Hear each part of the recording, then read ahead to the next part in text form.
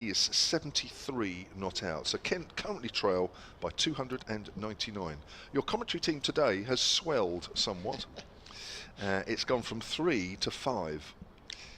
And later on you will hear from Hampshire's Honorary Archivist Dave Allen. The analyst Simon Hughes is back with us.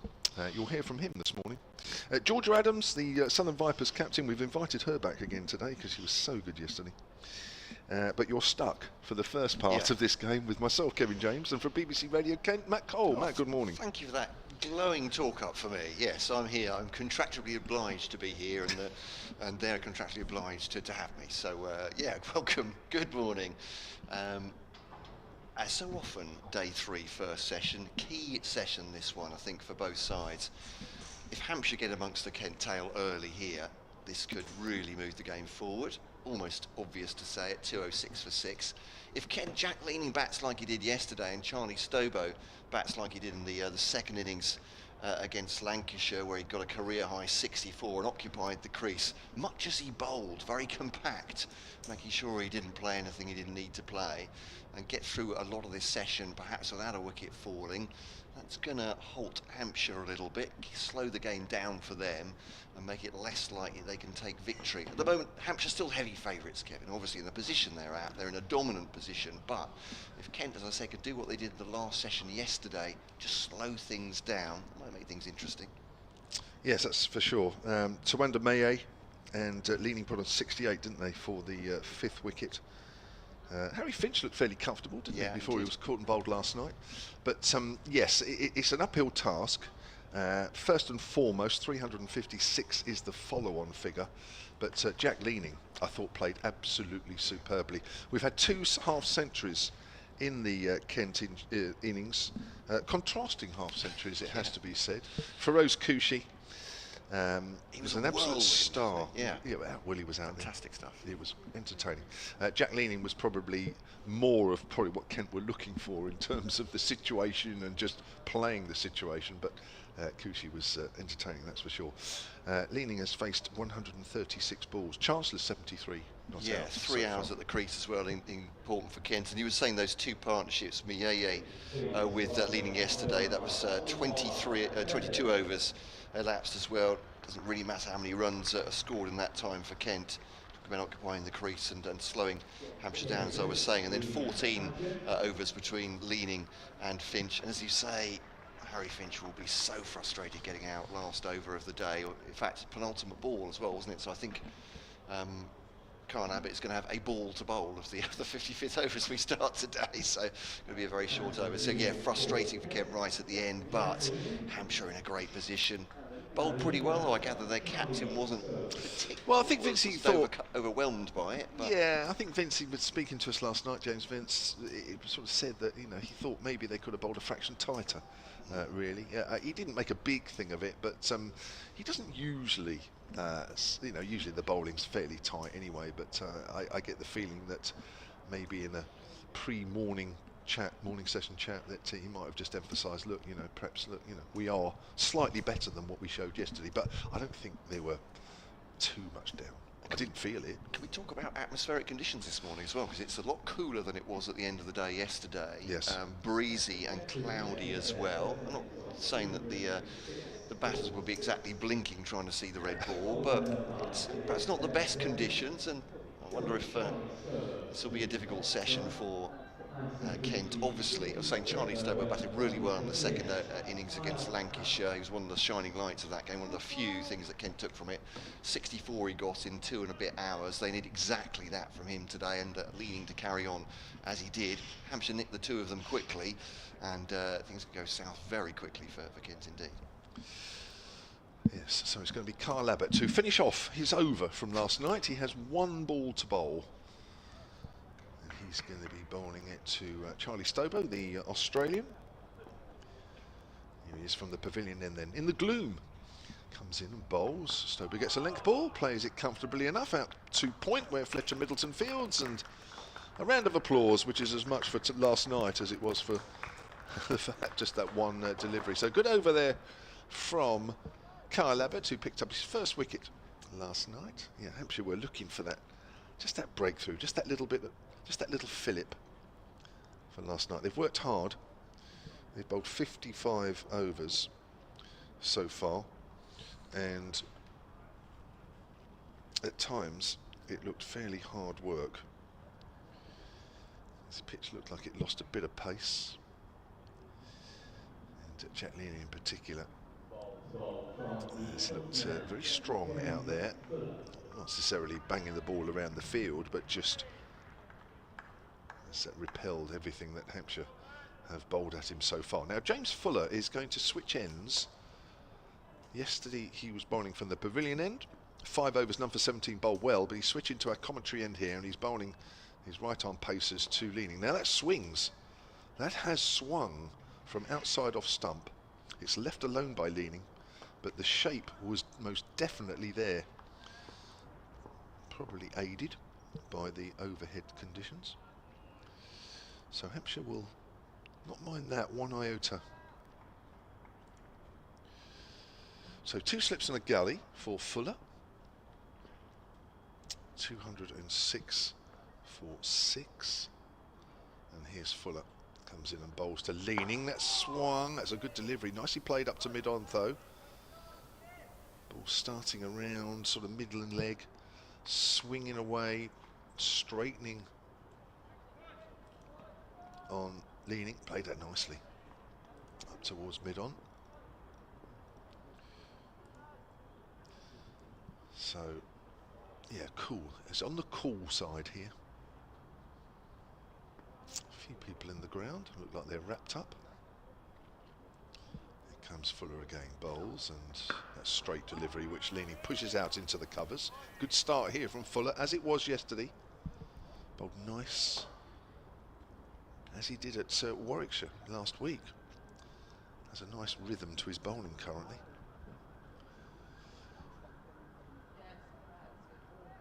So 206 for 6.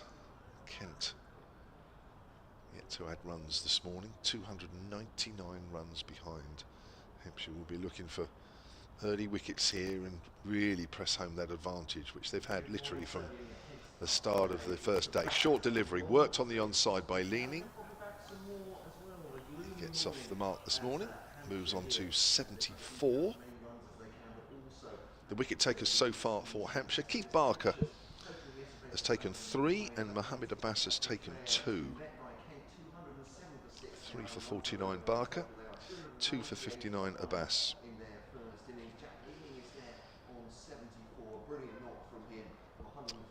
So Fuller at the top of his mark, into his 6th over here. And we have more overs to do again today. So there's an extended lunch break down the leg side. Way down the leg side there to Stobo. So once again, lunch will be taken at 1:10 and we are playing 102 overs today, just under. So again, just making up time from the first morning where we lost just over an hour and 20 minutes for some rain. 207 for 6. Matt Cole is back, and Fuller turns and bowls to Stobo, and length ball there which doesn't swing. It's played easily enough out towards extra cover, and that's the end of the over. Well, that first ball from Fuller, and this that was way outside off stump, shaped away. The first ball he got straight to Leaning did shape, but the next few balls didn't. So 207 for 6 is the score. 298 behind Kent. So Kent need to be obdurate, I would say, today. Composed, compact. Stick around. But it is a story. I sound like a broken record. It's the same old story, though, for Kent, really, from this season, is that they're quite often just looking to bat for a draw, and they need to bat some more, really, over this next 2 days. If they can get past the follow-on total, that will be one thing at 356. But they're a long way away from that at the moment. 207 for 6. Jack Leaning has been excellent so far on his return from injury. Broken bone in his left hand. He faces Abbott now. Pushes forward on that one into the onside, and that's Toby Albert fielding with the 2 slips in. Messrs Vincent Dawson alongside Ben Brown. The backward backward point. I think that might be Felix Organ there. Cover mid-on and mid-off, mid-wicket, fairly close as well, as the cover is, about 3-4 strips away. Boundary rider on the leg side, James Fuller, I think, and then deep backward square as Abbott bowls, and that is a glance down towards Abbas, I think. No, that is Felix Organ, beg your pardon. Abbas is mirroring him on the offside. They'll take a single anyway. 208 for 6. Leaning 75 from 142 balls, 3 hours at the crease already. And Charlie Stobo, so it was excellent for Kent with the bat last week. Decent with the ball as he was in this match. It really is a rearguard action.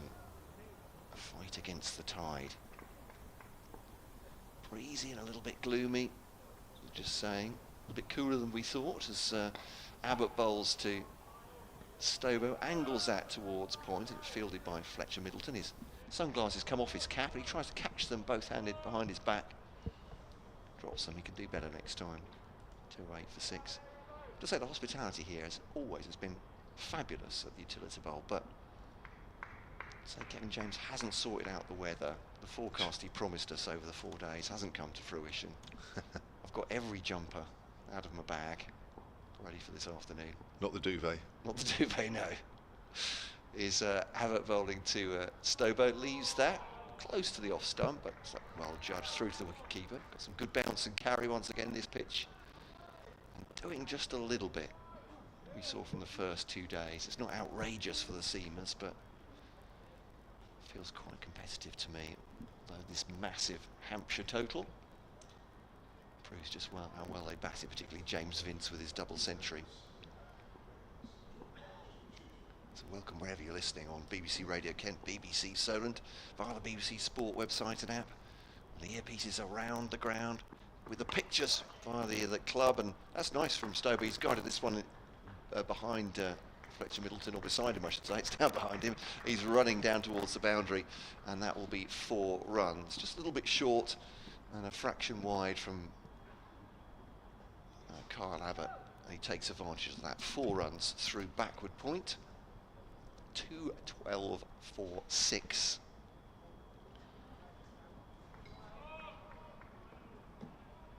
Around the ground, still people coming in.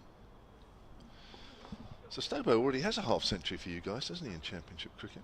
I was saying last week, yeah, 64 he got, and career high for him as well. Really good knock against Lancashire. Took time as well out of the game, but not enough to save Kent. Glance down to fine leg, and that is the end of the over. 213 for 6, so the deficit at 292 at the moment. So Leaning has added 2 to his overnight total. Stobo on 5. Little bit in the air for a couple of deliveries from Fuller in his previous over. Looked like 1 or 2 of those from Abbott just nipped back a fraction in that over. So far Kent unscathed on day 3, but they are still 292 behind. Here's Fuller, then runners away from us, bowling to Stobo. And that's a good delivery. Stobo plays that nicely into the covers. And behind that nicely, just waited for the ball to come on it and didn't push at it. That's fielded by Nick Gubbins by the looks of it. And obviously Stobo is first and foremost signed by Kent to be a bowler, but yes, his batting last week was did him great credit. Recommended to him his teammates as well as Kent fans, but he probably didn't expect to be doing quite so much batting for Kent in this this early in his career. Put his feet up. It's a length ball, pushed up to mid-off. Nice straight bat, that's for sure. Just looking at, he hasn't played a lot of first-class matches. No. Mentioned earlier that he won the Sheffield Shield for Western Australia. He's had 24 innings with them. Averages 19. 3 matches for New South Wales where he only averages 6. So his average for Kent is comfortably outpacing it is now his average in Australia. Here's Fuller. bowls. Stobo drives back to the bowler. You're saying what we saw from him last week was exactly what you mentioned in the previous ball. Keeps the bat very straight.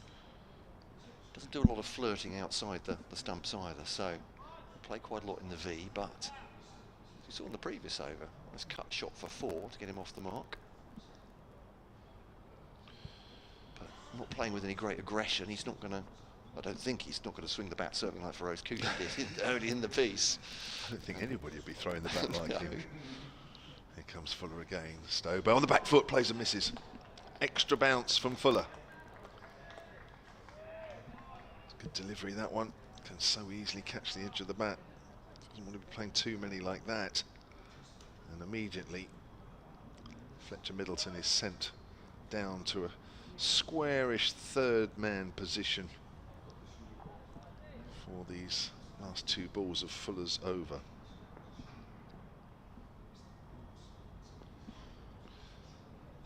So Fuller again turns past the umpire and bowl short. Oh, that's a good delivery. Played it well, Stobo. Just stayed inside the line, dropped the hands. Nice carry through to Ben Brown. Say, it does look compact, Stobo, but he's under severe provocation. The previous ball was a good one. That one back of a length, getting some really good lift. James Fuller, dangerous for Stobo, but getting everything out of the way, keeping everything in line, I suppose. Yeah. 213 for 6. So they're still 120 odd off the follow-on total, 130 odd. Sort of half played at that one as it goes through to Ben Brown. Good over here from James Fuller. He's got a bit of shape on the ball here. He's also got a bit of pace and bounce, which is not a bad combination. No, when you're a decent pace. So he's just got to get the ball in the right place, which he's generally doing. And you would feel that at some point he will be rewarded. End of the over. And Kent unscathed still this morning, 213 for 6. They've added 7 runs. It's a great start, isn't it, from James Fuller? If his weren't exactly stinging words from James Vince last night, but thought they could have bowled slightly better. He'll be encouraged by that as well. James Vince at first slip, with Dawson at second, and this will be Abbott to bowl to Jack Leaning, who's on 75. Added 2 to his overnight total so far. Abbott to bowl to Leaning. Hopes to glance that down leg side. It's a really good take, actually. Tumbling take by Ben Brown down the leg side. And there is no run. Looks like Keith Barker has been warming up as well at mid-on. He'd like to be in the rotation sooner rather than later, I'm sure. But welcome wherever you are this morning. Loads of ways of getting in touch. I'll give you the Kent ones now, and you probably know Hampshire listeners from Kevin how to get in touch with him as well. But kentcricket@gmail.com. If you're used to using that address, and at BBC Kent Sports on X. Twitter as was. Abbott towards Leaning, gets right behind that one. Solid middle of the bat into the onside. No runs. It's fielded by Albert, I think, there at mid-wicket. And how should people get in touch with you? You may even demand them getting in touch with you. solentcricket@gmail.com. One or two of you have already got in touch to say we're sounding superb. Thank you, Stephen Clark. In fact, I'll say many of you have. 3 emails from Stephen Clark saying you sound superb. Oh, well, there we go. I was going to say that must have been from yesterday when Georgia was on, but that's a rising delivery, and that's hit Jack Leaning. As I was saying earlier, he has broken a hand, a left hand, a bone in his left hand. Some games ago, he's just come back. Well, I think he's just looking at his forearm and his right forearm, and I don't want to make light of that, but he would be worried about his hands once again with a rising delivery. That really has caught him by surprise. Coming up again, and yeah, that's looks like it's lifted off a length, doesn't it? That really has surprised him. He's going down for a forward defensive. Jack in the box bounce there from Abbott, bowling really quickly this morning, and that's, is it buys? It is indeed, buys down the leg side. But that one looked even quicker from Abbott. He really is working up a head of steam. Just watching this again, I think that might just have nipped back in? It has. He's got that nip in, but it's just started too straight. No chance of Ben Brown. Well, I have to say, from Jack Leading's point of view, that's the last thing he wants this morning, isn't it? To try and settle in, carry on the way he's been batting for hours so far for Kent, trying to close this game down out for a draw over the next couple of days, and suddenly you get one on a good length, snorting up towards you, your forearm. Shows no sign of being rattled by it though. Forward defensive up towards Kyle Abbott. Again, he's taken half a pace forward there. He did that a lot yesterday, Jack Leading, almost from the start of his innings, and characteristic of him. Quite often he will just change things up for those bowlers.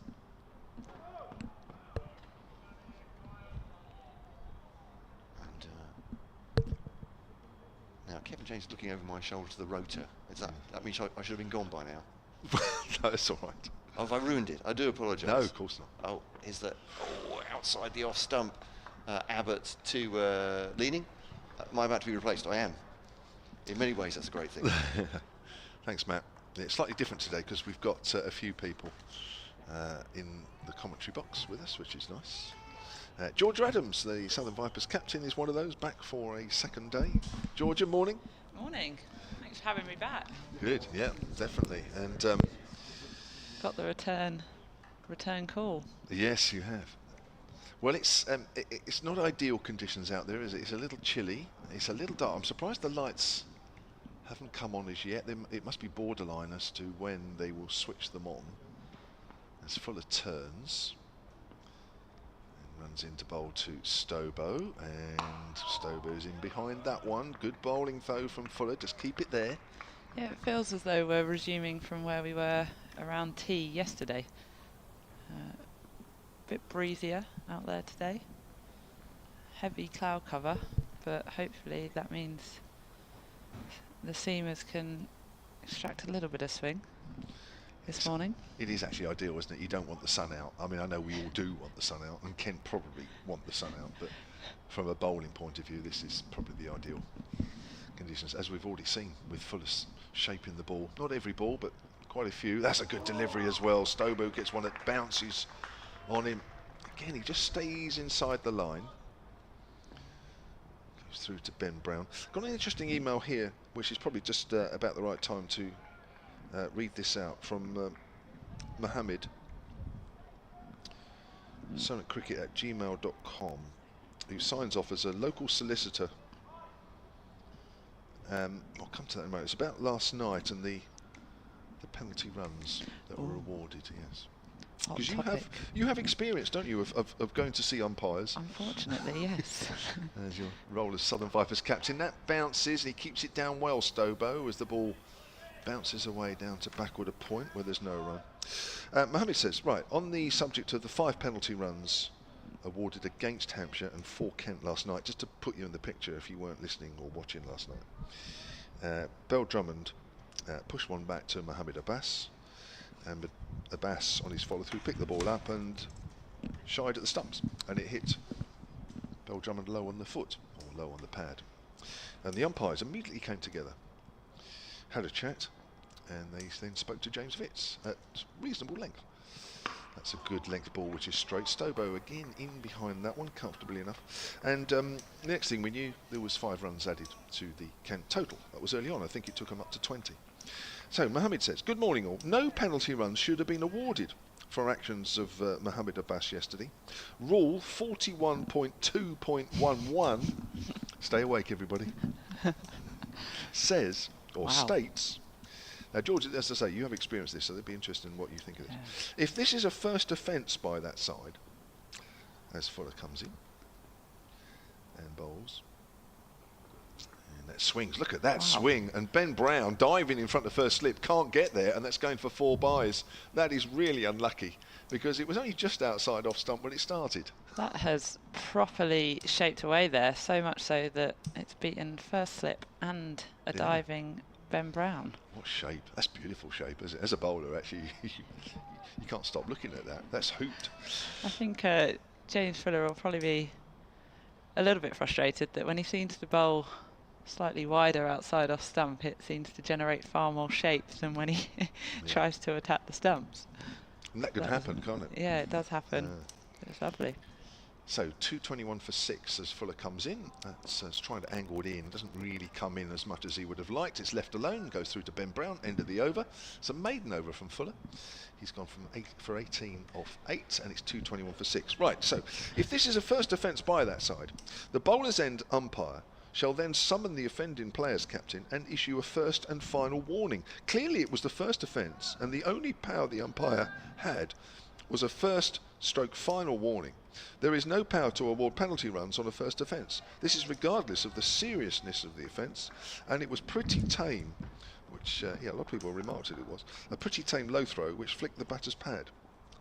I would be surprised if Hampshire don't appeal, says Mohammed. There we go. Abbott in here, 2 leaning. Beats back there. Looking quite sharp this morning, Abbott. Clearly fresh from a good kip, no doubt. Charging in, trying to utilise the conditions here at the Utilita Bowl. But he's got a bit of a spring in his step by the looks of it.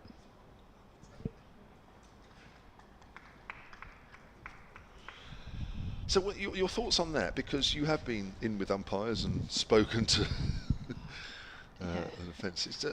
But that's an interesting rule, isn't it?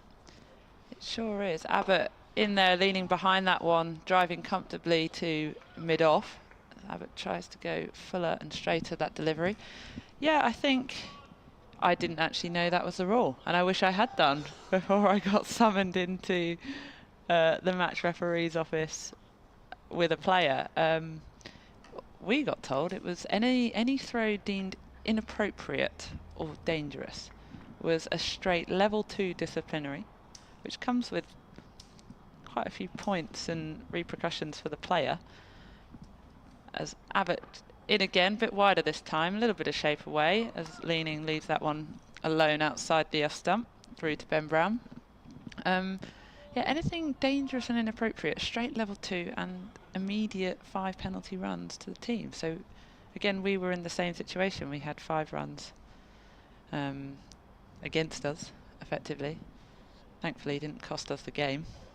But I was very frustrated because I watched the throw back, and it just so happened that the player that threw the ball and the batter batting at the time, they were best friends. So they were joking about it as Abbott in again, left alone outside the off stump. He's just bowling a little wider for the last 2 deliveries.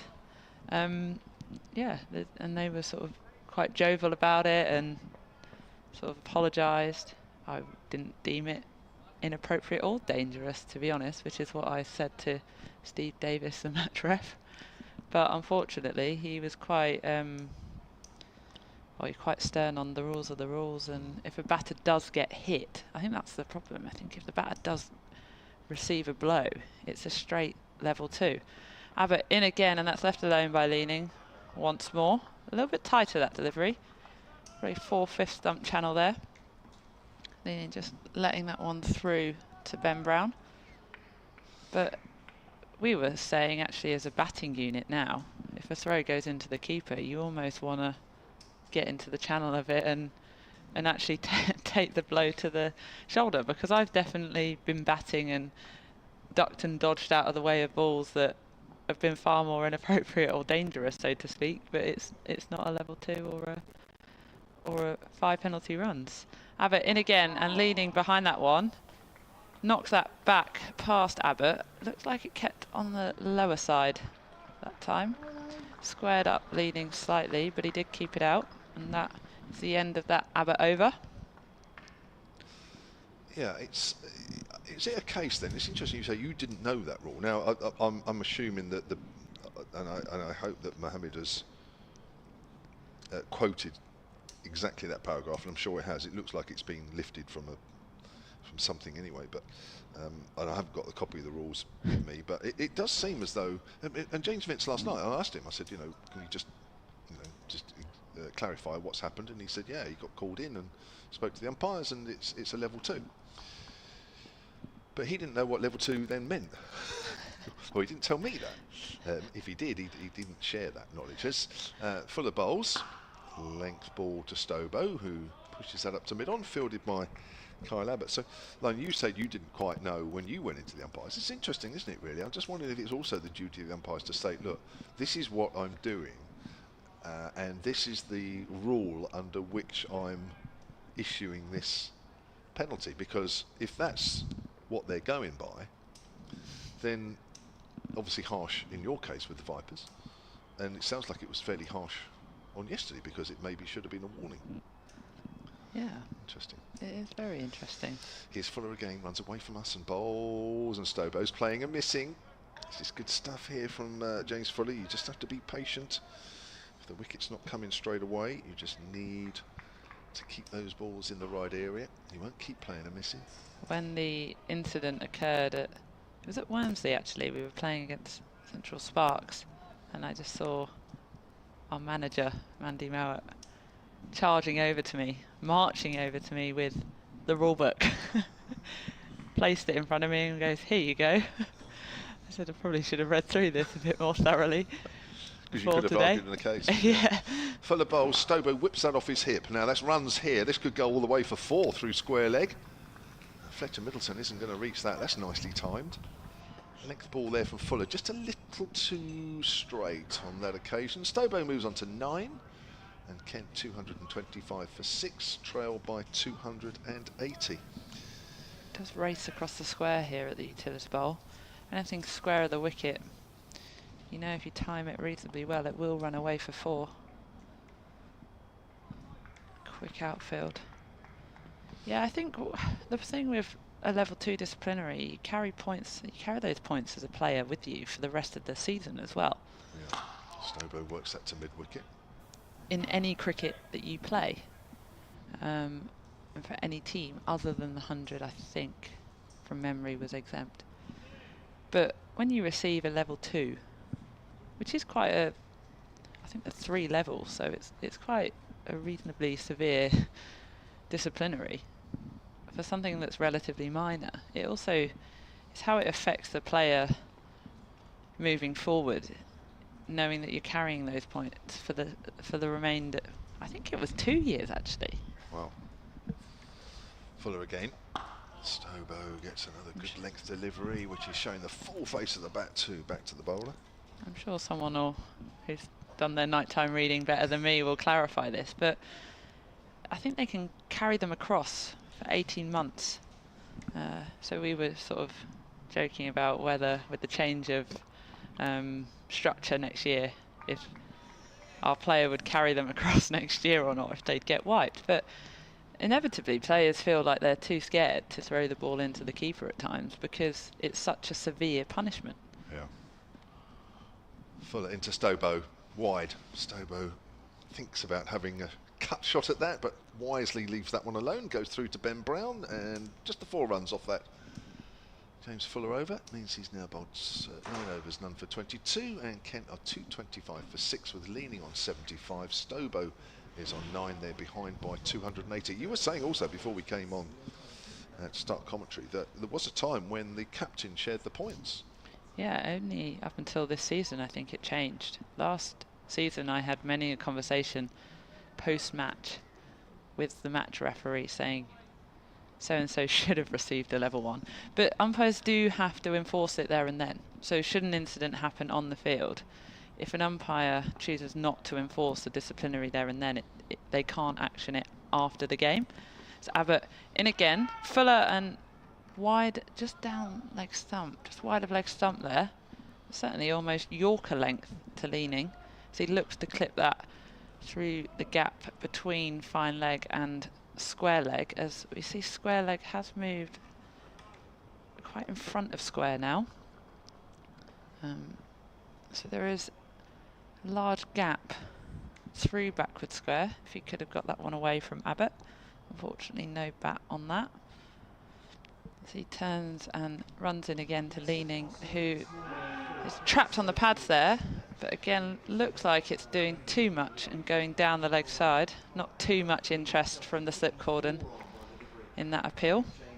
It's got the off-cutter going again, hasn't he? Kyle Abbott. He's a very skillful bowler, Kyle Abbott, but I think leaning's just dealt with it pretty well, isn't he? You expect to get hit on the pad with the ball nipping back, but I think other than that, he just seems to have... I've seen Abbott bowl like this, you have as well, and he just runs through sides, but Leaning's doing a really good job here. Bending him away as Abbott's in again to Leaning, who pushes that to mid-on. Keith Barker drops down. Looks like he was struggling a little bit to get back up there as he collects the ball from his long barrier position. I think Abbott, sometimes you see him sort of get into this zone, doesn't he? And he can be quite destructive when he's in that frame of mind and the conditions are helping him. He gets into a different zone and runs through teams at times. Which we're looking to do now. So it's in again to Leaning. Short ball. Thought about playing it over the slip cordon to third, but a tentative leave there, I think, in the end. If you could call that a play and a miss, but goes through to Ben Brown. You can see Keith Barker's loosening up behind Abbott. Potentially getting ready to come back into the attack. I also think Kyle Abbott would ideally, the way he's bowling, and did do in the first innings, I think he doesn't need to be bowling at Leaning. I think others would struggle to bowl more. At Stobo at the other end. In again to Leaning, who pats that to mid-on and takes a single to get off strike. So Abbott will have one delivery, or two deliveries here. Yeah. Did I miss another no ball? There was two no balls, yeah. And I did as well. No, I did. Two deliveries here at Stobo, who I realised I have two things in common. Well, two connections with Charlie Stobo. Ooh. Yeah.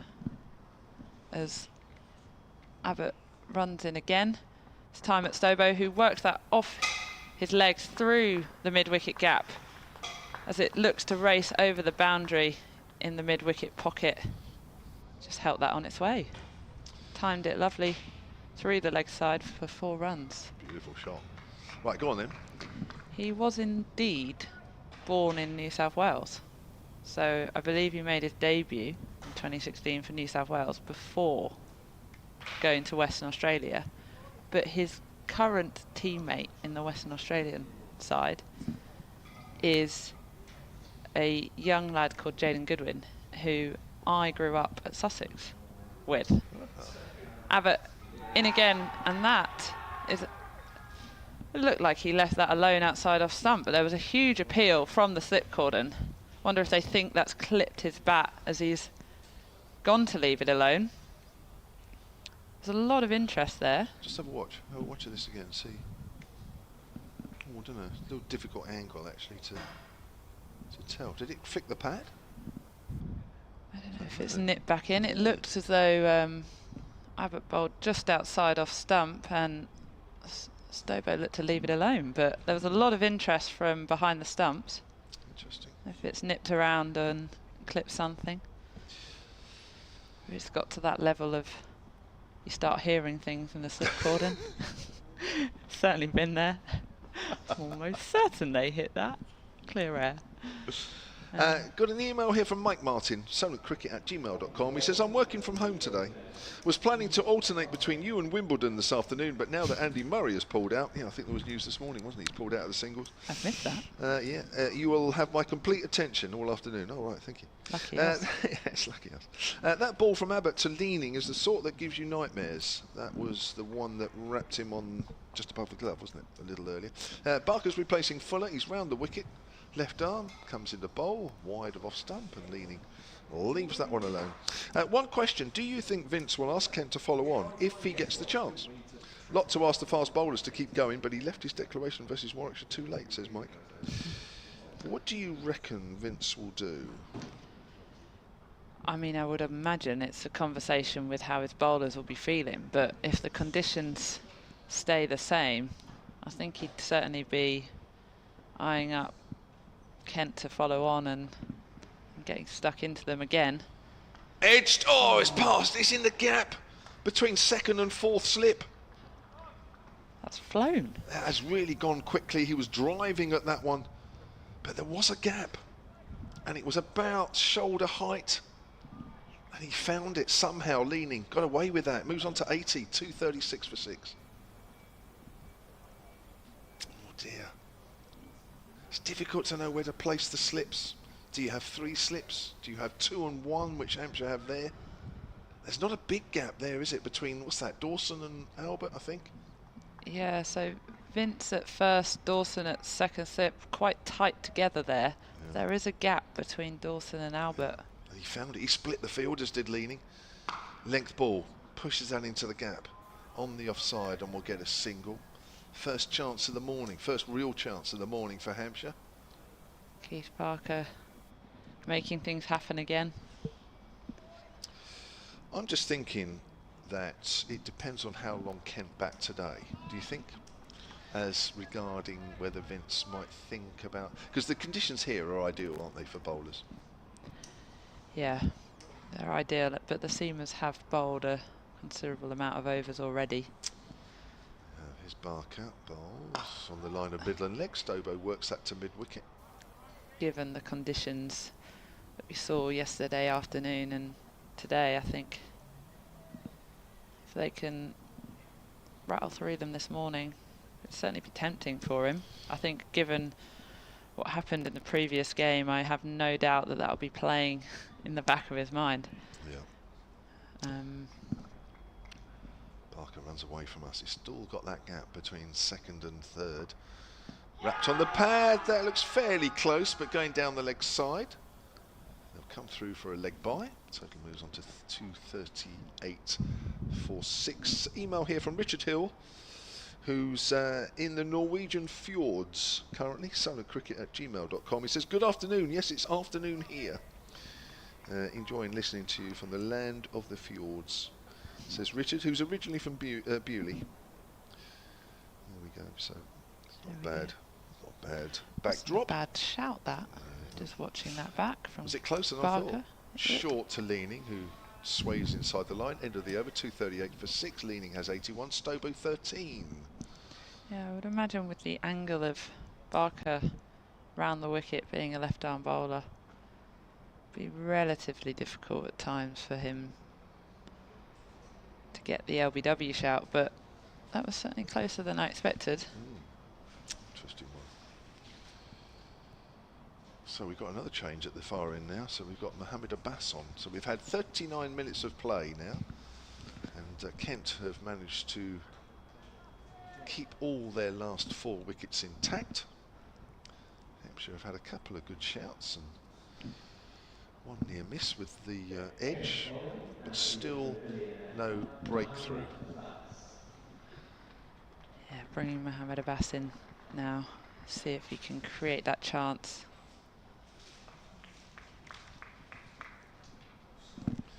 Bring a wicket for Hampshire this morning, utilise the overhead conditions that we've got here.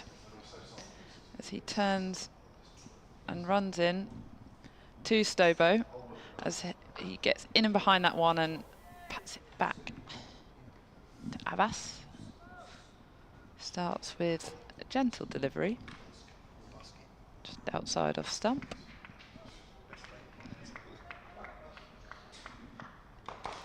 He'll certainly be looking to have an impact and influence this game. Pick up a couple of wickets this morning with the overheads being the way they are.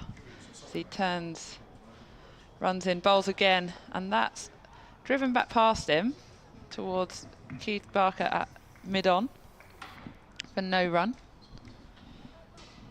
Stobo going a little bit harder at that delivery that time, and we've had a change up here.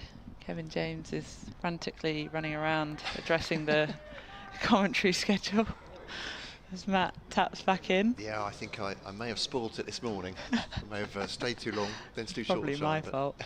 Abbas into Stobo, who works that off his hip straight to a very tight mid-wicket. Poor Kevin, he's doing everything, isn't he? He's getting our food orders, I know. trying to rustle us up some coffee, doing the rota, getting the commentary sorted all round the ground. He's got a lot on his plate this morning, hasn't he? I didn't realise we got this well fed, to be honest. No, it's very well taken care of indeed. A nice pie yesterday. Yeah, no foie gras on the menu, but so there we are. It's for everybody. Vegetarian for me. There's Abbas in again, and back of a length that time, but Stobo stands tall and back foot punches it to mid-off. I thought Abbott's opening spell was great, spiteful, quick. Yeah, bit of movement as well. Bowling a few yards quicker by the looks of it this morning. Look like it, didn't it? Be fresh from a good night's sleep. I did actually head in early this morning to get a quick gym session in for the big day up here, and Abbas in, and he traps him on the pad. Big appeal here, but no can do for Abbas, who looks longingly at the keeper and turns and walks back. It's an interesting one, that. It bounced forward a square there, didn't it? Yeah. Stobo squaring up, looking to work that through square leg.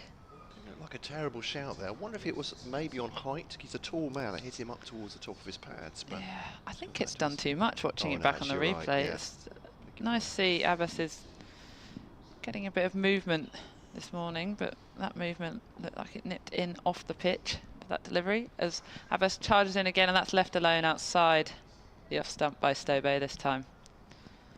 Deciding to let that one through to Ben Brown, and that's the end of the over, and Abbas starts with a maiden. So he comes back into the attack. I think in these conditions you're really seeing the, I suppose, the power of this Hampshire bowling lineup is they're rotating pretty quickly. First half hour we've seen all 4 bowlers already, or just over half hour, well sorry 43 minutes, but we have seen within that time that Captain James Finch is able to rotate them. They all give something slightly different as well with this attack, don't they, which is asking questions of the Kent batting. Yeah, James Vince's very lucky to have quite a diverse bowling unit, but a very strong one. It's a strong seam attack. All slightly unique, offering different things at times, but I'd imagine they all loved the conditions when they started today as well. Bowlers happy seamers when they turned up this morning. Well, I was saying earlier, I did bump into James Fuller in the gym. Yeah, he walked in and he said, "Good morning, Captain," as he was getting ready to do his arm exercises, no doubt. What he does best. Barker in, and that's left alone by Leaning. Side off stump. It's a real test for Leaning, this has been this morning, isn't it? Of course, he got that blow on the arm from Abbott quite early on as well, one which leapt off a length, which doesn't give you huge confidence, I'd imagine, as a player, but he's looked pretty unruffled since. He's got a great temperament, Jack Leaning. He's going to need it today, I think, as well, particularly in this first session. Yeah, he's anchored this Kent batting innings so far. Be looking to go the distance as he hooks that one, a short delivery there from Keith Barker, hooked gently to deep square, didn't time it or get too much of it, but controlled it down. Keith Barker looking to bang one in a bit shorter, keep Leaning on his toes, and he turns and comes up the hill again. Barker into Stobo, who plays and misses there, pushes at that one outside off stump. James Vince almost literally scratching his head there, took his cap off in excitement, I suppose, and perhaps frustration as well, that that's not got the edge of Charlie Stobo's bat, but Stobo has played and missed a lot this morning, and understandably, I'm not criticising his batting technique, he's got a very straight bat, but this has been a... Yeah, they've beaten the bat a few times, keep the slips on their toes in the game, and that's driven back past Keith Barker, a fuller delivery, and it's running down the hill, and they'll turn and come back for a second. 2 runs to Stobo's score, taking him to 15 off 37 deliveries now. That was a nicely timed straight drive from Stobo, looking to play very much in the V. It's a steady cricketer. Yeah, so technique-wise, he looks really good, doesn't he, I think? For a lower order batter especially, very straight. Barker in against Stobo, who's left that alone, and that's got him on the back pad, I believe. There's a huge appeal. I think that's nipped in considerably. Trapped Stobo in front of the stumps, but... He's not played a shot at that, has he? He looked to leave it. I think it has hit outside the line quite considerably, looking at the replay. He's back padded up to that one from Keith Barker. He's padded it off. Say that's a, it's actually quite well played in the end there, as long as it doesn't get flesh, because then I could imagine that would have been quite sore if he'd won that one on the side of the knee. But a rather bizarre delivery there. It's a bold tactic, that, isn't it? Padding up with your back pad to to Keith Barker. But yeah, as you say, from the replay clearly shown, I think Keith Barker himself knew as well. He just, it was frustration rather than excitement, I think, as he realised, looking round at the umpire, almost pleading, surely he can't do that, can he? He can, and he has. Become a crucial partnership out here. Partnership of 35 for these two batters. Yeah. Bass then to leaning. Just has worked that into the offside very pleasantly, actually, for 2 runs. Fletcher Middleton is effectively covering, well, everything outside the inner circle, I suppose we'd have it in T20 or One Day Cup. Basically, the whole boundary rope. He's got a lot of ground to cover out there on the offside, doesn't he? That's what I'm trying to say. Yeah, absolutely right. So yeah, the whole boundary basically on the offside is donated to Fletcher Middleton. Is a backward point, deep backward point at the moment. So Leaning takes a step down towards Mohammed Abbas, who responds, or maybe he's going to do that anyway, committing to a bouncer, goes well over Jack Leaning's head. It's certainly one for the over, says the umpire. I do wonder in this format if that's a hierarchical age. You think? You know, one of the youngest players in the squad, you can sweep the boundaries for the day. He gets to sweep the boundaries he was or go under the helmet. Under the lid yesterday, wasn't he, at short leg? These things seem to be eternal in cricket, don't they? A rite of passage. Senior players are not having a bar of that, aren't they? And you've got the... You're not doing that, George, on your team, no. You're not appointing yourself to go in at short leg or... Definitely not. It's where I'd abuse my power. Bass to Leaning. He's got outside the off stump, Leaning, and taken a step across, a step forward as well. It's wrapped on the pad, but it's never going to be out, that one. Dot ball, though. So you enforce that hierarchy, do you, with the Vipers and Sussex? Delegate someone to get... But it is, I think, typically it's normally the youngest player within reason on the team. It feels quite brutal, really. You offer them up as tribute. That's a lovely way of putting it. You can go under the lid. Human sacrifice. 2-4-3 for 6 Kent at the moment. Hampshire bowling really well this morning. Leaning is down the pitch once again. Just to get a glance on that one as it goes down the leg side. Abbas trying to target middle and leg there. And where do you tend to feel for your bowlers? Do you like to be at mid-on, mid-off to chat to them as they come back? Yeah, typically mid-on, mid-off region. Starting the slips. Quite enjoy the slips, actually. It's great. It's a great day when I survive 10 to 15 overs in the slips. It was quite exciting the other day down at Hove when the two Freyas, Freya Davis and Freya Kemp, were swinging the ball.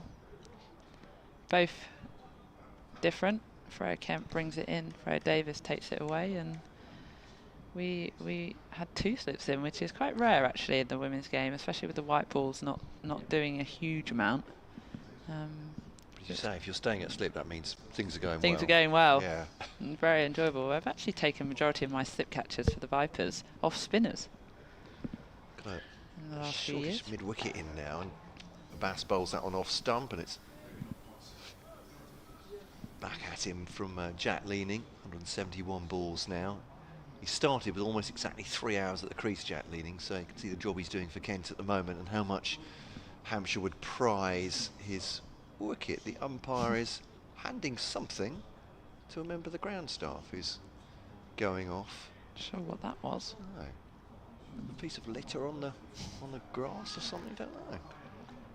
I have to say, I remember the ground staff himself looks a bit quizzical. He's wandering off, wondering who to give whatever it was to hand it on. But what a gift. Yeah, quite. Who knows what that was? But a bass to leaning. Oh, he's edged it. Is that a drop? Looks like it. Yes, left to the left-hand side of James Vince.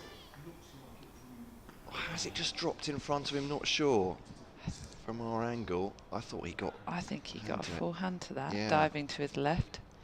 Did stay low. It did indeed. But yeah, it's gone past the keeper who's standing up, we should say, to Abbas. It's gone past him, so maybe just a slightly unsighting James Vince, but yeah, looked like a chance. Shaping up as one of those days where no matter where you put yourself in the slips, it'll go somewhere different. Yeah. That going relatively fine. James Vince's left. A couple of lives now. Stobo faces. Tries to drive that, but ends up just thumping it into the ground just outside its off stump, and that is the end of an eventful over. 2-4-6 for 6 Kent. The follow-on target, by the way, just to repeat, is 356. So it's at 110 short of that. And Hampshire certainly would have a decision to make when they decided to make Kent follow on, or they batted a little bit in the rest of the day, but that's all to come. Kent will be hoping they don't have that decision to make. The sun is starting to creep through here at the Utilita Bowl. Looks like it's desperately trying to break through the thick cloud cover that we've got, but I think that must be above us that we can't see, because looking ahead, there's not much sky on offer other than cloud. It's pretty grey, as you say, but the sun's shining on Keith Barker and his Hampshire teammates at the moment. Keith Barker getting ready to bowl his 18th over. So he runs into Leaning, who gets forward and nudges that to deep cover for 1 run, which brings deep cover into the ring as he heads to mid-off.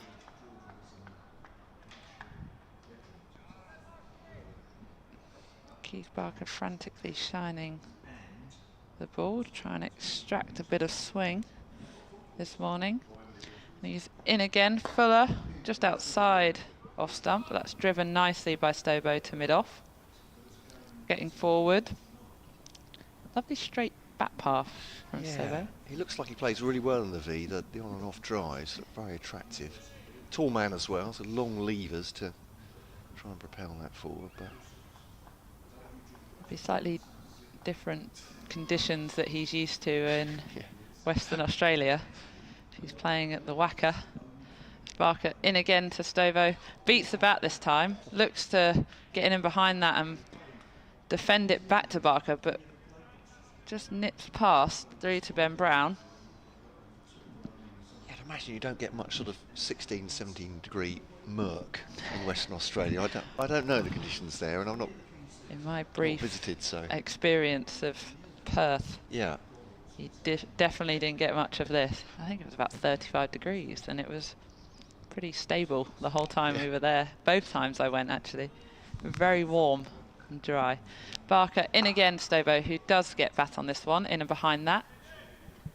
Fraction straighter from Barker there. Sean Irvine was with us on day one. I think he played the Wacker, he said it at one point, but he was saying it gets cool in the winter, but obviously they're not playing in the winter, are they? So no.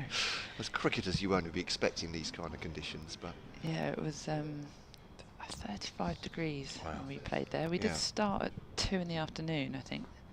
I don't know if that was purposeful, so we played later and it did cool down as the sun set. As Barker into Stobo, clips that off his legs through forward of square for 4 runs. Picked that off nicely there. Barker just losing his line marginally, 2 straight, and that brings up 250 for Kent. It is, yeah, it does, and that's a first batting bonus point for them, and at 106 for 4 yesterday. That looked very unlikely indeed, I'd have to say. But so these two gutsing it out at the moment. The partnership's at 45 as well between the two at the moment. Key partnership here, just rebuilding this morning, seeing off the 4 seamers that James Vince has brought into the attack already this morning. Barker in again to Stobo. Straighter, looks to flick that off his hip down to backward square, but can't get it away. There was a field change with 3 fielders in very tight on the leg side. Mid-wicket trap, almost that. In front of square, all through mid-wicket, a line of players, 3 players looking to block off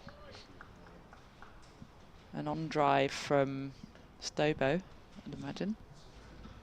Conversation, Keith Barker with James Vince, and see who that is to the right, but just having a little bit of a conversation. Is that Kyle Abbott, maybe? It is, yeah, the 3 of them having a chat. I'm assuming Keith Barker can't bowl from both ends. Cricket hasn't changed that much. But, just only in the 100. Yeah, quite. Yeah, that's a good point. You can bowl your 5 balls from one end and 5 from another. But fantastic advice, I'm sure he gets from those 2 bowlers. As Abbas bowls to leading, and that's hit him. I think leaning, and that I think may have hit him in the abdomen or lower abdomen. I think you know what I'm saying here. He has sunk to the floor. Just looking at the replay. Yeah, actually maybe it may be further up. Maybe Take more a minute. stomach or chest high. Yeah, it absolutely is. Do a bit of gardening. Walk it off. It'll be Walk fine. it off. Yeah, he is in some discomfort. I think it's fair to say. Jack Leading at this point, he's just taking a moment. And 251 for 6. He's been hit on the forearm. He's been hit there by Abbas, with the keeper still standing up. James Vince and Liam Dawson are the 2 slips. As Abbas bowls to Leading, again solidly behind that one, not to be shaken. He's looking. I have to say, I don't know why I'm laughing, but he's looking. A little uncomfortable. Yes, he's looking uncomfortable, I think it's fair to say. Been in the walls, really. Yeah. Yes, he's been peppered so far by this this bowling attack, but he's still there, 86, not out. Yeah, he's battling his way through. It's been a really important knock for Kent, this, from Leaning. Yeah. How he's played. Abbas once again to him, and just a bit of bat and pad. There comes in for a quick run, shy at these stumps at the far end, and actually, if Ben Brown had hit there, shucking off the left glove, and yeah, he's frustrated with himself for not hitting the stumps at the far end. I think he if would he have been in a bit had, of trouble there. I think Leaning was really struggling. Yeah, he absolutely flew, didn't he? Leaning looked almost like he was going to dive at the end. He had to run round Mohammed Abbas, and yeah, I think that was a close one. Said Ben Brown was frustrated with himself, so it shows how close he thought it was. He set off for the run straight away, but never really committed to it until he was about halfway down the pitch, right, in which he suddenly put his foot down. Nearly collided with Mohammed Abbas on the way through. Another eventful over. Abbas to Stobo now. Keeps a little bit low on Stobo. Not a good delivery. Abbas can't quite believe that's not hit the pad or gone through onto the stumps. That delivery, I think, kept on the lower side there. Yeah. Definitely asking questions here, the 2 seamers in Abbas and Barker. At this point, yeah.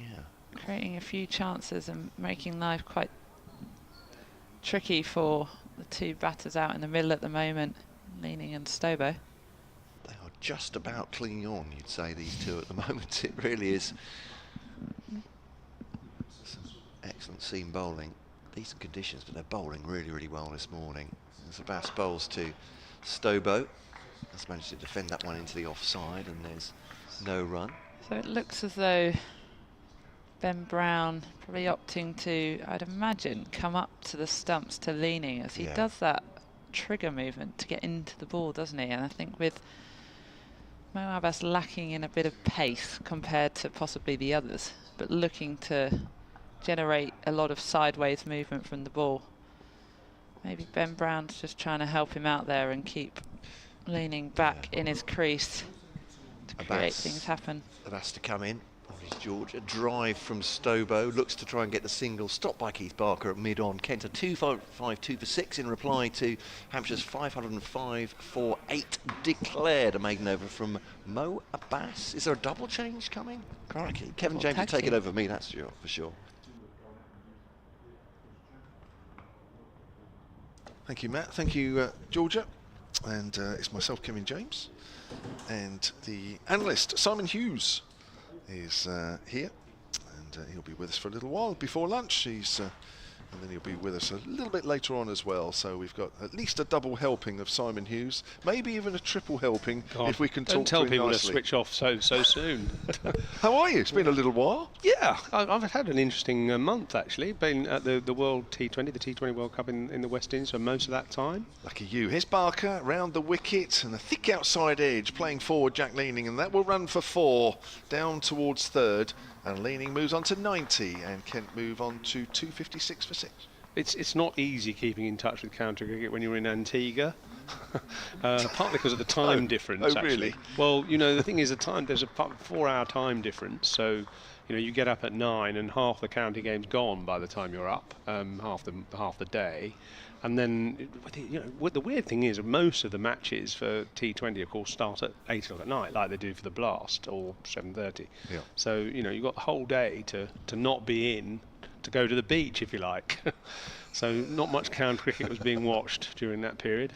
Barker again round the wicket, Leaning driving up to mid-on, fielded by Kyle Abbott. 51 partnership as well, by the way, with that boundary between Leaning and Stobo.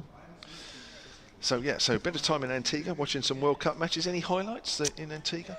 Well, I was actually really hoping the West Indies would qualify for the semis, and they had to beat South Africa in the last section of the Super 8s in Antigua. So I was at that match. Brilliant atmosphere, just weren't quite good enough.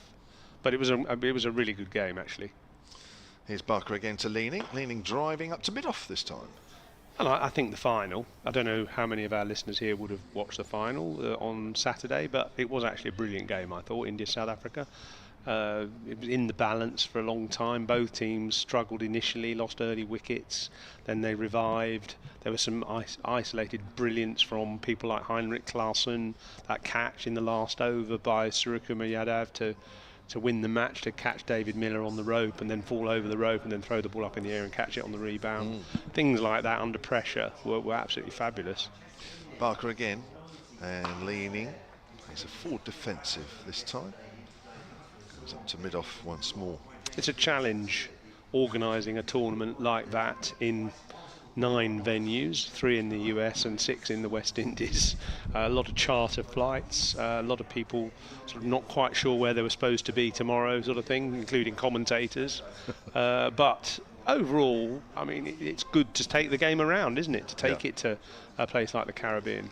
For sure. 256 for 6. Barker's in again, bowls and Leaning, thinks about a single as he pushes that up once more to Gubbins at mid-off. And that is declined. Was it a success over there, generally? It's a bad time of year to have cricket in the Caribbean. It rains and it's too hot. It's either too hot or it rains. So scheduling wasn't great. So I'd say a mixed, I'd give it 6.5 out of 10. The grounds were fantastic. The support when it was the home team, obviously West Indies, was pretty good. Yeah. Barker runs away from us once more on the line of leg stump, clipped away by Leaning out to deep square leg. And Leaning will pick up a single, and he'll also keep the strike. Moves on to 91, 257 for 6. Kent are 248 runs behind on the first innings. The rum punch was pretty good. Are you a big fan? Yes. Because you were in the Caribbean in February, weren't you? I was back out there in November. Luckily me, for some T20s out there. Yeah, looking forward to that. You out there? Are you planning? Yeah. I probably am. Actually. Are you in November? Yeah. Oh, we'll try and meet up if you're in. Have a game. Have a round or something.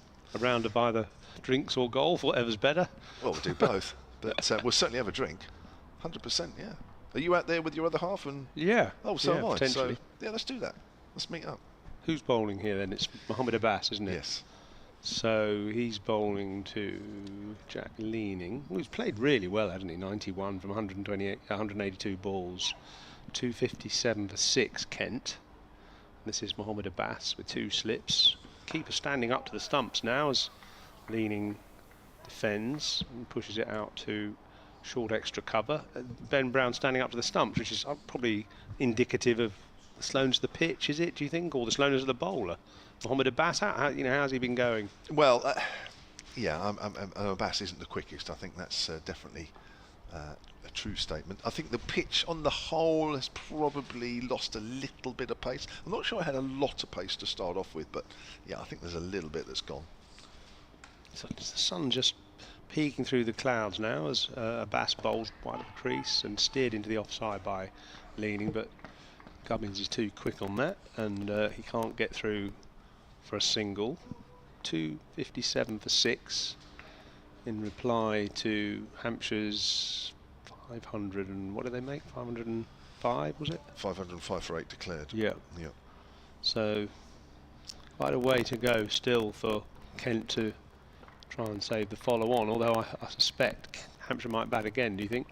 I mean, it depends on the time, I suppose, how much time left in the match. Abbas bowls outside off stump, doesn't make him play that time.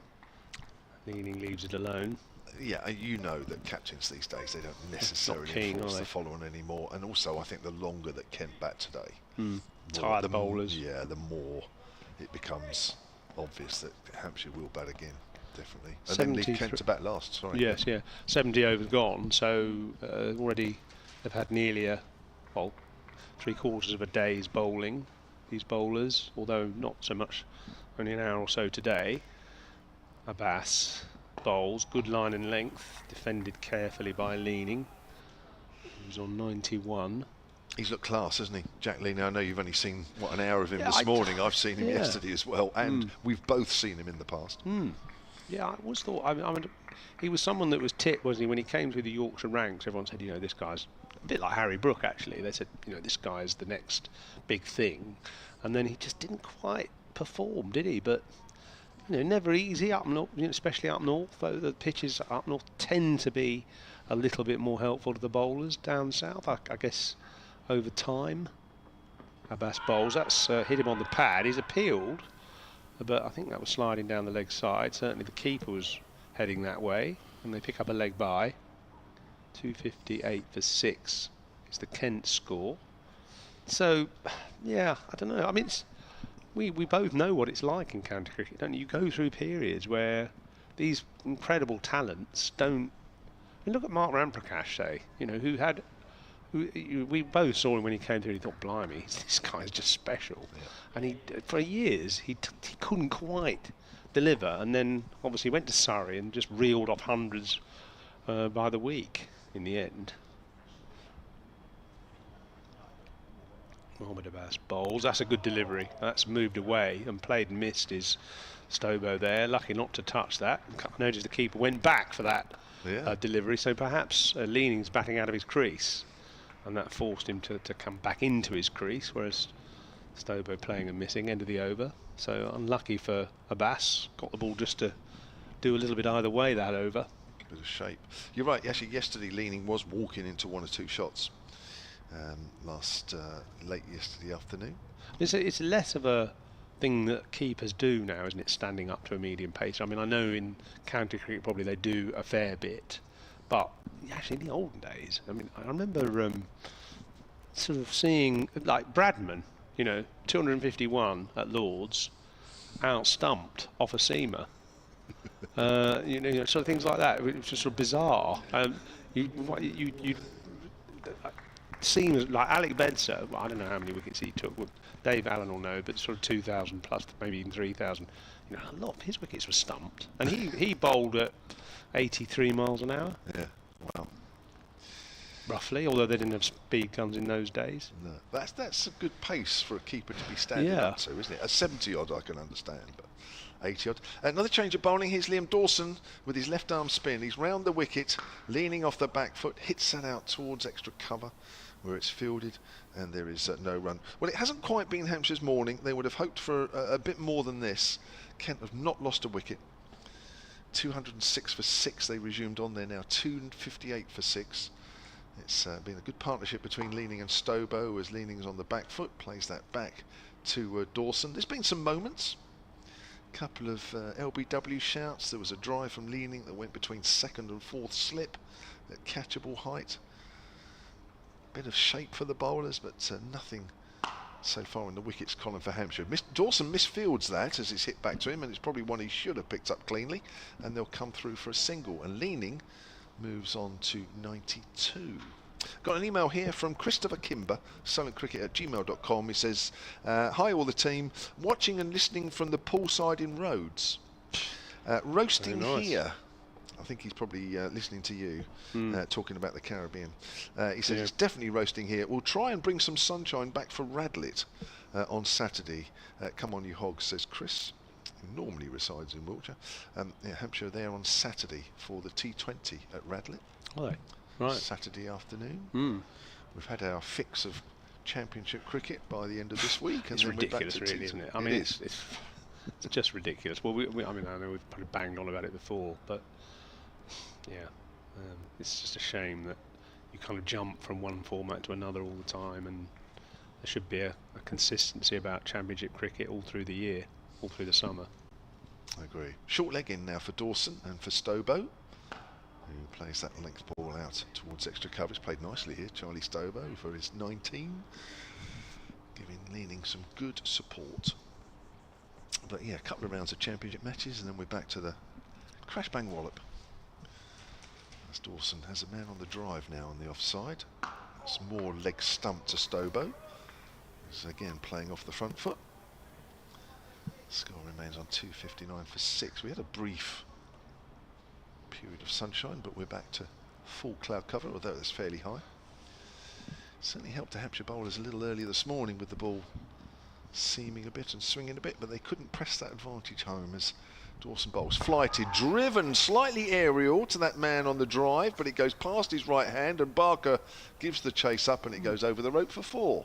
He's not moving that well, Keith Barker, there, because he had knee injuries at the beginning of the season, didn't he? And he didn't start. And he didn't look as if he moved. He's hobbling a bit. He looked like a man who'd had a heavy day at Edgbaston last Wednesday, trying to bowl Warwickshire out, and he's bowled a few overs in this game already. So yeah, it's been a long time in the field. You forget these 4-day games; they are much harder, aren't they? God, I mean, I don't know. When was it you last played cricket? Oh, proper cricket. Well, anything longer than a sort of 5-over sort of muck around. Oh, I played. On the beach. Oh gosh, I played probably 2 years ago.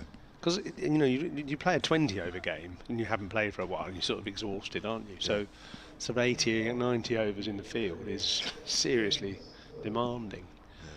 They're tough. Once you start coming back the next day from a full day in the field, and then you go past lunch, it starts getting seriously hard. I can't remember what that was like at all. So long ago. Tell me about those blue fencing, that sort of stuff on top of the stand, the Shane Warne stand there. Happy to. Go on. Do you know about it? Yes, I do. I know. Is it solar panels? Yes, they are. Ah. They started to be installed 2 weeks ago. Right. Good. Excellent. Utilita, I presume. Yes. New bowler, James Fuller, comes into the attack with a slight loosener to start with. Slightly gentle delivery outside off stump, and Leaning left that alone. Let it go through to the keeper. So that whole stand is going to eventually be covered in solar panels. Yes, so the stand to our right, which is the Shane Warne, the stand to our left will be the next one, I guess. And then, as you can see, overlook on the nursery ground, the pavilion there, and the building behind it, that also has the same blue ribbons around it, or waiting panels. Yeah. It's Fuller bowling fullish to Leaning. Actually, that just left him slightly. Played it well, thick edge out to deep cover point, and they go through for an easy single. So it was sort of giving Stobo the strike here, getting Leaning off strike. He goes on to 93. Kent 264 for 6. Those of you who watched the T20 World Cup will have seen Barbados absolutely covered in solar panels. The ground in Bridgetown, the Kensington Oval, magnificent actually. The trouble is a few of them got damaged by some of the big sixes, so some repair work was required. Fuller bowl, short of the length, goes through to the keeper. I think Stobo probably just pulled his bat inside the line there and let it go through. A little bit of swing from Fuller, just offering a way towards the 2 slips. Yeah, he got some shape, good shape this morning, opening from this hotel end.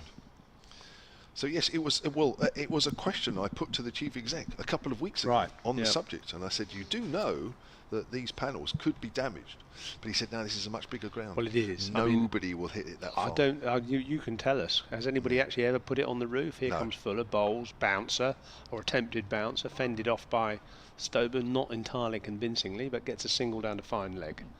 Nobody's ever hit it on the roof. I'm told nobody has. I mean, whilst it feels like I'm here every single day of every game that's played here, I'm not quite. But I'm told that that nobody has got that close to get it on the roof. It's a bloody long way, to put it mildly, isn't it? Yeah, it is. To get it on the roof of those stands, because the ground itself is pretty big.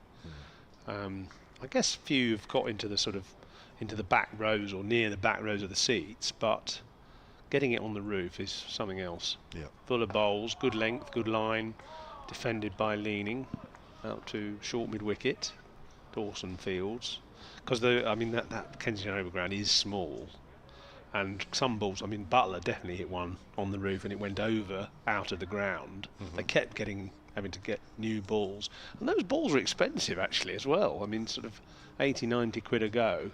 Keep losing them. It's pretty expensive. No wonder the West Indies Cricket Board struggles to keep all their Exactly. players. Well, actually, I mean, that's not such a silly remark, actually. I mean, Fuller bowls a bouncer, leaning leaves it, ducks underneath it, taken by Brown, goes through the keeper, goes through for the end of the over, no run. 265 for 6 is the Kent score. I mean, you know, the number of balls that they lose in practice as well. I mean, I saw a lot of countries practicing what they call range hitting, where they stand in the middle and get the coach to underarm the ball and they just belt it as far as they can. And the balls get sent in all directions, some out of the ground, some amongst the seats, some into kind of drains and things like that. They lose a lot of balls in practice, and each one is 70-80 quid. Luckily, I actually nicked a ball, but I nicked it from the Indian team to show on TV, because I felt the Indians could afford it, whereas other countries probably can't. Dawson bowls, Stobo on the back foot, punches that up to mid-off, no run. I'll get letters now, emails saying, why did you do that? We just needed a ball in the commentary box to sort of demonstrate grips and things like that, so I borrowed one from the Indian fielding coach. Stobo drives back to Dawson this time. But I didn't tell him. You didn't tell him, no. Probably but they had about 150 balls, so I don't think they'd have noticed the loss of one. Best not to. 265 for 6, Kent have not lost a wicket this morning. We've had nearly an hour and 20 minutes. Stobo on the back foot. I think that just came fractionally back in with the arm from Dawson. Nicely played. So how are Hampshire going to find a wicket here? It's not worked for them so far. Leaning is 93 at the non-strikers end. Stobo 24 faces the next delivery and he's forward, well forward there. Plays with a nice straight bat, Stobo. Not a bad number 8 coming in. We mentioned in earlier, he's already got a half century for Kent in the previous couple of games. Doesn't average that high for Western Australia or New South Wales when he played. That's nicely tucked away through mid-wicket. Fletcher Middleton slides into that one, but Stobo comes through for a single and moves on to 25. 266 for 6, and Kent trail by 239. We're in the 74th over, so the second new ball. Ooh, actually, it'll be due before lunch. Actually, yours. I'm just looking. We're playing till 1:10 today again to make up for some time on the first day. Leanings forward. So a little bit of extra overs again on the day's play. We didn't finish till 7:15 last night. Wow, that's a long day. That is a long day. Scheduled 6:30, of course, because of the extended time anyway, but just the way the day panned out. We were here till 7:15.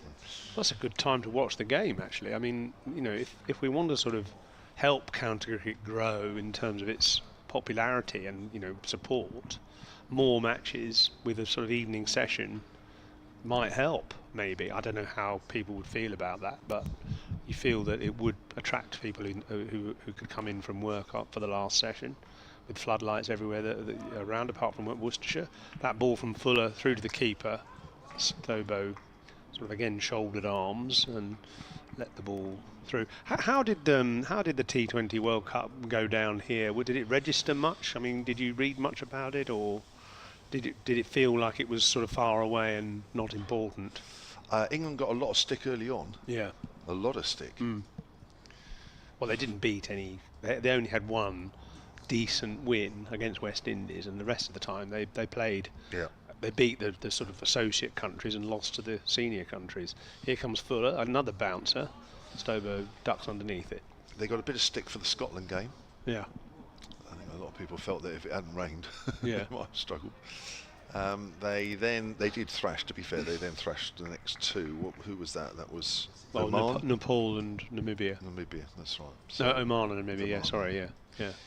So they were back on track. Scotland is a good point, you know. I mean, I talked to some of the Scottish lads before that match, and George Munsey, for instance, a big left-hander, strong guy.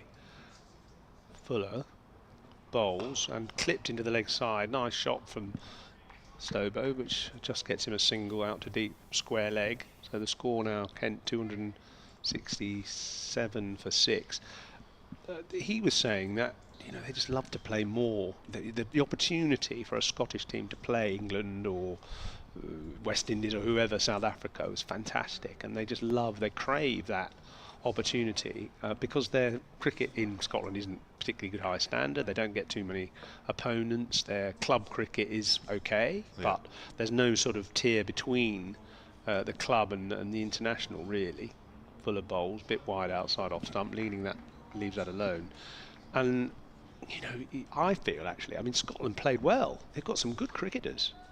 Watt, the left arm spinner, and a couple of good seamers, and certainly some good Brad batters. Wheel plays here. Yeah, but Mark Jones opened the batting. So they've got some good players. Michael Jones, sorry. So they've got some good players, but I feel that actually, why can't they play some ODIs against England every year? A bit like we used to with football. It used to be the home internationals, didn't it? England v Scotland, England v Wales, etc. England v Ireland. Full of bowls, good length, defended by Leaning. This is a good over actually. It's just hitting high up the bat, but defended by Leaning. So 3 one-day internationals against Scotland, England v Scotland every summer. Could be it's carbon neutral. It's not required. Doesn't require to fly a country in for 3 weeks.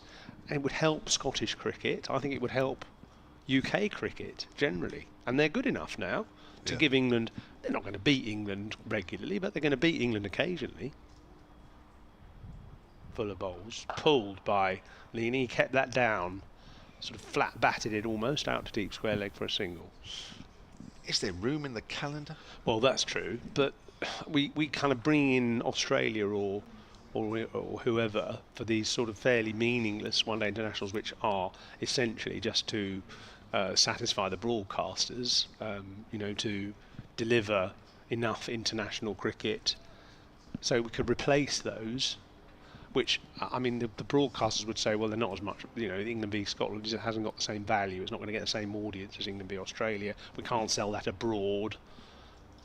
So there's a lot of things to think about, but from a sort of morality point, I don't know. I just think it's worth thinking about anyway. Dawson starts a new over and Leaning, opening the face of the bat, looking for the gap in the covers. Couldn't quite find it. Stays on 94, but then again, you do that, then Ireland would say, hang on a minute, what about us? Yeah, fair point. Well, we should help them as well. Yeah, let's help everybody. Let's help them on. Let's invite them over for 3 one-dayers. No, they're rubbish. That's driven up to Abbas, and a quick single for Leaning takes him on to 95, and the Kent score on to 269 for 6. Let's get everybody over. 36 behind now, Kent. Still no wickets this morning. This partnership now worth 63. As Stobo's on the back foot, that looks like it just gripped in the turf a fraction. So slow though, isn't it? I mean, it's time to watch it and play it off the back foot. Play it with a stick of rhubarb. It's that easy, that slow. Here's Dawson again. Round a wicket. Always come in with the arm, but Stobo's playing it straight. He's sort of playing French cricket almost, isn't he? He's keeping his legs out of the way and just playing his bat down the line. Shows you what true surface it is, really, especially for the spinners. There's not been any turn for the spinners whatsoever. Parkinson's bowled by quite a bit. Nothing for him. That's on the line of middle and leg. Turned to mid-wicket, where Fletcher Middleton fields. Dawson's into his, coming towards the end of his 10th over. None for 20. Economical, but not particularly threatening. But the second new ball is not far away now. It will be 4 overs away after this delivery. Fletcher Middleton's been told to go back to the boundary at mid-wicket. Good diving stop at short extra cover by Nick Gubbins. End of the over. So Leaning has 95, having started the day on 73. Stobo, who came in first up because of the wicket in the last over last night, is 26.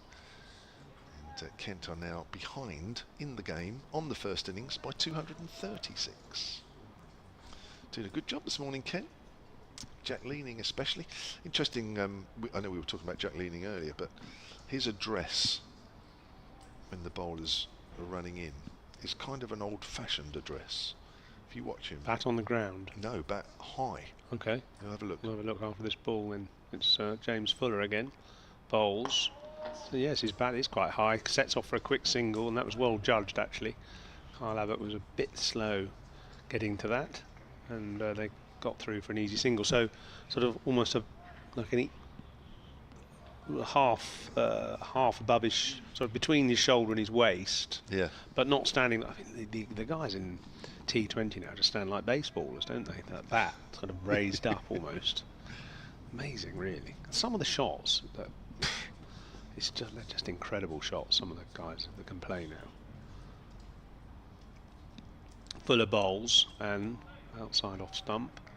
Stobo leaves it alone. There's no length for spin. I mean, although Adil Rashid actually had a good series, it's tough for spinners if you bowl on a flat pitch because they pull you off your good length. Yeah.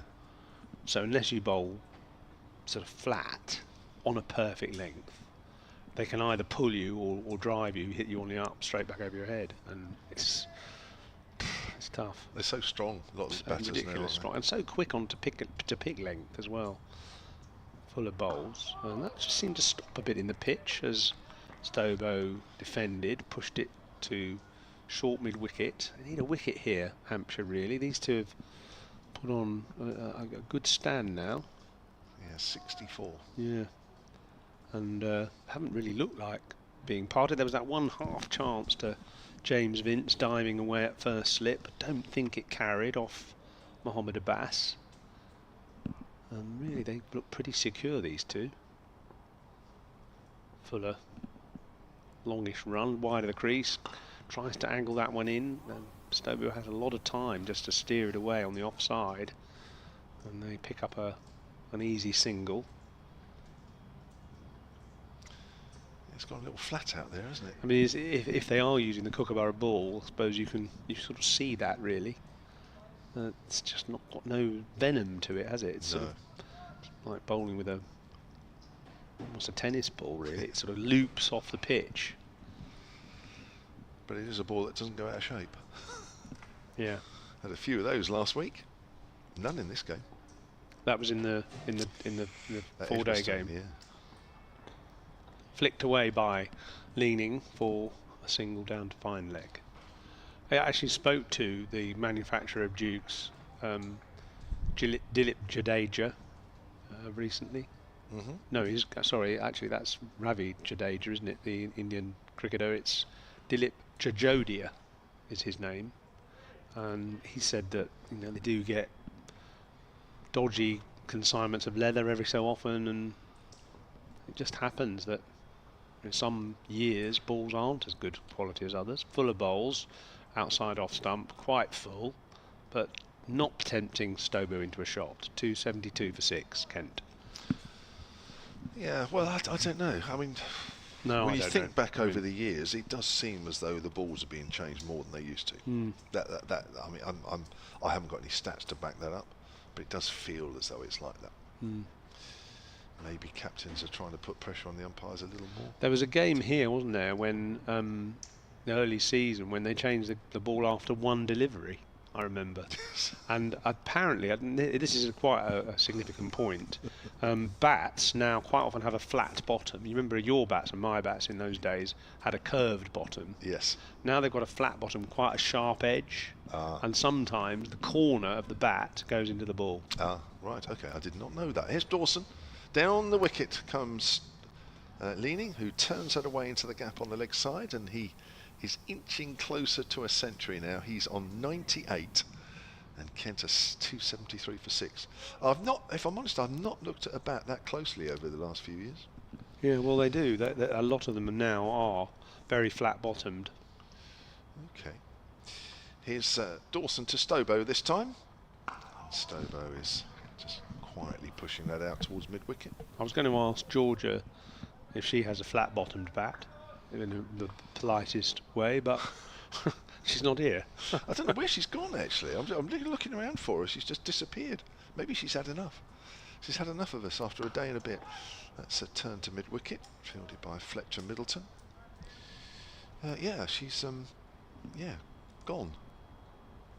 If anybody sees her on the ground and listening to this, please let us know. sonatcricket@gmail.com if you passed her.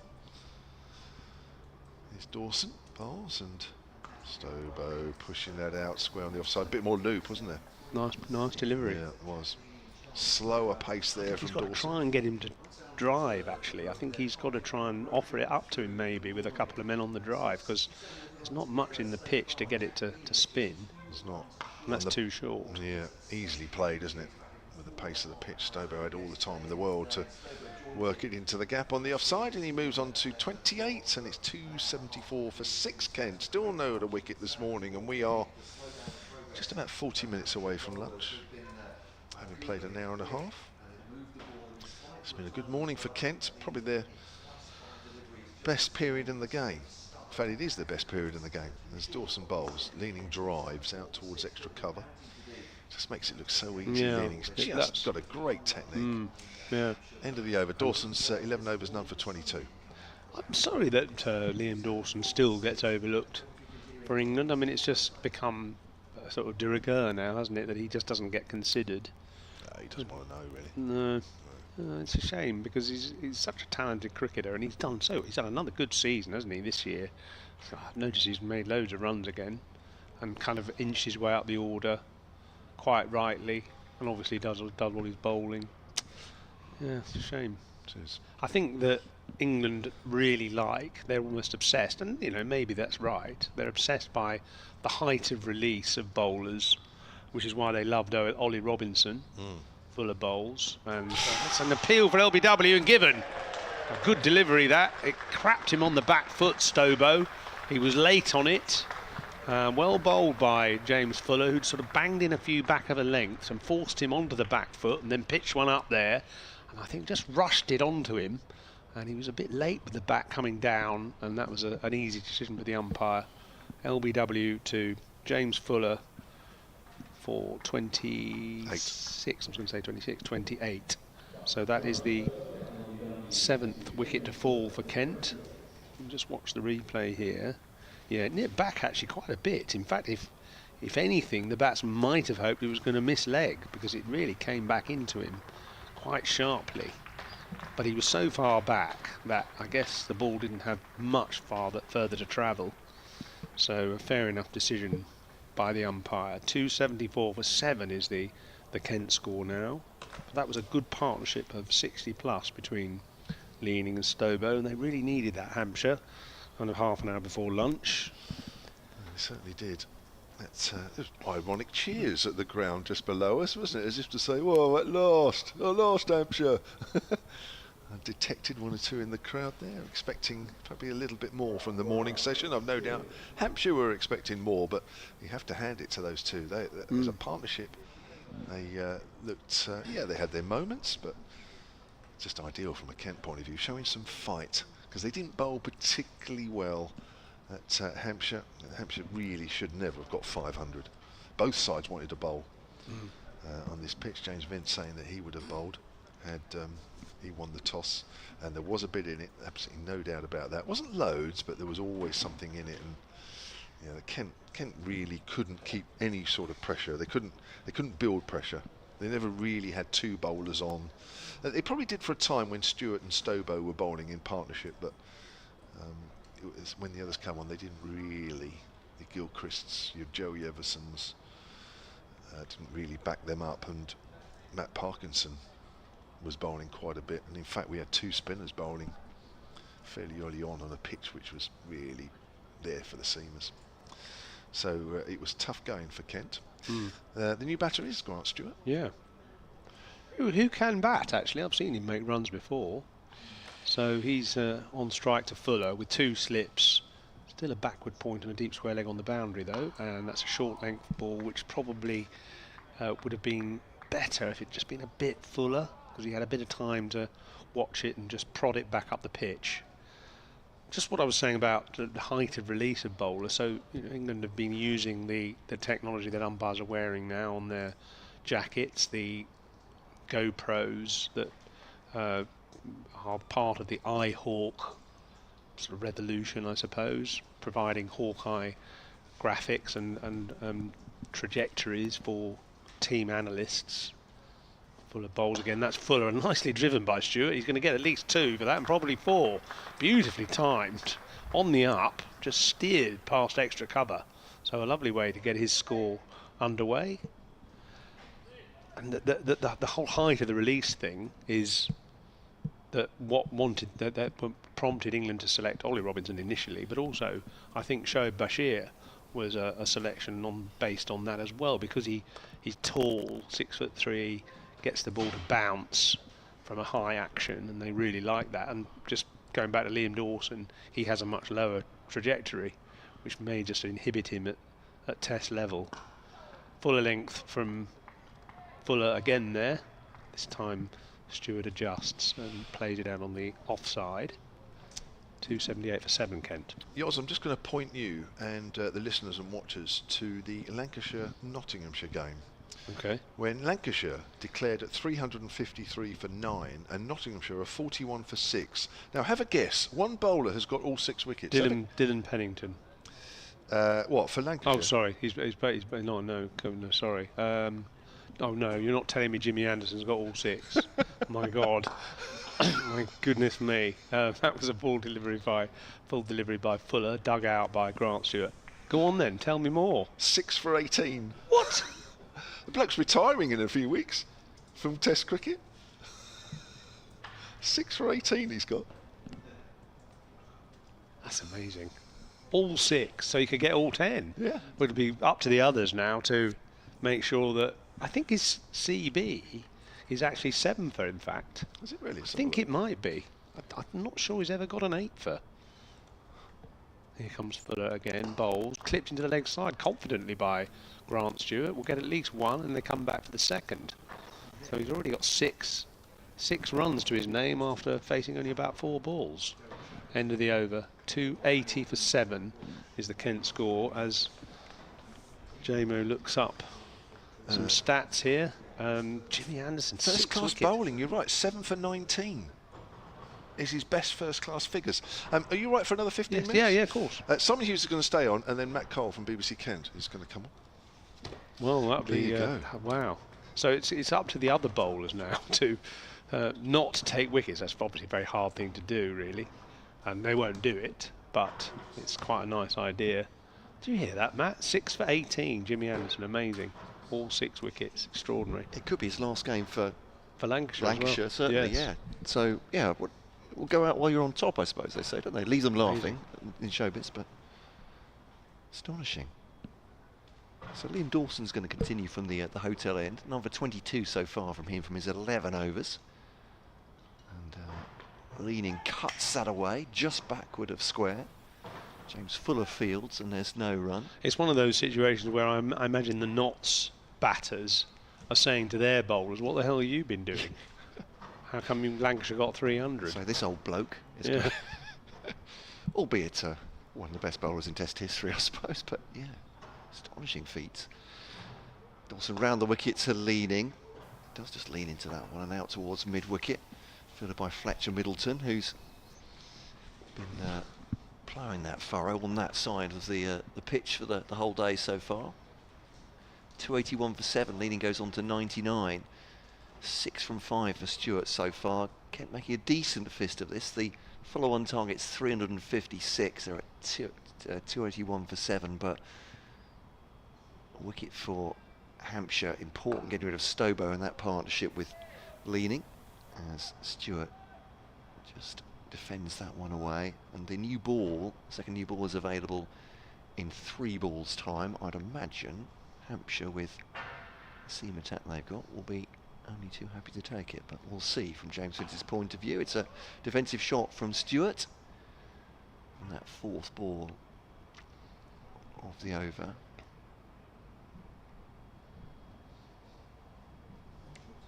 Just a brief pause as Dawson runs into Stewart, cuts that away very neatly actually behind square. That's gone at some rate.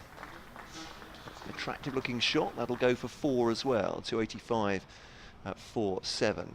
Does that make you think about getting your whites back on, Simon? No. No, okay. Definitely not. That was a very quick no. There we go. Not a chance. I mean, he's so fit, Jimmy, isn't he? And obviously he's had a long break now as well, so he's had lots of time to get ready for this. But still, you know, I'll read out the scorecard actually after this ball. As Jack Leaning looks around the field, he's looking for a single for his century.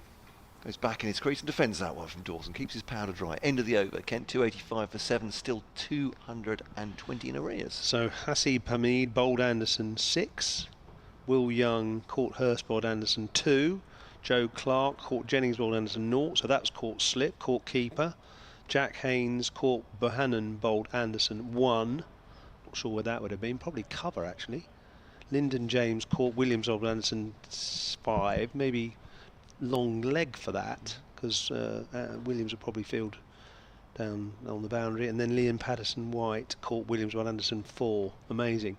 But throughout all that, Ben Slater not out 21 opening the batting, and Lancashire 43, Nottinghamshire 43 for 6. So he may be looking at his teammates going, what on earth is going on?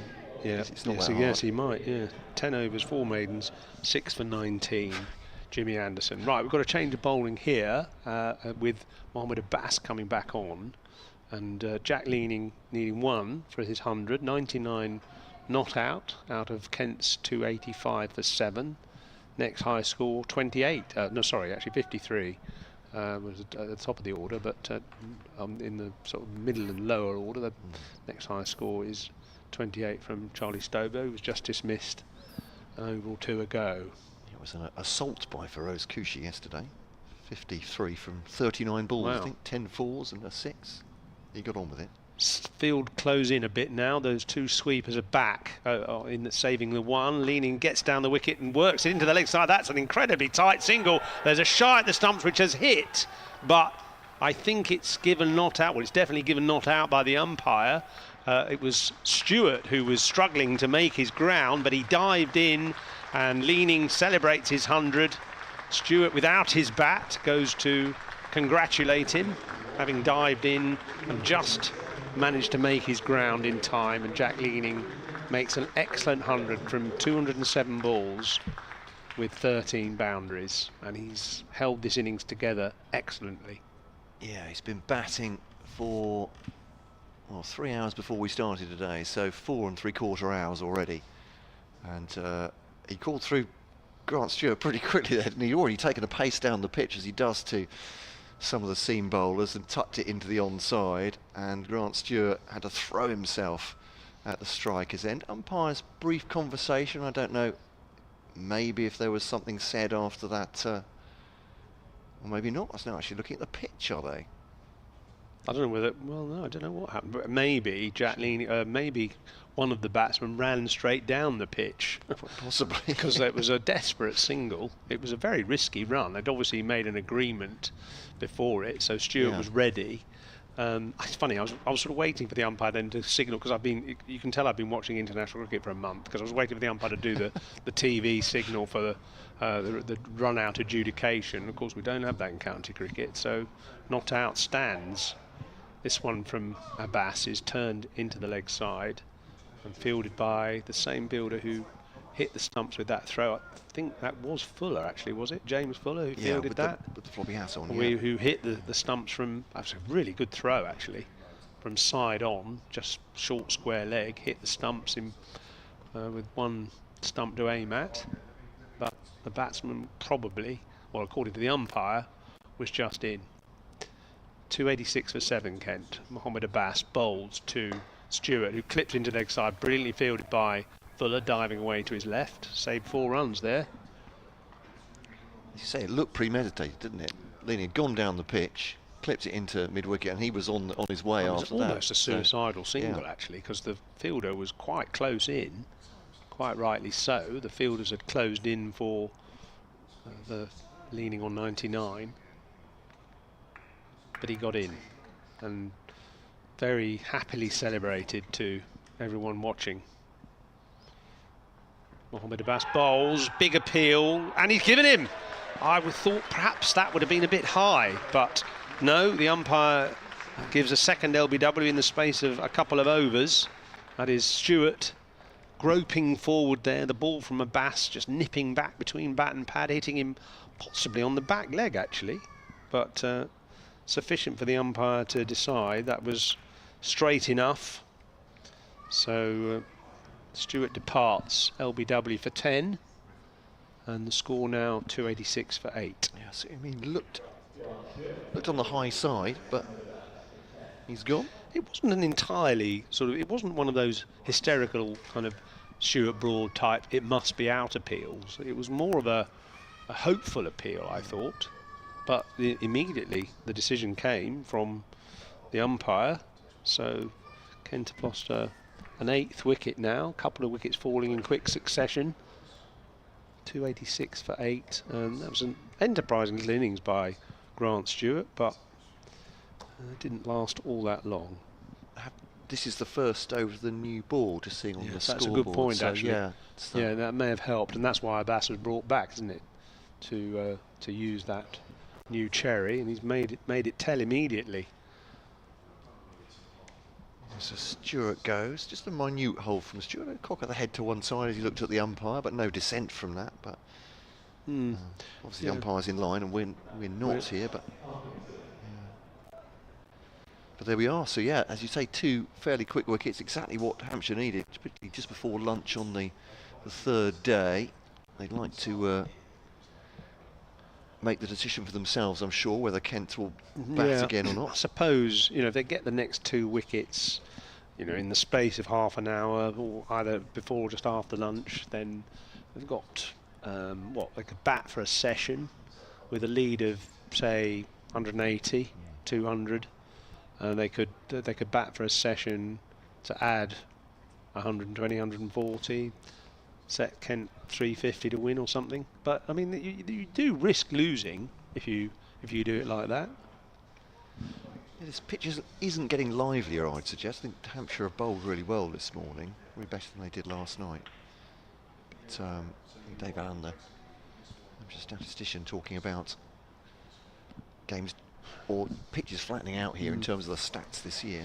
So Matt Parkins is the new batsman, number 10. Abbas bowls to him. He defends quite comfortably that delivery out onto the offside. 3 slips now in place, and 3 men saving a single on the offside. The man, well, now they go back, so they're going to try and give Parkinson the strike here for the last ball of the over. Try and give him an easy single, deep point and deep square leg.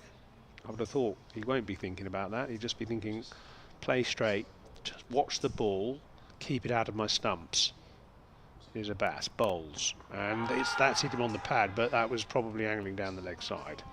So end of the over, a successful one from Mohammed Abbas, 3 for 65 now he has, and Kent are 286 for 8, so still 220 behind roughly? Yeah, 219 exactly. 219. Yes. So yeah, Parkinson just limping away from that one as well. I'm not sure if it's hitting on the fleshy part inside the pad, but Hampshire will be, I'm sure James Vince will be thinking to an extent about last week against Warwickshire when Warwickshire were left 9 down. Hampshire very nearly beat them.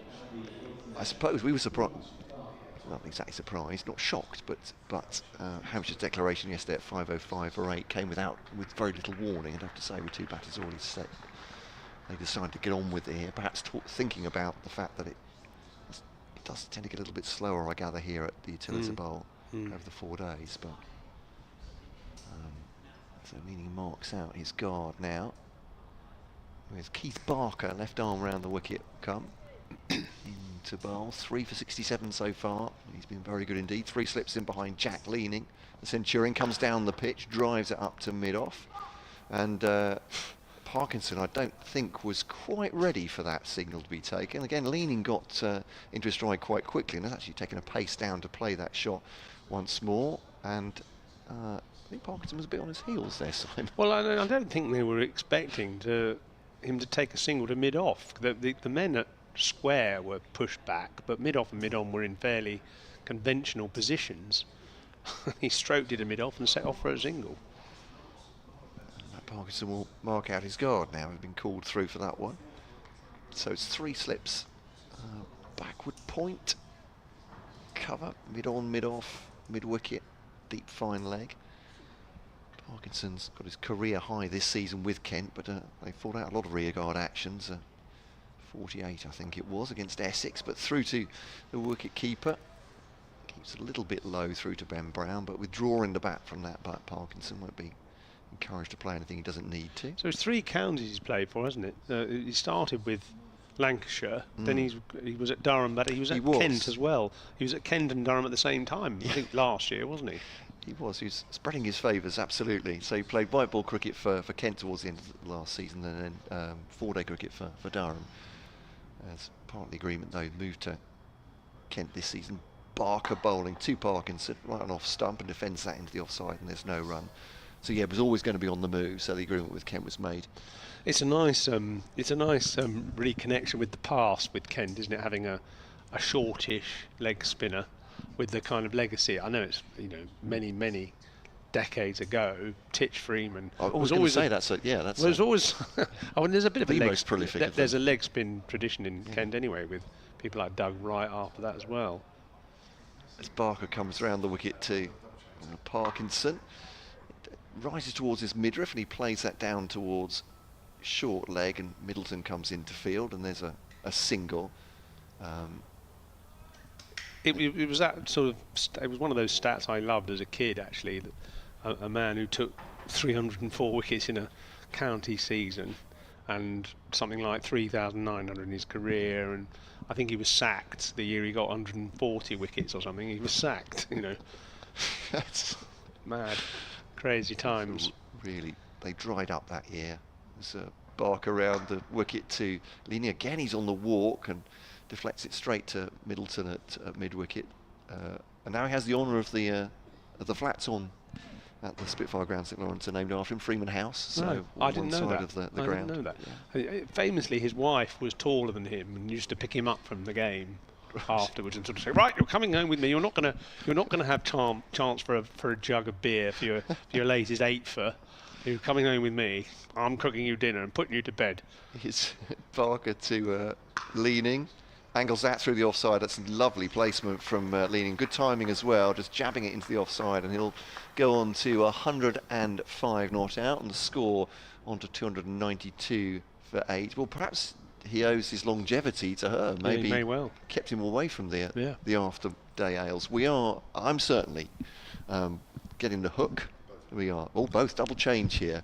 Simon, thank you very much for that. That's Simon Hughes. I'm Matt Cole. It's going to be Kevin James and Georgia Adams very, very shortly indeed. There's a flurry in the commentary box right now. And Kevin will take over this headset any moment now. Georgia's already there. Here's Kevin. I'm ready to go. Thank you, guys. Thank you, Simon Hughes. Oh, it's nice when he's back, isn't it? A wise head on... I nearly said young shoulders. Mature shoulders. Here's a bass, and that's driven up to mid-off, and there's no run. I had to be polite because he's still in earshot. And I would have been polite anyway, to be fair. So 292 for 8. A couple of wickets in the last 20 minutes or so, but it just wasn't going Hampshire's way that first hour and a half. No, asking a lot of questions, but couldn't quite seem to get any chances go their way or go to the hands of the slip cordon. Not quite. But Fuller and Abbas with the 2 wickets. But Jack Leaning is standing firm. But batting right now, it's Matt Parkinson who plays it back to Abbas. And there is no run. So they're 8 down, Kent. 292 for 8 they are. They're 213 behind. Well, if, what are we, 15 minutes until lunch?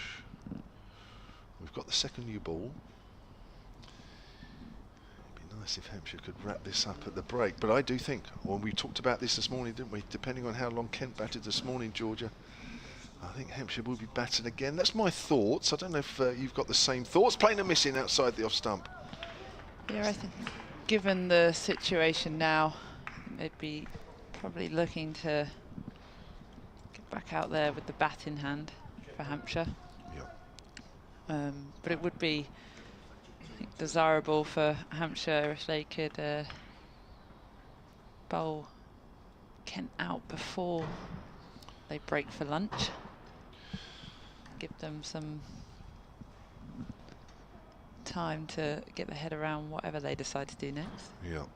Here's Abbas again, then runs towards us, 3 slips away, and he's playing a missing again, Parkinson. That wasn't a particularly convincing drive from quite wide outside of off stump. Apologies, I've been a little bit lax on the emails this morning.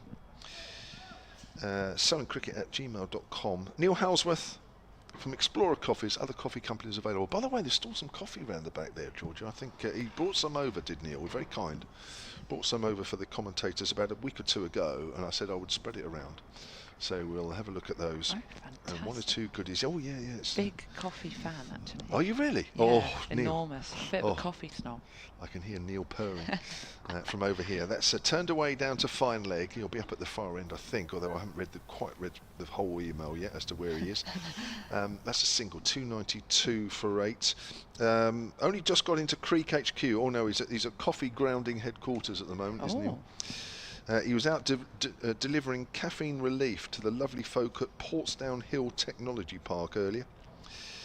Very nice. He was obviously listening while Simon was on. He says, I agree with Simon, the analyst, and I think, he was talking about internationals, whether England, I don't think you heard this, Georgia, whether England should play Ireland and Scotland, and maybe even the Netherlands during the summer to help them out, really. That's pulled away by Leaning, almost off his feet as he does so. Keeps it down as it goes out to deep square leg. He moves on to 106, 295 for 8. Some form of rotational one-day series, be it T20, 50 overs, or even 100 format. You could run it like the Six Nations, says Neil. That'd be interesting, wouldn't it, really? I think part of it is there's not enough room in the calendar. I was about to say, I just don't know when they'd fit that in with the current calendar as it is. There's been a lot of talk and discussion around the volume of cricket being played and how we squeeze in all the different formats. Yeah. Just extend the season to November. Simple. Start it in March. We'll end up like the Premier League in football. Yeah, never stop. Just keep going and going. And Barker into Leaning here as he plays that late through point region for a single. Thought about coming back for 2, but throw comes in relatively sharp to prevent that, which leaves Parkinson on strike against Keith Barker. I mean, in the county men's game as it stands at the moment, a lot of players don't actually get much opportunity to play 50 over cricket, do they? Unlike in the female setup. Barker in again to Parkinson, who's in and behind that one. Lovely lunge into the ball there. Full face at the bat for no run. No, it's just it's more or less the players that are left behind and not playing the 100 that only play 50 overs now. I see the 50 over competition is generally a lot of youngsters on display. And a lot of people enjoy that competition actually for that reason. Yeah, I miss out on that one with it taking place during the 100. Don't tend to watch, see what's going on. It's Barker in again as Parkinson clips that off his legs forward of square for 4 runs, times that beautifully as that runs away over the rope. Barker just getting quite full there, and that does bring up the 300 runs for Kent. There's a small applause throughout the ground. A small one. Well, it's a smallish crowd. It's a bonus point though for Kent. They now have 4, whereas Hampshire have 6. And can claim 1 more, Hampshire, can't they, if they pick up another wicket inside 110 overs. Barker in again and beats the bat this time as that takes off a length outside off stump. Parkinson playing and missing at that one as it zips through to Ben Brown. Ball before was also a no ball, front foot no ball again. So Keith Barker will be looking to bowl an extra delivery this over. And that one just getting a bit of movement, a bit of zip off the pitch as he turns and runs in once more. Parkinson, who drives on the front foot but can't beat a wide mid-off fielder. Looking to give the ball a bit of shine there in the hope Barker can extract something before the break for lunch.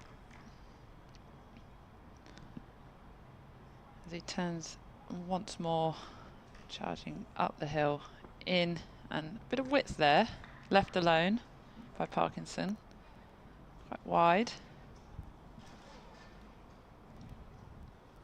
Saw in the previous over Parkinson was wafting and flashing at some of the wider deliveries, but no interest in playing that one from Barker. As he turns to run in for the final delivery of the over. Width again. Parkinson does play at that one, but can't get any bat on it. As he plays and misses, and that goes through to Ben Brown, and that is the end of Barker's over. Taken 3 wickets so far in this Kent innings. The score 301 for 8 currently. Deficit is 204 now. Hampshire will be desperate to get a breakthrough in the next 7 minutes or so before leaving the pitch for lunch. Well done, Georgia. He's back. He's back. Very impressed that you're multitasking. Here's a bass then. Keeper standing up. Length ball to Jack Leaning. My word, how well has he played this morning? How well did he play yesterday afternoon? It's been such a crucial knock from Leaning, and he's not. But it did give a couple of chances early doors this morning, but generally, it's very solid.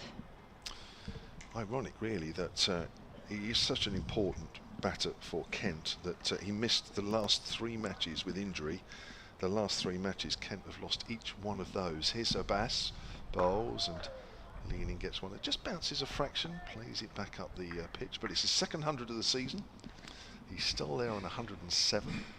And yeah, apart from the odd little mishap, that i.e. that drive earlier on this morning that went between the slips, 2nd and 4th, and maybe the odd player miss, he's looked difficult to dislodge. He sure has. He's got in and behind a lot of good deliveries from the Hampshire seamers this morning. Still got that high back lift, doesn't he, as he drives that up to mid-on, Barker Fields. Yeah, unique setup and stance. Incredibly high. It is, isn't it? Back lift. Have you thought about that? I don't know. I think it's interesting watching, because it clearly must be a comfortable position for him to start in, but then actually at point of release of the bowler, he does drop his hands slightly lower. So it's almost like, I guess as batters, you pick up these quirky trigger pre-delivery movements that you probably don't realise you do. And that's from the pavilion end. He's forward and he's playing a missing. Bass has got it past the outside edge. But yeah, it's almost completely vertical. It is, as the bowler's running in at him. It's an interesting trigger movement, isn't it? I don't know whether it helps him be upright in his stance, because he's fairly upright, isn't he? Yeah, and I wonder if he seems, just watching him from up here, a player that likes to generally be on the move or have some kind of movement, because Brown's come up to the stumps. I wonder if that's just to prevent that forward movement. Definitely just guides that down to third. Now there is a race on here for Fletcher Middleton to pick it up inside the rope, which he does particularly well. And throws the ball in. They'll come back for 3. That's good running. But equally good fielding there from Fletcher Middleton. Yeah, Fletcher did really well to keep that ball in. He plugged as he dived and rolled over the rope. He gave the ball a little bit of air and it plugged perfectly. Sometimes it's quite difficult as a fielder there. You throw yourself at it and you never quite know where you're going to throw the ball in the process. So the Kent total moves on to 304 for 8. We are 4 minutes away from lunch. As Abbas comes in again, back in his normal position. Is Brown edge short, just short of Toby Albert at third slip. Seen that a few times. The edges are not quite carrying.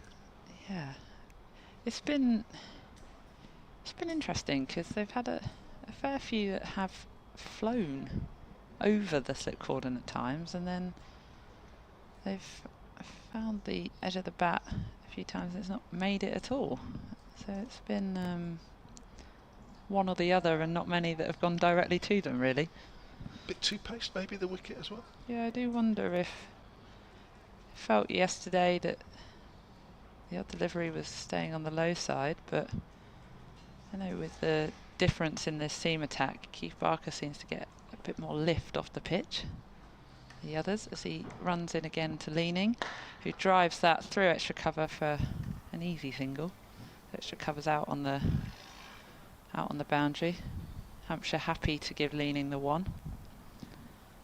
Slightly more defensive fields. Want to bowl at Parkinson as much as possible, no doubt, before the break for lunch. And Barker will get his wish. 5 deliveries at Parkinson. So he runs in again. Bowls straighter this time and he works that to mid-wicket for no run.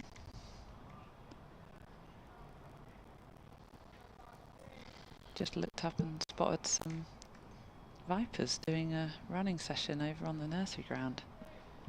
Are they? You've got me out of that, Kev. Would you be over there if you weren't doing this? Most likely.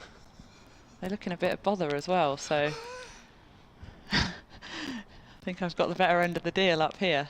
Barker runs in once more. Parkinson beats the bat there. It's like a bit of movement away.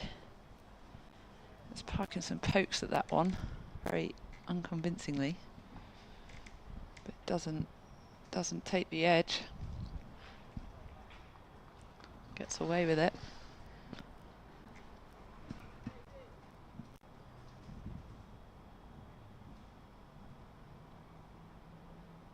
Barker prepares to go again. Parkinson here. He bowls straight, good length. Parkinson there, cramping him up a bit, but he prods that to mid-on. No run. It's definitely Alice Monaghan doing laps of the pitch, I think. Do you know what I was going to say? You would know who that was straight away. I was going to have a little guess, and that would have been my guess. So, yeah, she's out there. Alice Monaghan's been out with concussion, so it hasn't been available for selection, but I think, and I'm hoping that I'm seeing her running around the nursery ground, that rules her back in. Barker once more goes fuller this time, straighter, but no run for Parkinson as he drives that to extra cover. Looks like it came off the bottom of the bat. Yeah, Parkinson on 6, so he's in at 10. So that means Nathan Gilchrist will be the last batter for Kent.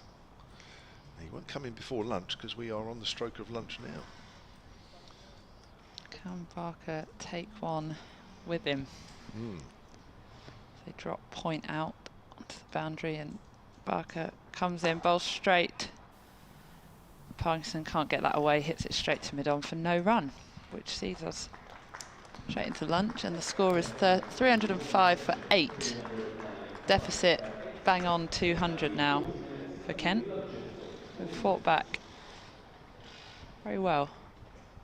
Leaning on 111, not out of 218 deliveries, and Parkinson's 6 off 22.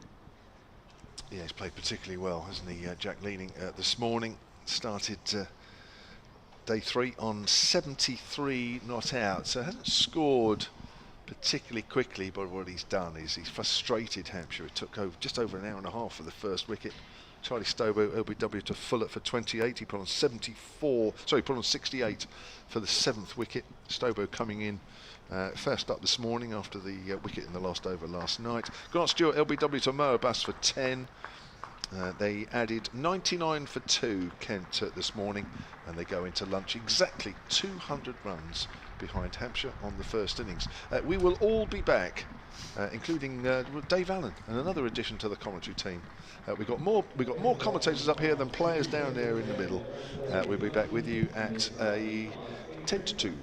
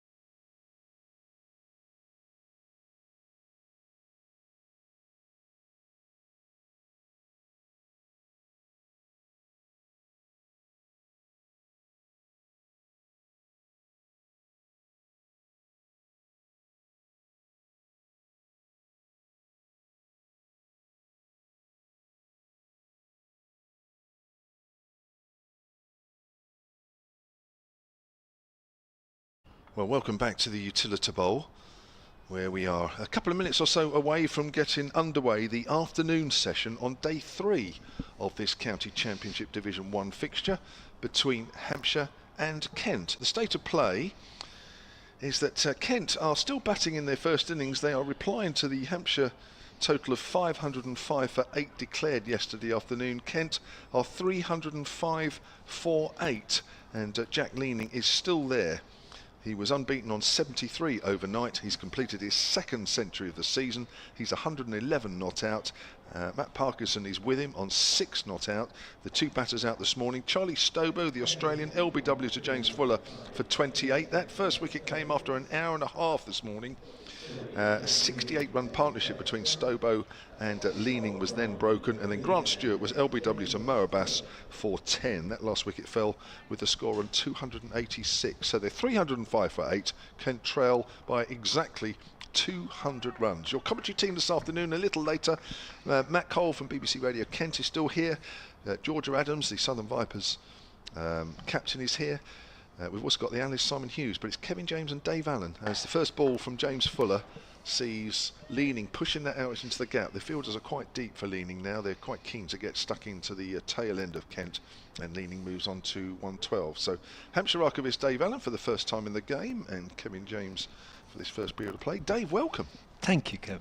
Nice to be here as always. Always good. Always good. You'll know some of the records that were set earlier in the game. Record 4th wicket partnership between Vince and Ben Brown was one of those.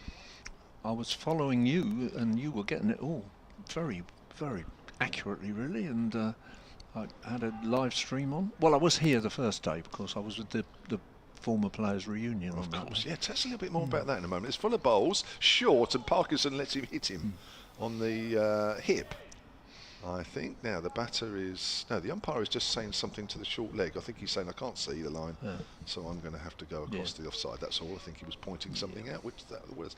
The old players here on day 1. Yeah, well, we do it every year, of course, and they came, and I was counting up all the county champions, but also there were other people who'd played in one-day finals. Raj was there, for instance, and you whizzed through with Sean Irvine at one point for lunch, didn't you? Yeah, further to Parkinson down the leg side. But I didn't have time to stop, really, Dave. We don't have long over there, as you know. No. But from the 61 champions, Dennis Baldry, who's now the oldest surviving Hampshire cricketer, and 92, I'm trying to remember. I remember his birthday is on Boxing Day. I think he's 92, if I remember right. He looked great. Brian Timms, the wicket-keeper, he played in the 61 champions side. He was there. Alan Mossel usually comes, but wasn't here this year. But those two were. Here's Fuller. Short ball. Parkinson sort of goes across to the offside to evade that one. There is a leg slip in there now. I was going to say that. He's just switched. Vince himself has pushed across the leg slip, so one slip and one leg slip. And also the short leg is almost completely square, which is that point you were making about the umpire going across. There were also some survivors from the 73 champions present. We'd hoped to see David Turner, but he didn't make it. But Trevor Jesty certainly did. He comes every year. Fuller again from that pavilion end, bowls to Parkinson. Another short delivery, and Parkinson again leans over towards the offside and lets it go down the leg side. Richard Lewis, one of the other batters, was there. Bob Stevenson and wicketkeeper Bob Stevenson and all-rounder Mike Taylor, who always come, lived just round the corner really. They were there. Bob Herman, the opening bowler, who had a terrific season that season. So there was a good turnout of. And Andy Murtagh, bless him, yes, sort of 13th man in that side, but an important man, played a bit. And there was one other that delighted me. Here's Fuller. Length ball this time, and Parkinson works out along the ground. Well stopped by Fletcher Middleton at short leg. End of the over. 306 for 8. My old school pal Richard McElwain, who I've kept in touch with over the years, played 4 games for Hampshire, 69, 70. He came, so it was nice to see Richard. But the one that delighted me, because we hadn't seen him for a while, was John Rice, who came, and he came with his wife Sue. And John looked terrific, really. I can't quite decide whether he looked like, although he had a beard, he looked a bit like me in my hippie days in 1970, or a bit like Gandalf. I'm not sure which. He looked completely, had extraordinary hair. And he's always had very white hair, big white beard as well. And he was very jolly, and he was charging around and being fun with people. And good.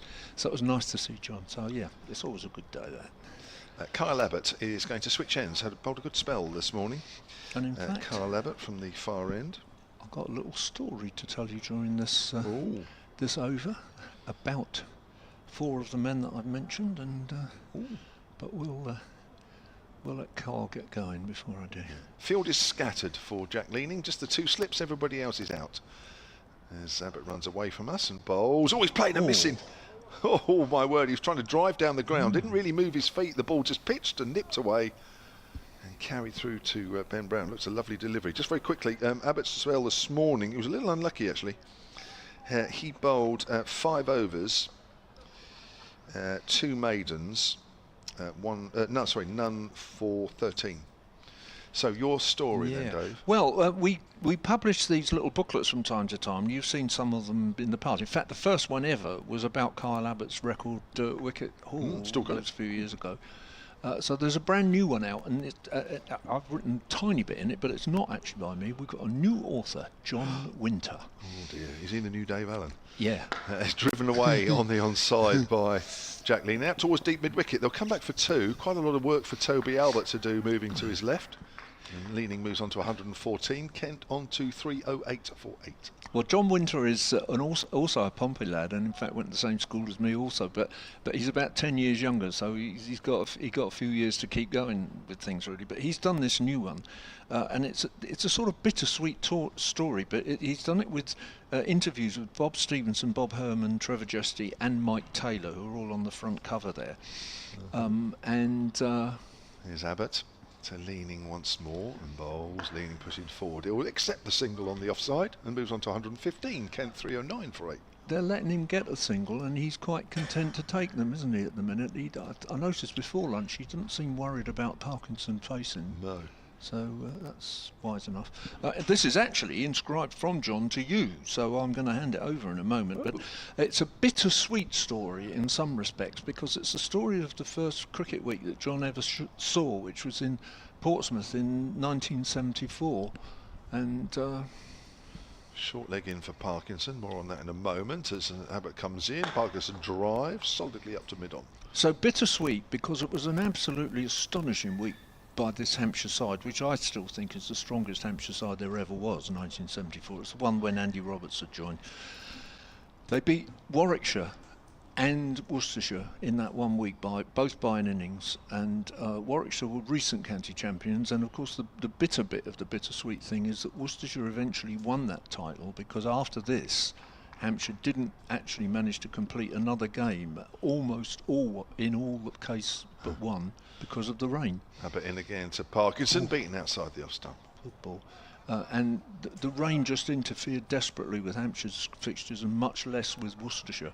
And right at the end in the final game, Worcestershire picked up 4 points when Hampshire's match was completely rained off, didn't bowl a ball. Worcestershire picked up 4 points and beat Hampshire by 2 points.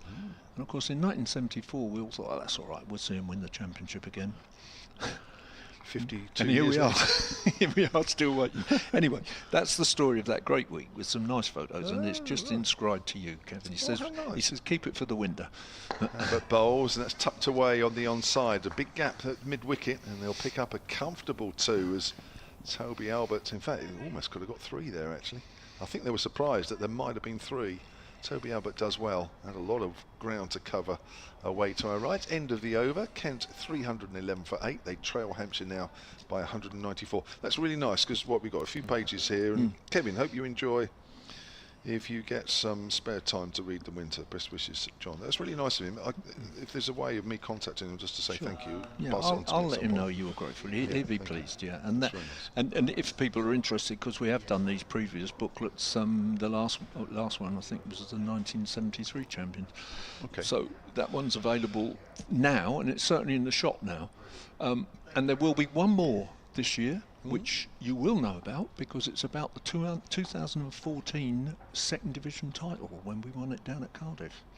Oh yes, I do remember. I was there. Fuller bowls, a length ball, just nips in a little to Leaning, who works that away on square on the leg side, giving Parkinson another opportunity to face Fuller. Leaning moves on to 116 now. What an innings it has been. 312 for 8. Kent trail by 193. Yes, I do remember it. James Tomlinson. Yeah, that's right. A few others. Jimmy Adams. And Nye Donald made his debut for Glamorgan as a really young, promising young man and got a 50. Okay. But that was it was a good event, and it's the 10th anniversary, so we're going to do it quite close to the date. End of August, that one will be available. Here's Fuller. Parkinson was a good bouncer. Parkinson was going to stand up and play in it. Right at the last minute, he ducked. That's a good one. Called a bouncer for the over, that one. Very quickly, two things actually. One is your mate Bill Rickier. Yeah. He asked about photographs. Yes, of the Old Players' Day. And I'm ashamed to say that I didn't take any. Did you not? No. Dave. There is one of me with John. I just seem to be buzzing about, really, doing things. And well, there is one of me with John Winter, who wrote that, and Richard McElwain. So it's the 3 Portsmouth Grammar School boys. But you don't want a photo of me, really, Bill. So here's Fuller again, short again. Parkinson has to duck quite low to get underneath that one. Another good straight bouncer from Fuller. That was one. Also, thank you for helping with that bat yesterday. Oh, welcome. The signed one. I forget who emailed in at the moment, but I did forward your email on with all the details. I know you weren't complete with all the details, but you were more complete than most of us trying to work out. We worked out Dickie Bird on the on that bat, but those that were listening and watching yesterday will know what we were talking about. The trick was Ernie Toshak, and I thought, crikey, he's quite obscure really in the modern era. Ernie Toshak as an Australian, what would that be? Fuller trying to pull in that around on the leg side. Matt Parkinson, he's quite a long way and quite well behind the pace of the ball as it goes through to Ben Brown. I was watching that first bouncer. The first bouncer was superb. Could have knocked his head off easily. And thinking, there are occasions when I look at what goes on out in the field and I think to myself, well, I've no idea how to play T20 cricket. I played a lot of cricket in my life. I did play a version of T20 called the Haven't Midweek League or something, but I couldn't play it really. I was hopeless, I batted about number 9 and ran around in the field, and I've never really figured it. But here's Fuller again to Parkinson. Full delivery. He's gone for the Yorker there. Parkinson works that up to mid-on. But I often feel with the longer form and people wearing whites and all the rest of it, that there's some relationship to what I played as a kid. I mean, not least that actually through the 60s and early 70s as a schoolboy and club cricketer, I played in matches that could be drawn, which they don't now. They play limited overs. Everything has to have a result now, but I didn't, all the way. But then I see something like that bouncer and I think, never in my life as a schoolboy or club cricketer did I ever face anything that was threatening me like that, and would then have me worrying for the next ball. Here he is then. It's a length ball. He's down the leg side. Good take. One-handed diving take there by Ben Brown. Got the line wrong slightly there. Fuller. 1 run off the over. Kent are 312 for 8, and they trail by 193, 116 to Jack Leaning, and 8 to Matt Parkinson. I don't know whether you noticed there, but it looked to me just briefly as if Fuller pulled up after the delivery stride. I don't know whether he just was a bit disappointed with the way he bowled it, but I just got a feeling he was feeling his hamstring. I'm not sure. Well, he did admit, didn't he, after the game at Warwickshire, that he literally just emptied the whole tank out. Bowled really well that last day on a very, very flat, low pitch, and the ball incredibly soft, and he got the ball through even then. He came through and was very static, almost sort of bent over. But I think he's probably okay. But it would be another reason to think they wouldn't enforce a follow-on if there was a problem. Abbott, start of a new over outside the off stump, and Jack Leaning, as he's so often done, just leaves it with a very casual effort, as if to say, as soon as that ball left your hand, I knew I was going to leave that, and yet the ball seemed to take ages to come to me. He does seem to have a lot of time, Jack Leaning. 312 for 8. Now, we did say before lunch, with Nottinghamshire 6 down, that Jimmy Anderson, I've got Jimmy Anderson on the brain now. James Anderson had 6 wickets. Well, Notts have lost 1 wicket since lunch, and unfortunately, it's Tom Bailey that's taken the wicket. Yeah, big boos all around here, and I'm sure there's big boos all around everywhere. After that, that's driven up to mid-off by Leaning for a single. He definitely trusts Matt Parkinson here. So Jimmy Anderson, I'm afraid, will not be on for all 10 wickets.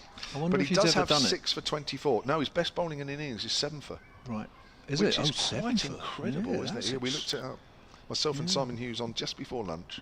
We looked it up, and he said he thought it wasn't that high. No. Which is quite incredible for a bowler of his class. But he's still on for a career best. It's a pretty rare thing. I mean, for example, nobody has ever taken 10 in an innings for Hampshire. Nobody. Abbott was the closest, wasn't he, with 9 or something? Yeah, there have been a few 9s.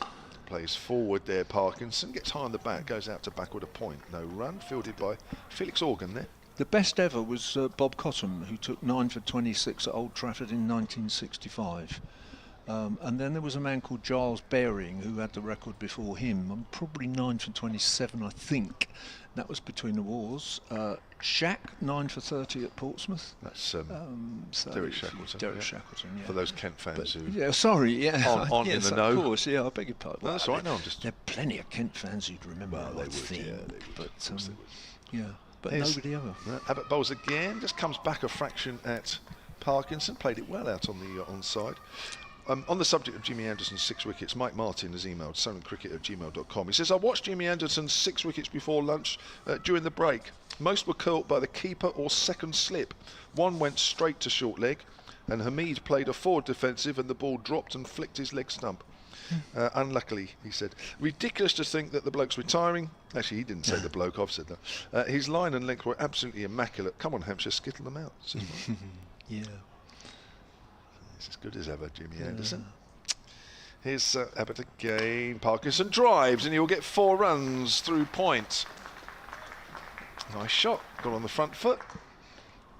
And that has gone for a boundary. Parkinson moves on to 12. 317 for 8. Hampshire have found these last few wickets quite hard work. Yep. It's going to be a repeat of this time last week, isn't it? At some point, Kent are going to be all out, Hampshire at bat, and at some point, James Vince has got to get that declaration right, I think. Well, assuming we don't get skittled in the second innings, but I think it's going to be the same challenge. Here's Abbott bowls, and it's tucked away square on the leg side. Albert still doing the boundary field in there, throws the ball in, have to hurry, Jack Leaning. Abbott wasn't quite behind the stumps there, but I think Leaning would have been all right anyway. But good throw there from the deep, and the total moves on to 319 for 8. Yeah, we'll do a quick change. I'm just going to read this email out though, Dave, before we do. All right. From David Rake, solentcricket@gmail.com. He says, hi Kevin Dave, good to hear about those players who made it to the Old Players' Day on Sunday. During the mid-1960s, I was scorer for my school first 11. That was Brockenhurst Grammar. That's in the New Forest, if anybody's on.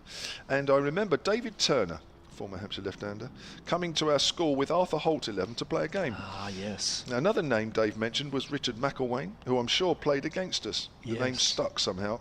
Yes. I think he took a lot of wickets that day. Yes. Good memories. He used to take a lot of wickets at that, everything other than county championship level. He got a few decent ones at county championship level, but not huge numbers. But and he was my great schoolmate. I used to bat against him in house matches, but anyway, I better shut up now. You probably got him into the Hampshire first team. First ball here from Fuller, driven by Leaning up to mid-on, and he'll take a single.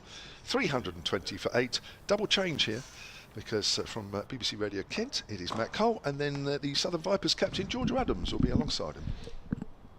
Thank you, Kevin James. Dave Allen. Single taken from Jack Leaning there. He's on to 118.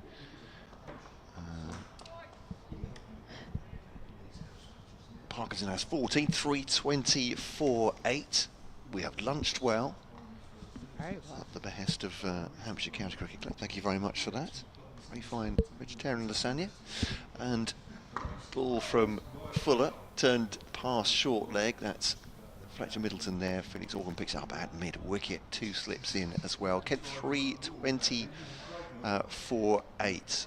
You need to refuel after your morning gym session as well, didn't you, Georgia? Absolutely. Because unlike the rest of us, well, actually I shouldn't speak for Dave or for Kevin, but I'm not sure if they've been at the gym this morning. No. I didn't see them in there at 9 AM, but you never know. They might have been the early birds. That's true. I don't want to discount that. That's I'm judging people by my own standards, which is an appalling thing to do.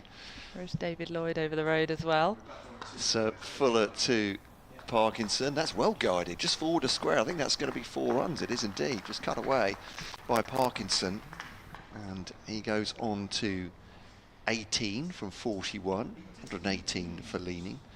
Scott Reed, our colleague who follows Lancashire around, was quite surprised by the numbers that Matt Parkinson has put up as a batter this year, batting quite often at 9 for Kent. He was perennially at 11 for Lancashire with the strength of the depth of their batting, but I think he's flourished as well. Hampshire won't be pleased with that though. They'll knock these 2 final wickets over as quick as possible.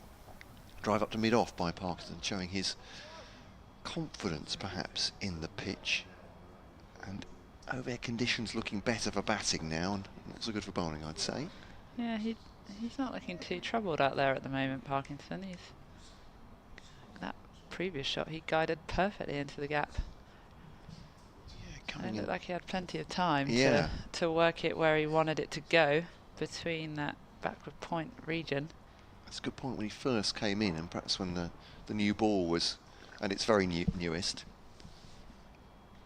A lot more hurried, but full of bowls to him. Forward defensive by Parkinson, back at the bowler. And again, no disrespect to Matt Parkinson, but that might say something about the pitch at this point, that he's coming in. Sorry, not at 9, I can't count. He's coming at 10 in this lineup.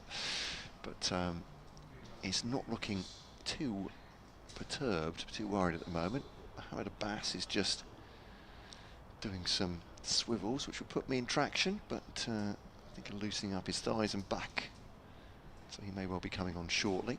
Loose after the break. Yeah. It'll be interesting to see what James Vince does with his seamers here. How short, sharp spells, I would imagine. Yeah, which he did certainly in the morning session, didn't he? Parkinson nudges that into the offside.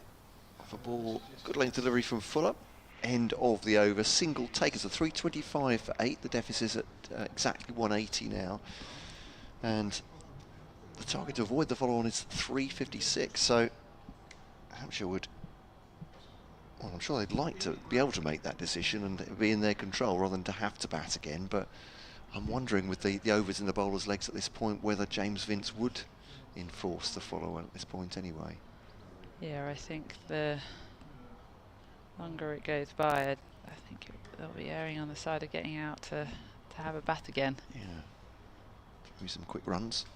So Abbott runs in here to Parkinson, who gets forward. That's the inside of the bat to mid-wicket.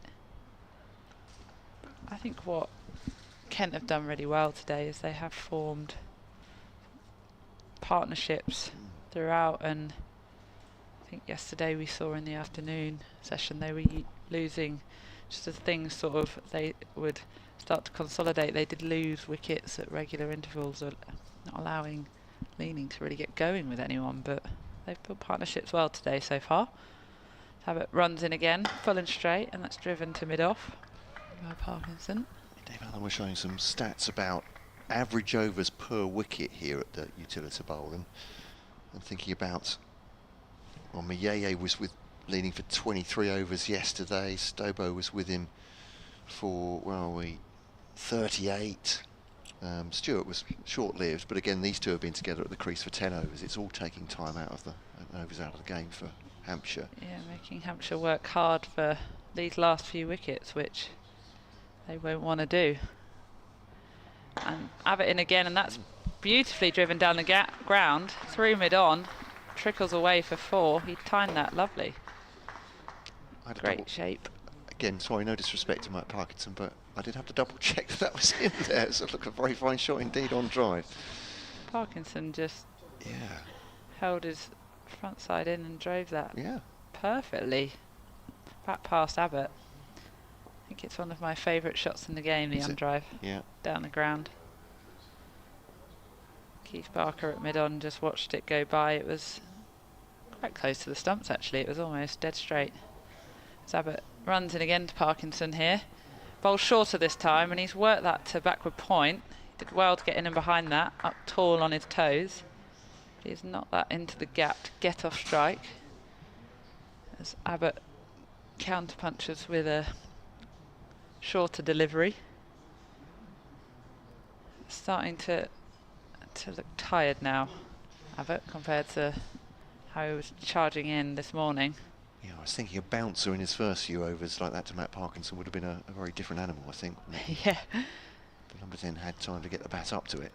But nearly 20 overs from Abbott now as he runs in once more to Leaning this time, who plays and misses outside off stump, just pushes at that one. Beats the bat. 3 to Brown. It's a good looking delivery. We're talking again about decision for James Vince at some point as well, when they're going to, if they'll bat again, when they'll pull out of that.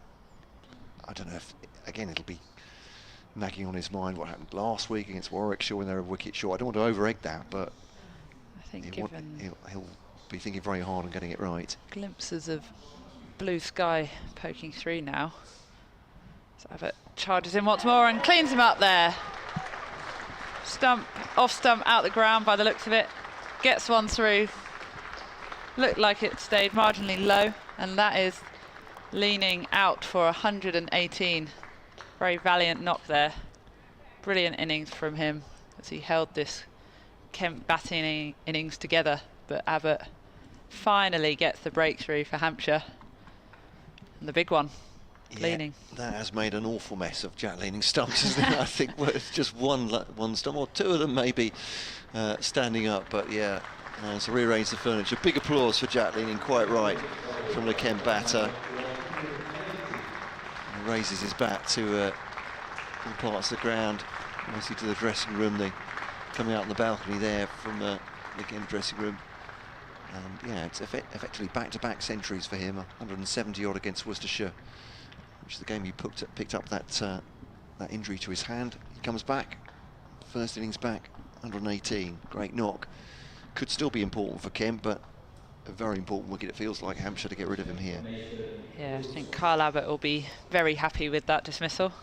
Stumps splayed out in all sorts of directions there, but looked like it nipped back in, kept low.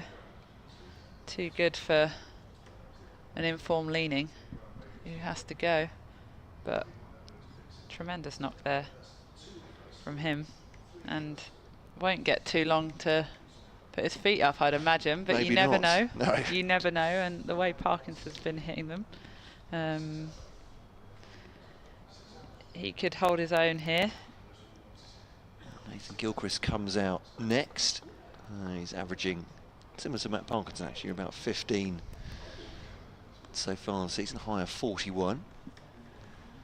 Hampshire will be hoping he doesn't live up to his average today. Yeah, quite, yeah. That's not too bad, really, is it, for a number 11? No, it's, though, I think as well as rather bloating the bowling figures, Canterbury, certainly the pitch there has given 1 or 2 an opportunity to score rather more than they would. I'm trying to be as subtle as I can about that. 3:30 for 9 though. Mohammed Abbas will bowl to Parkinson. Advantage does Jack Leaning there, takes a step down on the pitch to Abbas. That would improve his mood. We saw 70s, prior to lunch Ben Brown coming up to the stumps for Mo Abbas. Particularly for Leaning, yeah. Leaning, but he's with the new batter in, or Parkinson facing up, he's opting to stay back. So 3:30 for 9, still. So 26 would get them to the follow-on target, but that might not be no mean feat against his bowling attack. But Parkinson, again, looking very well organised up towards wide mid-off. Just a little push up the ground, and that'll be a single for him, and Gilchrist will take strike. Parkinson looks like he's got all the time in the world. I mean, I know Mo Abbas isn't typically a quick, fiery, angry seamer, but he's not looking rushed in the slightest, Parkinson. It does feel like he's seeing it big today, does the number 10. Parkinson comes in. He's not played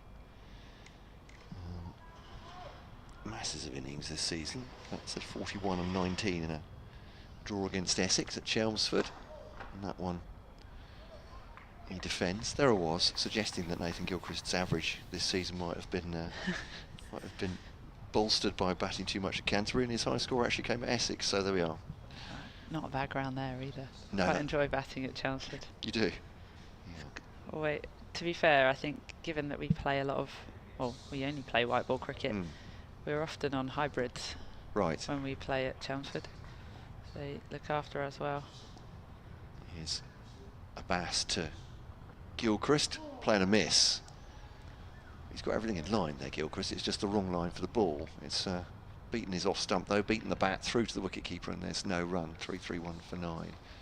So how do hybrids play?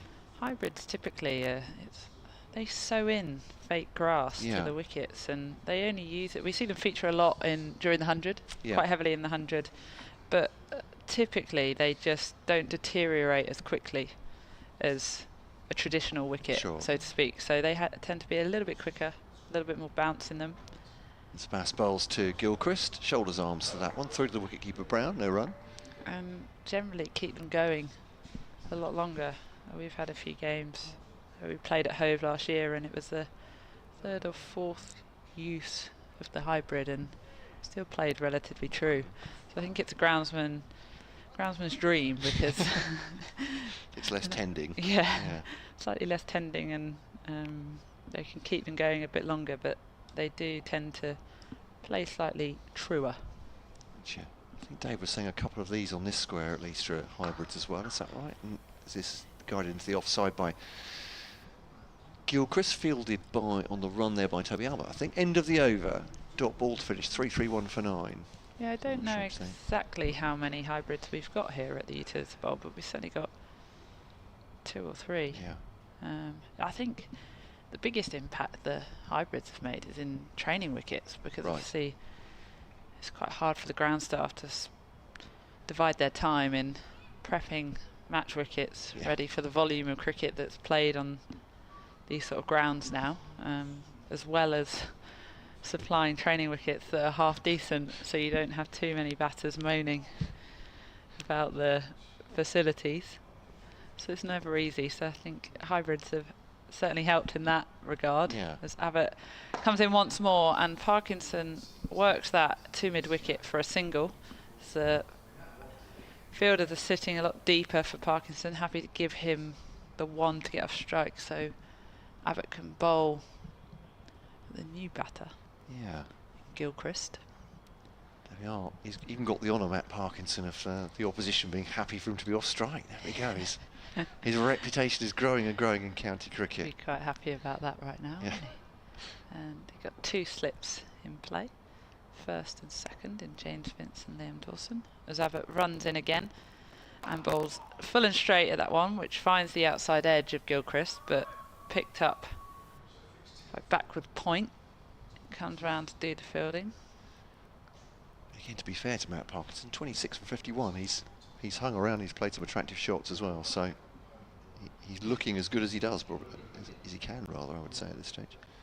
Yeah, he's playing an important innings here, just frustrating Hampshire and keeping them out there as long as possible. Abbott turns and bowls again. Short ball this time, left alone by Gilchrist, who happy to let that one fly past his grill through to Ben Brown. Abbott looking to mix it up here against Gilchrist, keep him guessing. And we've now got a fielder moving into point in the ring, and more of an orthodox 3rd in place now. Abbott runs in again once more and beats the bat of Gilchrist as he bowls fuller outside the off stump, but can't find the edge. He gets forward to play that one. Gets a bit low, didn't it? Through to Ben Brown as well. At least one bounce before he got to the keeper. Yeah, it's been a varied carry in the last couple of days, through to the keeper and the slip cordon at times. Square leg just dropping out slightly as Abbott runs in once more, and that's solidly defended by Gilchrist. Straight to cover.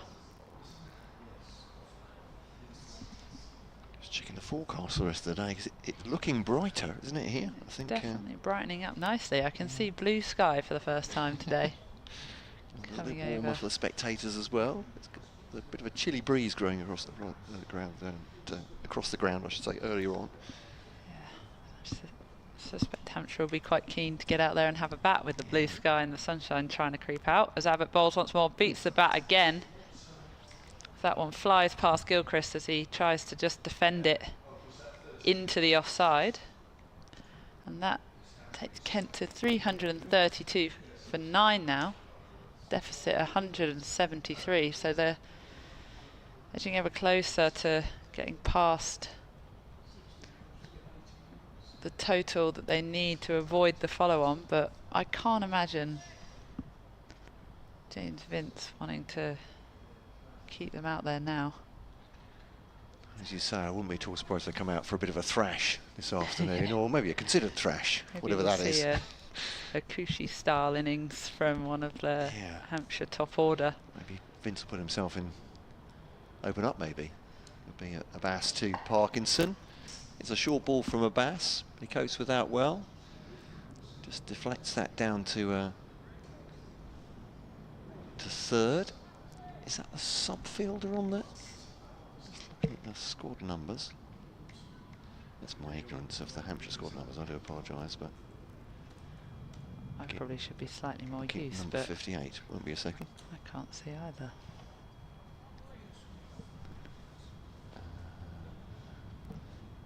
Nope, not sure.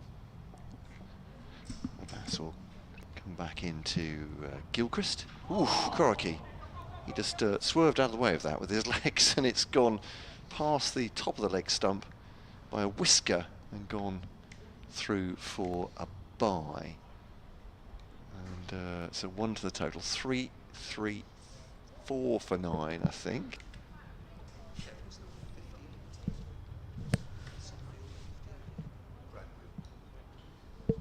Thank you, Kevin Chase. Brad Weald is the substitute fielder in that. He's come out in the sunshine. He must... It's his birthday. Gets out in the field. Sun comes out. Ah, there we go, of course. In the Caribbean with Scotland. He probably still thinks it's freezing then. When you're ready to warm up. Abbas to Gilchrist, also playing a miss. However, they did experience a large amount of rain. That's true, they did. Over in the Caribbean, not too dissimilar from the English summer. It's a bit like this, actually. It's slightly warmer, but yeah. Slightly warmer, but enough precipitation, certainly. Gilchrist has been worked over in this over by Abbas, and didn't have a great time, I don't think, against Carl Abbott at the other end. So has yet to lay bat on ball in anger. None from 10 so far. Parkinson has 27 at the other end. Abbas must be thinking he's closing in on. Oh, Gilchrist, yeah. He like playing that a one. miss again. Yeah, that's left him off the pitch. And sorry, it's Parkinson because they ran the bye. I beg your pardon. But yeah, he's getting some movement out there, isn't he, Abbas? And these two batters maybe not quite up to it. I can feel it's a double change. I know. I think Kev's coming in for me. And there's no double change. We're doing a lot of double changes today. Yeah, crikey. Like James Vince, double rotations. Yeah. Keeping everybody fresh. Subbing in, subbing out. Yeah. Hopefully strong bench. Yeah, hopefully the listeners are benefiting from that. You'll be the judge of that, listeners. Here's Abbas then to Gilchrist, to Parkinson rather.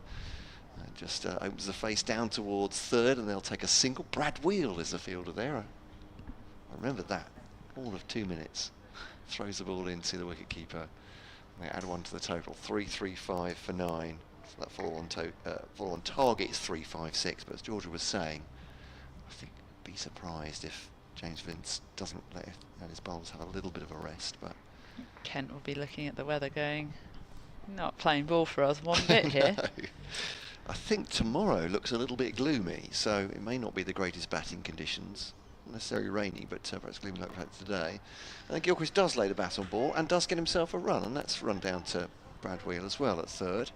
And that is the end of the over. Kent 3-3-6 for 9, still 169 in arrears. Gilchrist 1, Parkinson 28. A double change here. Kevin James to my left, and Dave Allen is about to take this microphone. Thank you very much. The Kent innings continues. Gilchrist is 1, Parkinson has 28. Just the one wicket that has fallen since lunch. A beauty from Kyle Abbott, although it kept a little low on leaning. It needed something a little different to get him out. Abbott got one to nip back. It kept a little low. And Leaning's terrific knock came to an end on 118. Welcome back, Dave. Thank you. Hampshire's honorary archivist. He was with us this afternoon, so we're getting the money's worth out of him. Yeah. Well, we've already got our money's worth out of him, actually. From the minute he opened his mouth. Yeah. At 10 to. Yeah. I have put in for a pay rise, but yeah. I'm waiting for the election when things get easier. Barker bowls outside the off stump. It just about carries through to Ben Brown. Gilchrist is facing. Well, I'm quite happy to double the money we pay you, Dave. In fact, I'll tell you what we'll do. We'll treble it. We'll even quadruple it. And I tell you what, we'll throw in another a bit more as well. There we go. Okay. I love it. So there we are. I wonder if Jimmy Anderson's got his best figures in, because you said it was a 7 for. He's got 7 for 30 at the minute, so he's picked up another one, not so 90 for 9, so he could get 8, which would be extraordinarily the first time in his career. I think it is actually, Dave. I'm going to look just to double check outside the off stump, and Gilchrist left alone. You really do need to make this guy play. That's for sure. Mind you, the Hampshire boys have been out there for 95 plus overs. I'm just going to refresh and remind myself, but Jimmy Anderson's best first class bowling in an innings is 7 for 19. Okay, so he's not going to get that, so he needs the last wicket to better those figures today. There we are. Meanwhile, as we were saying off air just now, Kent pushing towards another batting point. Yes, they are actually. Gilchrist is forward, lovely forward defensive there. Yes, they are 3-3-6 for 9, so they need another 14. 14, yeah. And there are plenty of overs, Dave. Yeah, there are plenty of overs. Yeah, so I think one or two runs and over if they hung in there. And I think when you're down at the bottom end as Kent are, then every point is absolutely crucial. They just got the second bowling point, didn't they, which is handy. So this would be a third batting point. It would. If they could then draw the game, that would give them 13 points, which would cheer them up somewhat, I think. Short ball, Gilchrist ducks underneath. I'm assuming they're not going to win. I mean, who knows? I guess at some point, unless something very odd happens in the Hampshire innings, at some point we're going to declare and give them some kind of target. Targets aren't quite the same as they were in your day when Mark Nicholas was captain, and he would tempt people, wouldn't he? And you guys would say, What? Really what have you done? Yes. Really? Here comes Barker. Short. Gilchrist gets on top of the bounce. Plays it nicely as it goes out along the ground to backward a point for a single. He does. Yeah. Moves on to 2, 3-3-7 for 9. That's right. Now it's all about making sure you bat the opposition out of the game before you think about declaring. Yeah. Whereas before it was very much, well, let's keep the opposition very much in the game, and us actually with the worse odds, and then we'll declare. Yeah. And then see if we can drag it back from there. Now Barker's going to switch to over the wicket, and Liam Dawson is going back. Oh, he's going into leg slip. To Parkinson. He's on 28. He's doing a good job here. Short, way outside the off stump. Parkinson could quite easily sway or stay inside the line. End of the over. Barker is 23 overs, 3 for 82. He's not added to his 3 wickets overnight. Abbas is 3 for 74 currently. He picked up the 1 wicket of Grant, or his 1 wicket of Grant Stewart, the 2nd wicket to fall this morning. Now, we were talking about the Hampshire Old Players' Day, Dave. Yeah. On the first day here, and there was quite a few here, and you were mingling with the stars. Yeah. As you do. Yeah. You didn't take a photo, though. No, it's unlike you. It is unlike me, because although of course somebody that a lot of people will remember, and sadly we don't see her anymore, Suzanne Marlowe. She would always come to those events and she would take loads and loads and loads of photographs. But I always did take them, and this year I just didn't. I used to see you wandering around with a camera quite regularly. Yeah. It's about short to Gilchrist, and it's down the leg side. A good take by Ben Brown. It's true. It is true, and I don't take photographs as often as I used to now. I suppose other people. There's so many photographs around nowadays, but Yeah, I still collect them for the archive. Of course, Dave, very important. Do keep lots of those, yeah. Well, Brian Budd has emailed on that subject about, not photos, but about the Old Players' Day. solentcricket@gmail.com to get in touch with us. Here comes Abbas again. It's short. It's outside off stump. Gilchrist was ducking. I think he thought it was straighter than it was. I'm not sure he kept his eye on that, but anyway. Brian Budd says, amid all the talk of the Old Players' Day, something for a quiet period in play. Well, this is good enough. I started watching Hants at the US ground in Portsmouth in 1960, aged 10. I've seen some great players in that time. Here is my dream team from all those wonderful players that I've watched. Should qualify things by admitting that perhaps some choices from the early 60s may have been influenced by youthful hero worship. Sounds straight out of the Dave Allen phrase book, outside of the off-stump left alone. A most extraordinary thing, really, because I watched one game in 1959 there, and so really my first season was US ground age 10 in 1960 as well. Could be you, right? Yeah, it could be me. Well, let's see if you agree with this side. This is Brian's all-time Hampshire 11. Barry Richards. Yes, not difficult. Well, with the disclaimer of obviously, it says here. Yeah. Gordon Greenidge says no-brainer. Yeah. Number 3, Roy Marshall. Okay. Here's Abbas. Oh, he's playing a missing outside the off-stump, although he's playing well inside the line. Only number 3 because the two above were a pair. He says Robin Smith, number 4. Yeah. Now he's got an either-or here. At number 5, James Vince or Trevor Jesty. It's not an easy pick, that one. Okay, I'll give you a reason in a minute why I think James Vince. Okay, I'll give Brian a reason as well. Okay. Yeah, okay. Abbas is at the top of his mark, 337 for 9. Kent are behind by 168 here. Abbas is in from that pavilion end again, always way outside off stump. Gilchrist doesn't mind that. Go on then. Well, the reason for Jesty would be that he also bowled very, very effectively. And I'm assuming we're talking about championship cricket here, because if it's the one-day game, then you'd think Jesty would get in somewhere. The reason for James Vince is an interesting one, that given his 100 in this match, he's now averaging a century every 10 completed innings.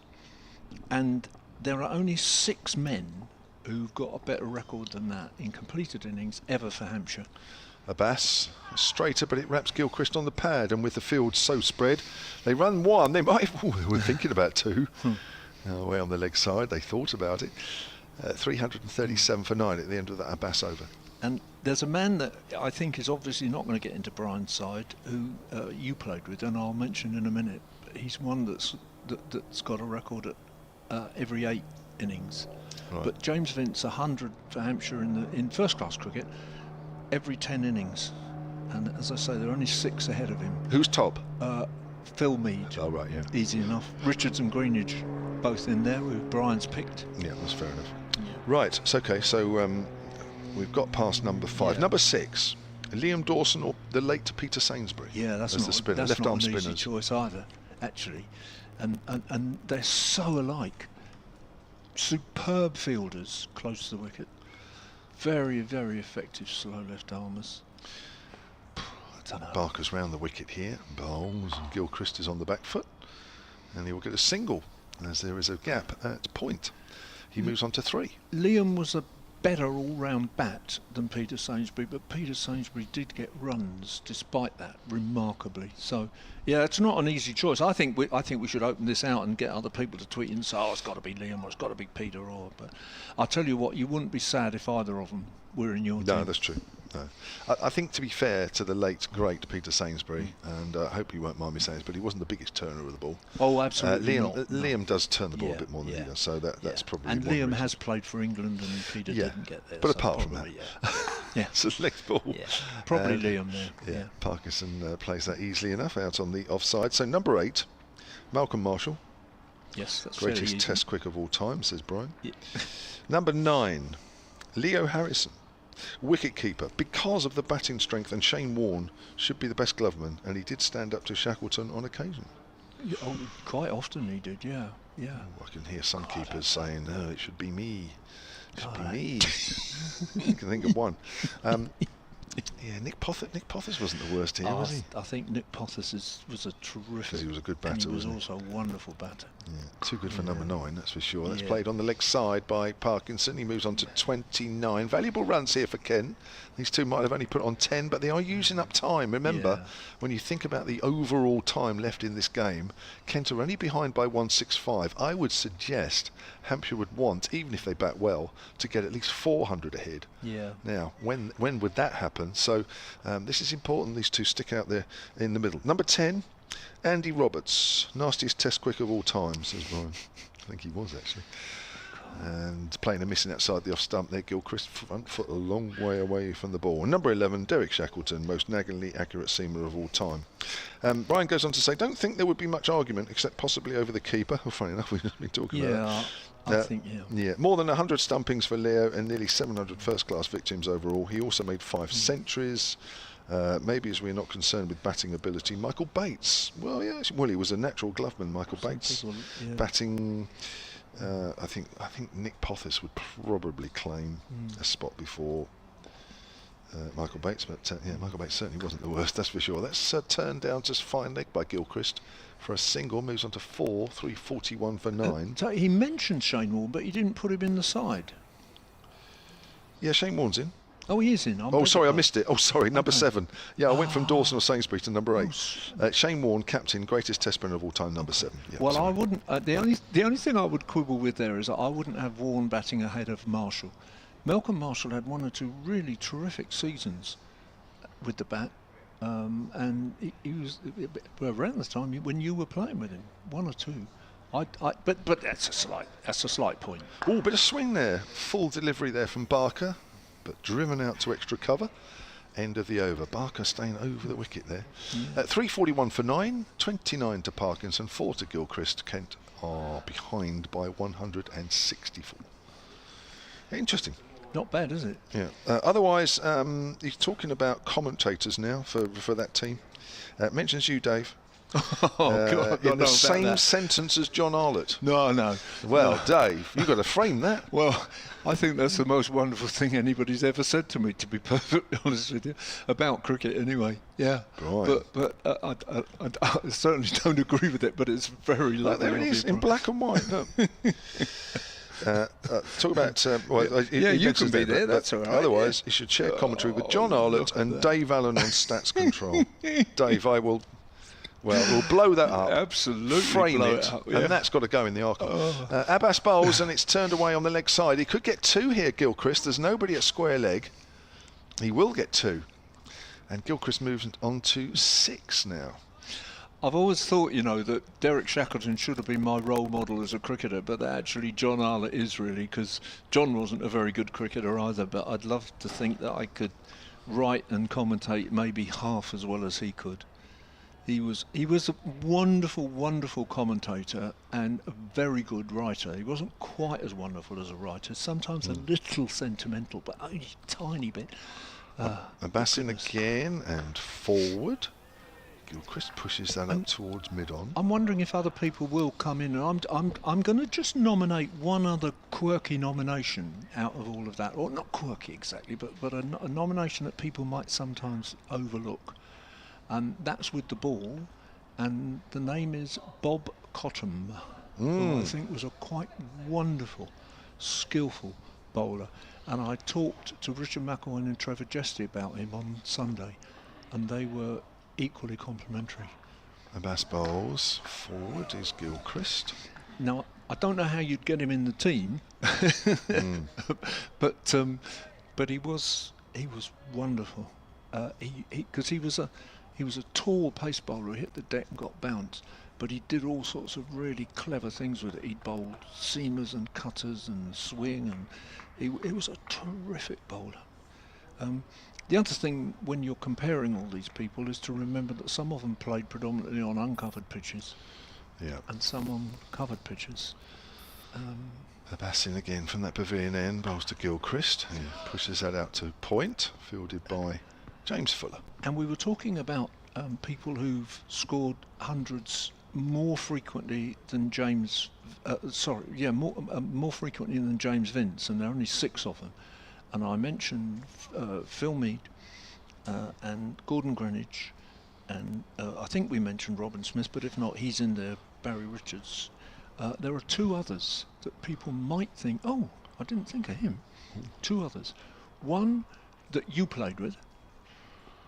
Oh, here's the Bass, and Gilchrist gets one. It just tucks him up a fraction, comes in, but he plays it back to the bowler easily enough. I'll just drop hints and let people ponder it. You don't have to fire off emails about it, because I'll tell you in a little moment, but just have to think about it. Somebody that Kevin played with, who scored centuries more frequently than 1 in every 10 innings, which is James Vince's record at the moment, and one very recent opening bat for Hampshire, who also scored centuries more often than 1 in every 10, which is what James Vince has done. Those 2. I can have a guess on 2 of those. Yeah, I go on. think both those. I'll have a guess. Here comes a Bass bowls, and Gilchrist, who's looking increasingly confident out there, pushes that up to mid-off, end of the over. So Hampshire have been in the field now for 99 overs. Kent are 343 for 9. Still that 1 wicket since lunch. Jack Leaney, the big one, bowled by Kyle Abbott for 118. Michael Carberry. Yep, absolutely right. One in every 8.5, 8.6. Okay. Yeah, so that's a pretty terrific record, actually. It is terrific. Really. Terrific player. I And remember the days when he used to open with James Vince in the T20s. Sort of got Hampshire really going, didn't it? Wasn't it? And then one in your day. Very much in your time, actually. Yes. We've mentioned Robin Smith, obviously. So Chris Smith. Yeah, absolutely right. I think Chris Smith is one of the most underrated of championship batters for Hampshire over the years. Barker to Parkinson, who drives pleasantly to Gubbins, who's in the covers. Okay, well, there we go. So we got through the list there. Yeah. So that's pretty good company for James Vince to be in, and ahead of some quite special names. I mean, Roy Marshall, for instance, a century every 14, so not as frequent as James Vince. Yeah. Barker is into his 25th over, 3-4-85. He's running away from us. He's bowling round the wicket to Matt Parkinson. He's length ball, and Parkinson plays and misses. It's just one of those little periods here where, when they play and miss, actually, that actually looked quite a long way away from the ball. Actually, it wasn't one of those where you go, "Ooh, that was close." Yeah, actually, there seemed to be quite a big gap. I wonder if there are Kent people listening, thinking, right, that's enough about the greatest of Hampshire. So you guys could be looking up how often did completed innings and kept for the county, only for the county, not their whole career. What about Colin Cowdrey? How often did he get 100? I played with Colin Cowdrey once. Short and edged, and Vince takes a good diving catch to his right, and that is the end of the Kent innings. Bit of extra bounce. Parkinson couldn't keep it down.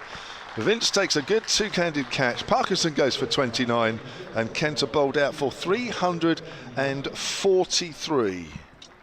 And almost as soon as I was going to tell you what Keith Barker's figures were, they disappeared. They are. Oh, Big Keith Barker's figures. I was going to give you the deficit, 162. Oh, sorry, 162, yeah. So technically, James Vince could enforce the follow-on here. Yeah. Because it's 150 you need to be within a side. So will he really do it? Do we really believe that he's going to enforce it? I'm not sure we do. I don't think he will. Not for a minute.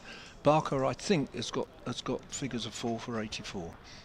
Abbas 3 for 76. Oh, they've gone up now. Yeah, well done. Yeah. 4 for 85. 4 for 85. Sorry, one extra. Well, it was a good effort from Matt Parkinson at the end there. Yeah. 29 useful runs, but what he did do was he kept Hampshire out in the field. Yeah. Here we are. Slight frustration for Kent in that they finish 7 runs short of a batting point. Have they enforced the follow-on? Oh, they have. All right, thank you, guys. Yeah. Well, I'm astonished by that. Not in the sense that I think there's anything tactically wrong, because that's James Vince's business more than mine. I'm not paid to make those kinds of decisions. Just that thinking about the way that cricket is played these days, and that Hampshire often play, I didn't think they would. But do you think it's partly a kind of hangover from It's time left thing, I think. Might be a bit. There's 56 overs left in the day. A couple will come off for that. Yeah. But also the fact that they've been out in the field already for nearly 100 overs. That's an interesting one. Yet again, a decision's been made where none of us have seen that coming. No. So if we make any predictions, just turn everything off turn the volume down and don't listen, because we really don't know what we're talking about. No. 3 for 85 from Keith Barker in 24 and a bit overs. Mohammed Abbas finishes with 3 for 76 from 26. Carl Abbott 2 for 84 from 21. James Fuller 1 for 43 from 16, and 12 overs from Liam Dawson yielded 27 runs with no wickets. The top run scorers for Kent, a magnificent 118 from Jack Leaning of 228 balls. Yesterday we had some tremendous entertainment from Feroz Kushi with 53 from 39. We've got that to look forward to in a minute. He'll be back out here in a minute. Don't go away, because he is box office, believe me, just on that one innings. I've not really seen much of him, although he did score 60 in a T20 game here for Essex last year, opening the batting. So he does have form here. He might even sign here, actually. He obviously likes getting runs, playing runs here. So the deficit between the two sides is 162. We'll take a quick break and we'll be back with you for the start of the Kent follow-on.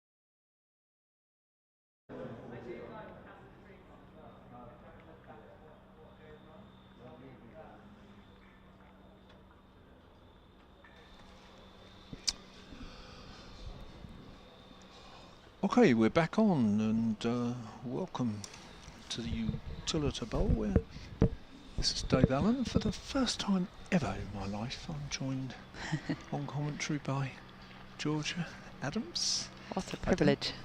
Well, it's a privilege for me. I don't often get to share commentary with England cricketers, so that's really rather lovely. Yeah, I didn't expect to see Hampshire walking back out to take the field. I'm surprised, if I'm honest, but yeah.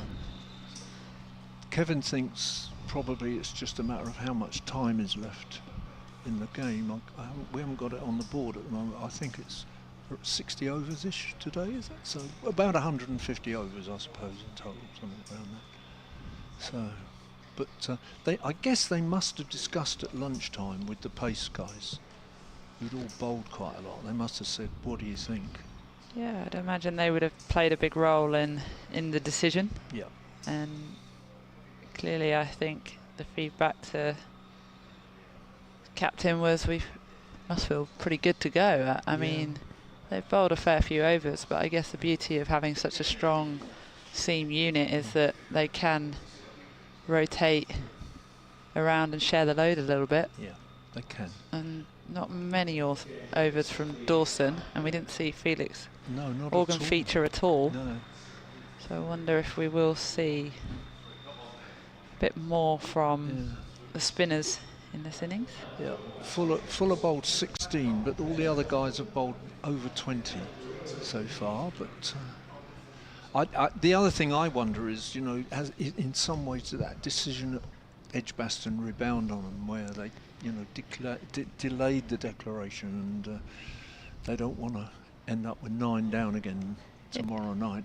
Yeah, I did wonder with the frustrations of the draw against Warwickshire, and I know, cricket can be quite an emotional game at times. Sure. If that's influenced the decision of the skipper and the coaching staff to want to get back out there and I guess give them an indication of what they need to do to win this game of cricket. Yep. And they didn't have a lot of luck first hour this morning, did they, really? I mean, Kent have been pretty determined today, but I think Hampshire could have picked up 2 or 3 wickets in that first hour and didn't pick up any. Yeah, they were creating chances and making life difficult for Leaning this morning early doors. Yep. But couldn't quite get much to go their way when Leaning and Stobo put that partnership together.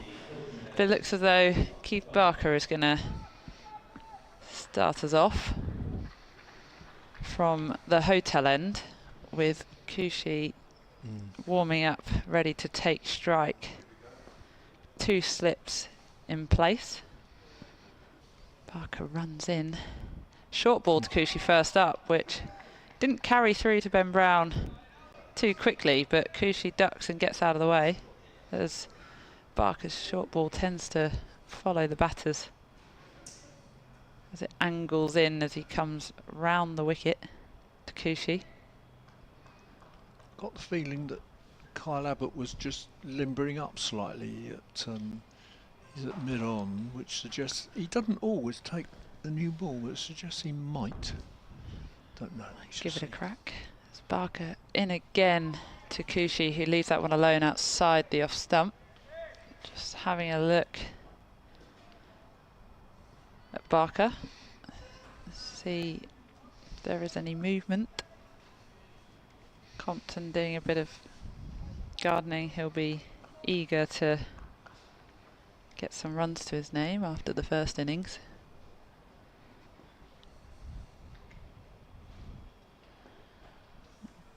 Barker in once more to Kushi. Short ball again, and he's guided that to second slip. Dawson diving away to his right to collect it, but it played it down, controlled it down.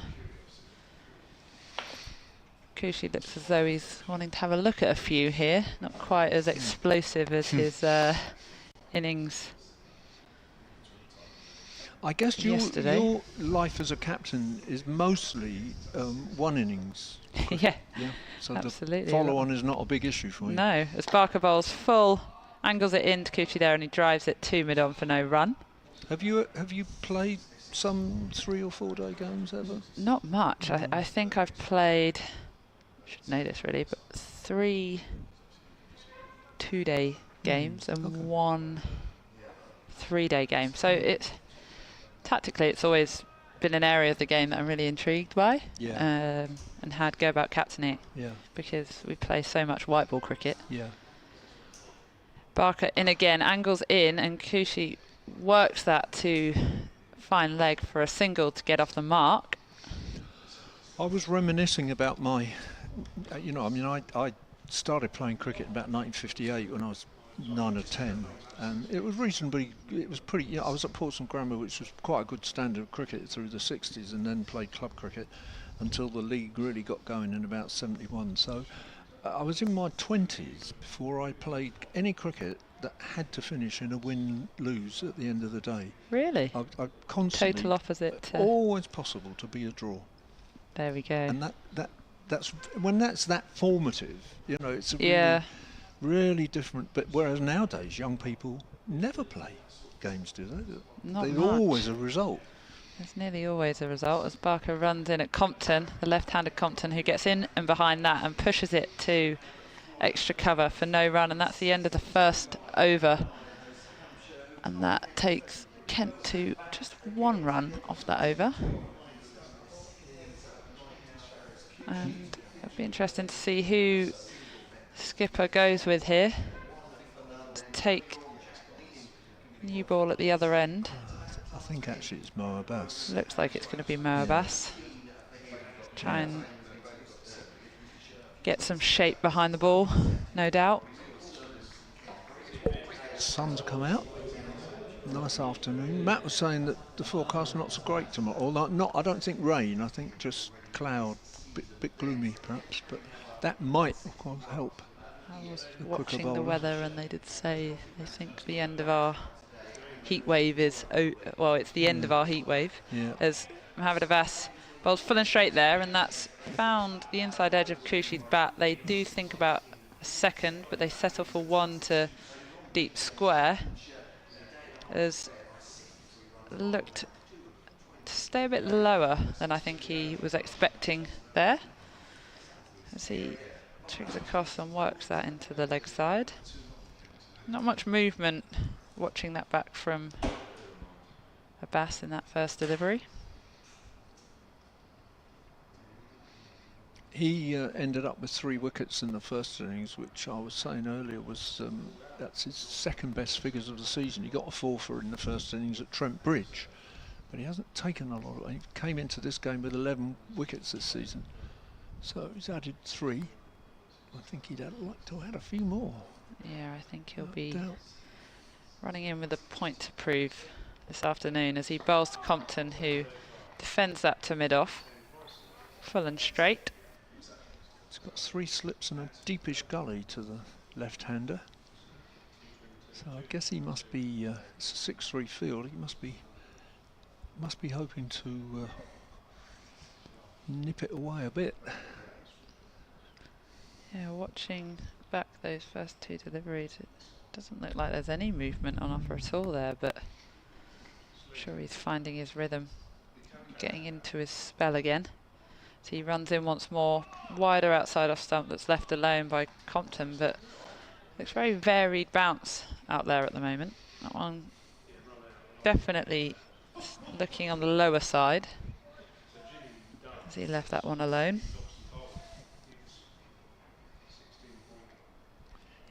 You were talking yesterday. I was at home working on. Well, I was working on that exhibition I showed you earlier. But watching the live stream, listening, you were talking about next season and real county cricket for the women. We'll be back in a Hampshire shirt, no doubt, as Bass rolls again to Compton, who just blocks that to mid-off.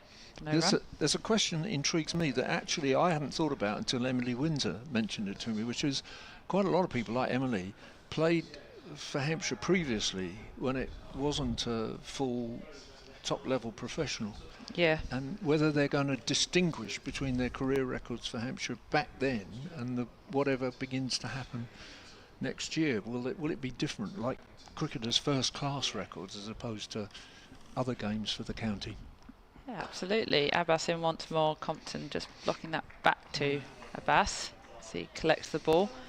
It will be interesting to see what route we go down, because I think these are all the questions that at the moment are up in the air for the board here at Hampshire about what they want to do, because we've seen such a successful brand and identity created out of the Southern Vipers. Yes. And a real fan base have got behind us, certainly in the last 2 or 3 years. It's been so great to see the crowds we've been getting down here at the Utilita Bowl.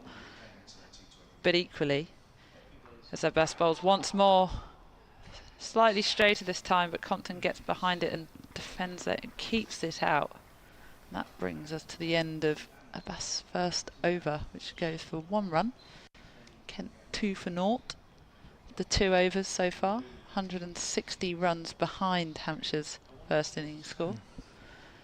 And I think, you know, the camp is quite keen to continue the Southern Vipers legacy, as we continued it on from the KSL days. So now cap presentations like that. We see Lindsay Smith played for the Vipers in the KSL, but then went off and played regional cricket for the Northern Diamonds for the first 3 years. But she's probably accelerated in the cap process because her KSL games contributed to that. So it'd be interesting to see which road they go down, as Barker comes in again. That's left alone outside, off stump by Kushi, as Barker comes over the wicket this time to Kushi, not round. It is fascinating to me because, you know, I don't know that I'm officially anything, but I'm generally actually called Hampshire's historian. Kev always calls me the archivist, but I'm really officially Hampshire's historian. But the Hampshire thing is fascinating because I raise the question constantly about, so what's my relationship with the men's 100 team, which is not Hampshire? Yeah, for sure. Barker in once more, Fuller this time. No ball. Full of a length, and that is a no ball. Well spotted, because I've struggled to pick all of the no balls in the last 2 days. He pivoted, he did it. Yeah, so, you know, I mean, I'm an old fogey, you know, I'm old enough to be an old fogey, so I kind of tend to concentrate on first class records and then 50, 60 over records, because those are the things I've come through with and loved really, but I pay attention to everything if I can. Absolutely. Barker shorter this time, back of a length to Kushi, who gets in and behind that and knocks it back to Barker, who kicks the ball away to extra cover so they could give it a good shine for him. But we've got this situation in men's cricket where, in a sense, to some extent, the identity is moving away from a county identity into, you know, other names in say the 100, whereas yours is now switching back. Yeah, we're doing it in role reversal almost. Yeah. I mean, I would imagine, given that, I guess the fairest way of looking at it is the Southern Vipers have been professional cricketers for the last 5 years, and I would imagine, as Barker just outside off stump this time, good length delivery that Kushi happy to let go to Ben Brown, no interest in playing at that.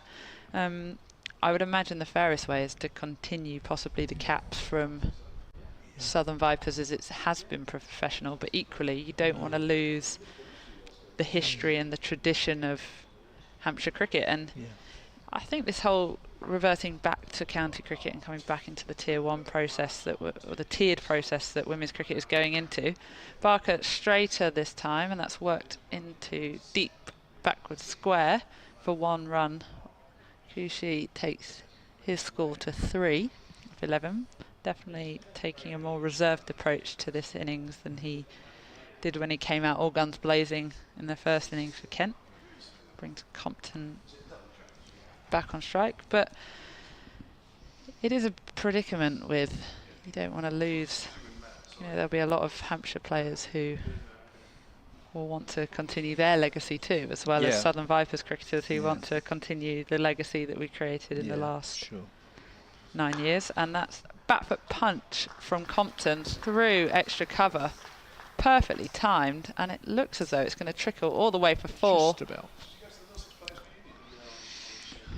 And well, we've been done out of a longer conversation, Georgia, which is a bit of a shame, but only by the interval. But we've got to let these two gentlemen come back, haven't we, at the end of this? Are we seeing another double change, so. or? I think it's a double change. Yeah, we're looking. Is it a double change, Mac? We think it is. Yes. Tag teaming today. One more ball to go. Well, it's been a pleasure, albeit a brief one. Short and sweet. Barker runs in once more for the final ball. Is over, and full and straight, a little bit of shape away to Compton, who's left-handed, and he keeps that out for no run, which leaves Kent 9 for 0 after 3 overs, and it looks as though we are tag teaming once more, so I will hand over the reins. Yeah, it's like the WWE up here. Me and Simon Hughes taking on George Adams and Dave Allen in some sort of cage match, I think. I hope you get the reference. It sounded ugly coming out of my mouth. 9 for none. Kent, deficit of 153. Simon, good afternoon. Good afternoon. Is this your over or mine? That's a good question. It's up for grabs. You I think go at for this it point. Thank you so much. Mohammed Abbas from the pavilion end, bowling to Feroz Kushi's on 3. I'm quite looking forward to seeing him bat, actually. Yeah, defends that one. 53 off 39 balls in the first innings, including 10 fours, 1 6, and a refusal to go when he'd apparently been caught at 3rd slip. He stood there, arm raised at the umpires, saying, "That's not out, umpires." Almost W.G. Grace style. No, not quite. And the umpires agreed that hadn't gone up, and he stayed in. But yeah, it was an absolute flurry of boundaries. 2 slips in for him. As he leans forward. He's not showing those signs in the second innings, but was batting with real venom in the first innings. Yeah, I was just chatting to the match referee in this match, actually, Simon Hinks, former Kent player, of course. He said there's been a couple of incidents in this game. Right. I think he was alluding to that, and a little incident before lunch, actually, when there was a run out of Grant Stewart and few words exchanged. So the umpires had a little consultation with the captains before the start of the second session. Oh, interesting. Yes, we certainly saw the umpires come together after that. It was the run for Leaning's 100, wasn't it? That's defended, by the way, back at Mo Abbas, and some of the umpires had come together and had a bit of a discussion. So I think it was just a sort of just a little mention to the captains that, to keep the spirit of the game going, kind of thing. Which is, understandable. Just as you say, 1 or 2 incidents. I don't know if they will be cited or whether they may well talk at the end of the day as well. They usually like to debrief, don't they, the match referee, if there are any disciplinary infractions during the day. That's defended by Kushi into the offside, and there's no run. Abbas, oh, there we are. Yeah. Just reminding him something. A little bit of conversation between the two. Feroz Kushi doesn't look like one is back. In fact, they're just staring at each other. I love it. I think it's great, actually. I like a bit of verbal banter on the field. It's good value. Much the same. Like the spice out there. Like to see the reaction to the players. They're out there for a long time. Yeah. You can't keep mum all day, can you? Well, sports people aren't robots, are they? That's the. This is proper emotion. Antagonism occasionally too. Abbas to Feroz Kushi. Turns it past the man at mid-wicket, but Keith Barker is Add wide, mid-on and fields. 9 for none. Discussion about whether James Vince ought to have enforced the follow-on with Kent 162 behind. Yeah, I think in a way, given the flatness of the pitch, it's difficult to know how to win any other way because of the time that's now elapsed. You know, you're talking halfway through the 3rd day. So if Hampshire decided to bat again, difficult matter of declaration. When would you declare? How much would you set them? You've got to leave yourself enough time to bowl the other team out. It's a pass to Kushi with the offside. And defended again, dot ball. So I don't know, if you look at the equation, well, the lead was 160. So really, Hampshire, to be safe, they'd have to get 200 at least. Yeah. Set them 360 to win. Well, that's going to take them 2 sessions, probably, session and a half to 2 sessions, which takes you into the 4th day. And, you know, on a pitch like this, you sort of feel that you need most of a day, 80 overs to 70 overs, say 75 overs to bowl a team out. So it's not easy. And of course you could lose in that time. If you set them 350 off 75 overs, you could lose. So it's a tricky one. So this is the safer option, I suppose, for Hampshire. Barker bowls from our end, the Hilton Hotel end, and that's left alone by Ben Compton. What was your view? Well, I felt much the same. Frankly, if they bowl Kent out in 99, 100 overs, they'll win the game. So it might take them time, but even if Kent get themselves a small lead at that point, 100 overs. I'm not saying they will do it because the bowlers will be tired to an extent as well. But I agree. I don't think this pitch is lively enough to think that you could necessarily put pressure on a team in the last innings either. Yeah, they could sort of. You feel like the last 4 wickets could hold out a last session. Compton tries to hit this one through the offside, but doesn't time it. And it's fielded at wide mid off by James Fuller. I think that was kind of emphasised by the way Parkinson played. Yes. I kept saying, no disrespect to Matt Parkinson, but he scored 25 odd off 50 balls and looked really comfortable, like he had a lot of time to play the ball. And at that stage, I would have thought from James Vince's point of view, let's just put them in again, because there's almost nothing ventured in that, nothing gained in that respect. But it's much easier making those decisions from here, isn't it? Yeah. Parker bowls, and it's clipped nicely into the leg side actually by Compton, but he picks out mid-wicket straight to him. So he missed out on 4 there because that was a juicy half volley really on leg stump, but he hit it straight to the man. So it's 9 for 0 Kent in their 2nd innings, following on having been bowled out for 343. It's a lovely afternoon here actually in Southampton now. Bright sky and lovely strong sunshine to offset that slightly cool breeze. Here comes Barker bowls, and that's full on middle and off.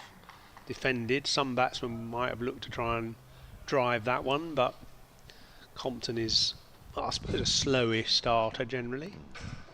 Yeah, so he just kept his eye on it, blocked it out.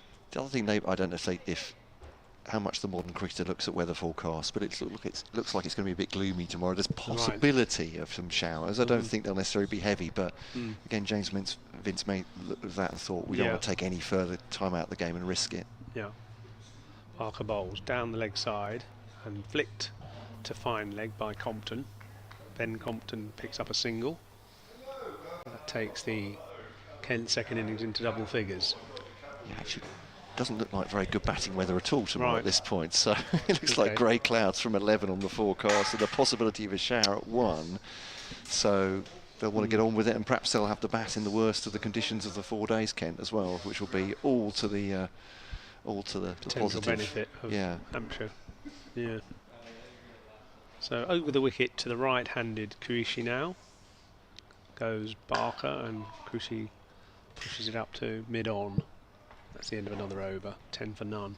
I thought you said he played loads of shots. I was just going to say that. I feel like he's got 3 off 18 balls this innings. I feel like everyone's oversold this to you, Simon. I mean, you're now bitterly disappointed that he's not smashing the ball to all parts of Hampshire. But yeah, he's gone. Well, can I say conventional opener? He looks like he's playing for time and taking his time about it as well. Don't know if Mohammed Abbas was trying to provoke him into thrashing the ball to the boundary, but Bell Drummond prefers 3 nowadays, does he? Because he opened for a long time, didn't he? And so Compton is the linchpin in many ways, and Crawley's been opening most of the season, but obviously he's gone off to the England squad now for the West Indies series. And Tawanda Mayeye was the natural replacement for Crawley now, but yeah, with Britt Alderman at 3. Round the wicket comes Abbas to Compton. He goes for a run. It's gone past Abbas, and actually Barker had a bit of ground to make up on that one, so in the end it's a comfortable single. Yeah, so Mayeye they used earlier in the season when Crawley wasn't available the first couple of games. Yeah. He's not been in great form, so they've dropped him down to 5 or 6, and actually Marcus O'Riordan opened for Kent in the last game. But and Crawley's had that classic sort of one extreme to the other summer, really hasn't he, so far? Either one or double hundreds. It's pretty much that, and didn't have a great time in the T20 for Kent either, actually. And that one is short outside the off stump, cut away by Kushi, shoulder high, down towards Fletcher Middleton, backward of square for a single. He had one other decent score, I think, an 80 in the county championship, but otherwise it really was, as you say, single figures, all that fantastic double century. So 12 for none. That was down at Taunton. Well, Kevin James he's got all sorts of people here working out the. Well, we're trying to get the monitor on, I think, aren't we? Yeah, absolutely right. It's defended by Compton up to mid-off. Yeah, tried to sort things out for you around the ground, and watching at home perhaps on the Hampshire stream. Via the BBC Sport website and app, of course, from BBC Sound and BBC Radio Kent listeners too. Welcome wherever you're listening. At the moment, it's 12 for none. Compton has 6, Kushi has 4. I love the way that technicians actually just do simple things like pushing plugs in and sockets, and suddenly the picture comes on. Yeah. And we've been standing here for 2 days without it. Oh, it's squirted through the slips, that one, but low, and actually outside third slip. Full-length delivery from Mohammed Abbas. It's slightly turned Compton around, taken the outside edge. He's got all the way along the ground. There's no chance there for any of the 3 slips, and through for 4 runs. Very near to where it's like Grant Stewart is doing a leisurely lap with Charlie Stobo. Two of the Kent bowlers just trying to keep themselves limber. But yeah, not a chance, Simon, but no. Nicely. Actually, I think probably slight credit to the batsman there. He didn't push too hard at that, and the edge went down and wide of the third slip. Soft hands from Ben Compton, keeping it down. Abbas to him again, coming round the wicket. Compton plays that off stump into the onside, and there's no run. That situation with the monitor here reminds me of a funny story my daughter told me recently about being in a big office of staff her age. She's in her 20s, and all these tech graduates were sort of fiddling around doing things, and her mother called, my ex-wife called my daughter. She had a problem at home with some technology, so my daughter listened to this conversation for quite a long time, listened to her mother's rant. As Abbas bowls to Compton, cuts that away, and that's very efficiently done. Attractive stroke, 4 runs through the offside, just forward of square.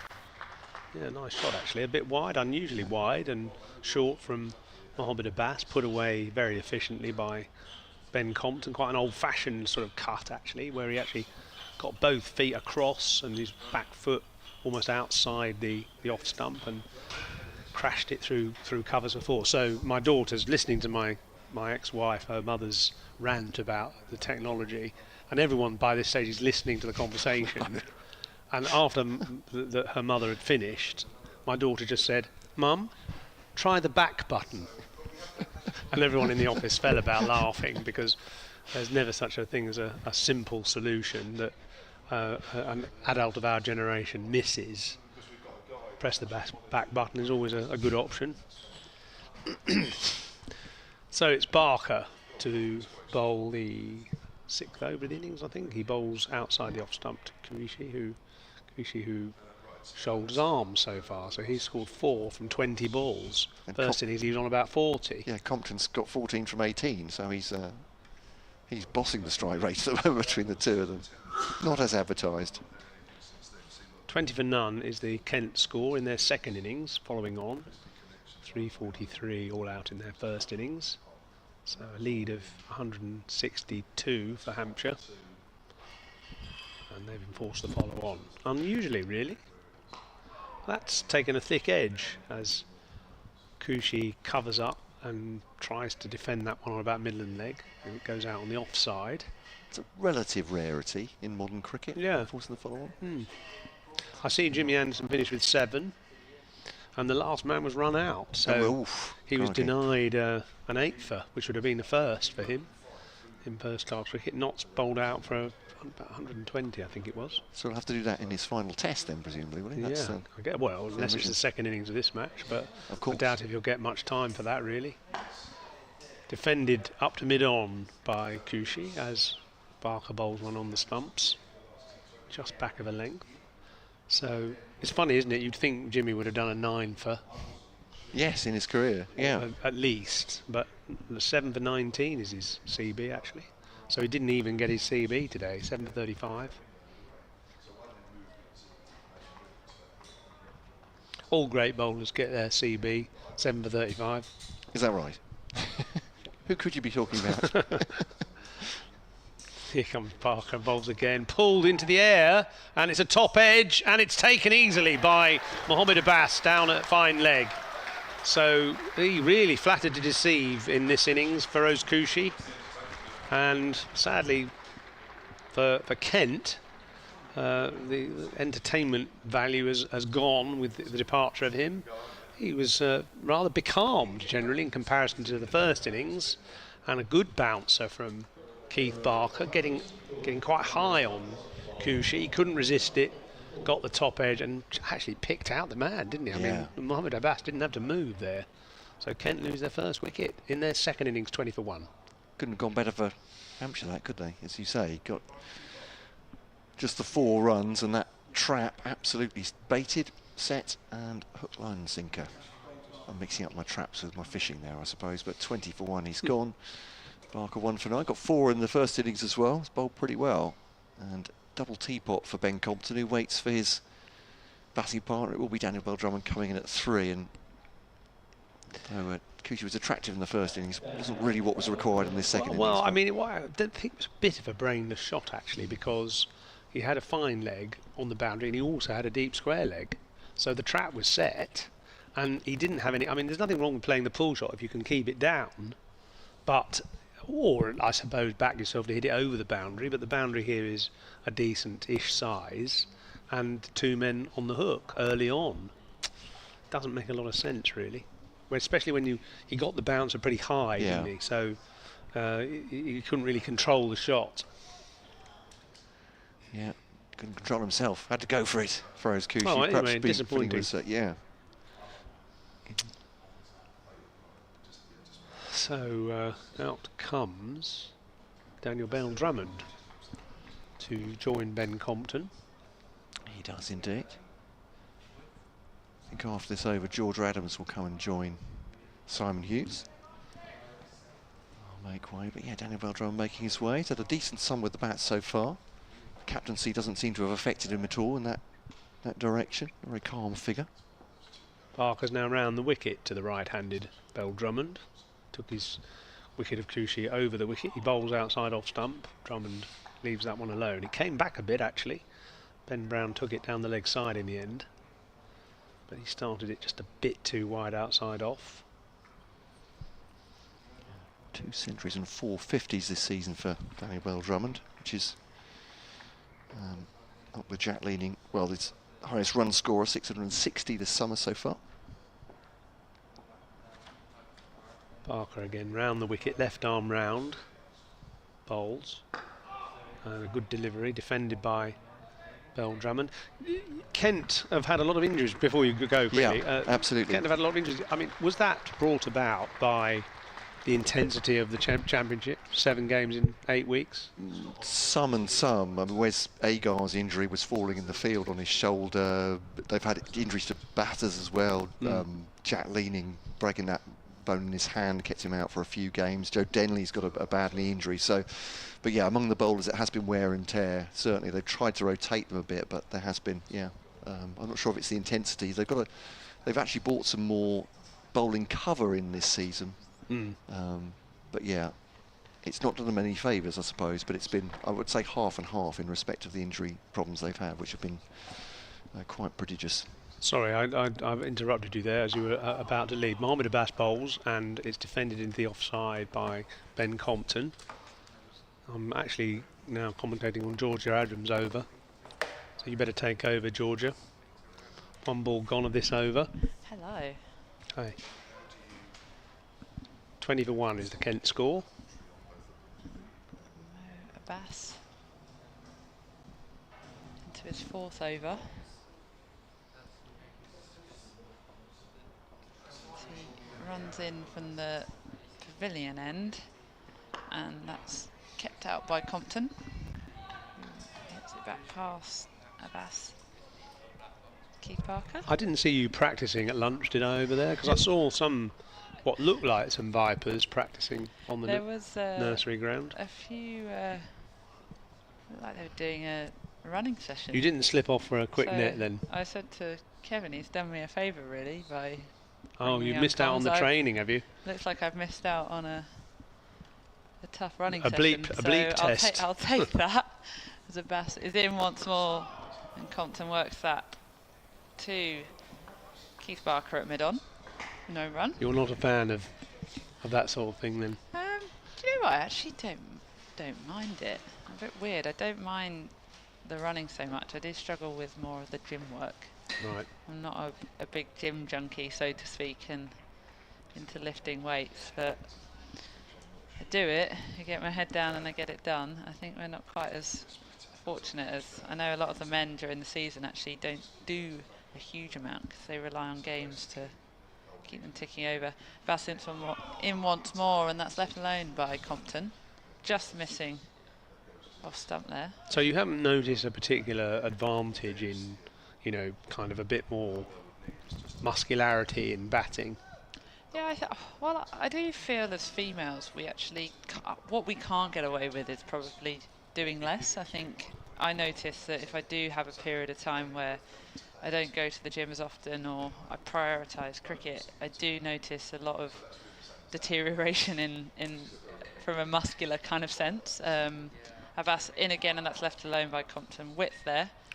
Brown throwing the ball at the stumps and hitting the stumps, but Compton was fairly back in his crease. You see that a lot more now, don't you? I wonder if it's because batsmen, there's this conditioning, and I mean you probably do this as well, where if you're playing a long innings, you have this, you create this sort of zone around yourself, and you play the ball, then you walk away from the stumps, you sort of clear your head, walk around a bit, and sometimes I guess there's a temptation to wander out of your crease, and you're in that zone, so you're not really concentrating.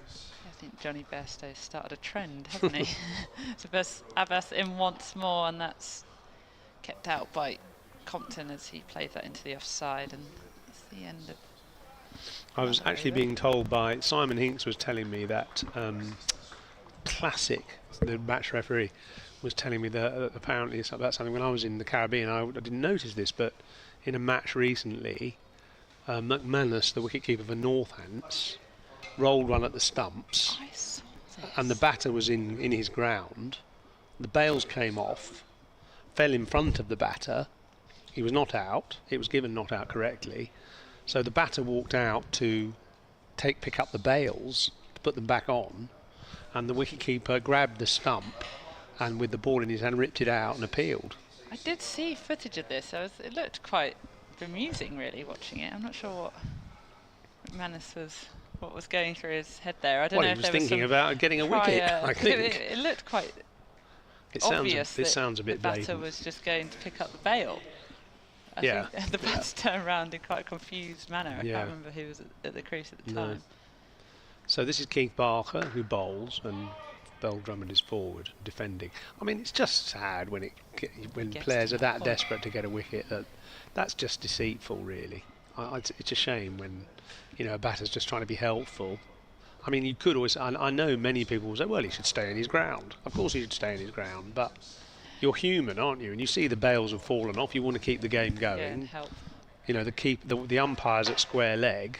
You want to speed the game up, so you just put the bails back on yourself. It's ridiculous to then try and take advantage of that. Barker bowls, and Drummond gets his first run, Bell Drummond just nudges it away on the offside into a gap. Yeah, watching it back, it almost can't help but assume maybe there was a bit of beef going on in the game, or if there was some banter back and forth between keeper and batter that led to that. Because it certainly felt a bit personal watching it back. But rather bemusing. Yeah, you don't want cricket to go down that route if it can be avoided. It's Sparker again who bowls, and this time Compton back on his stumps, defends into the leg side. Gubbins strolls across to pick up. Going back to the muscles thing, you're a coach.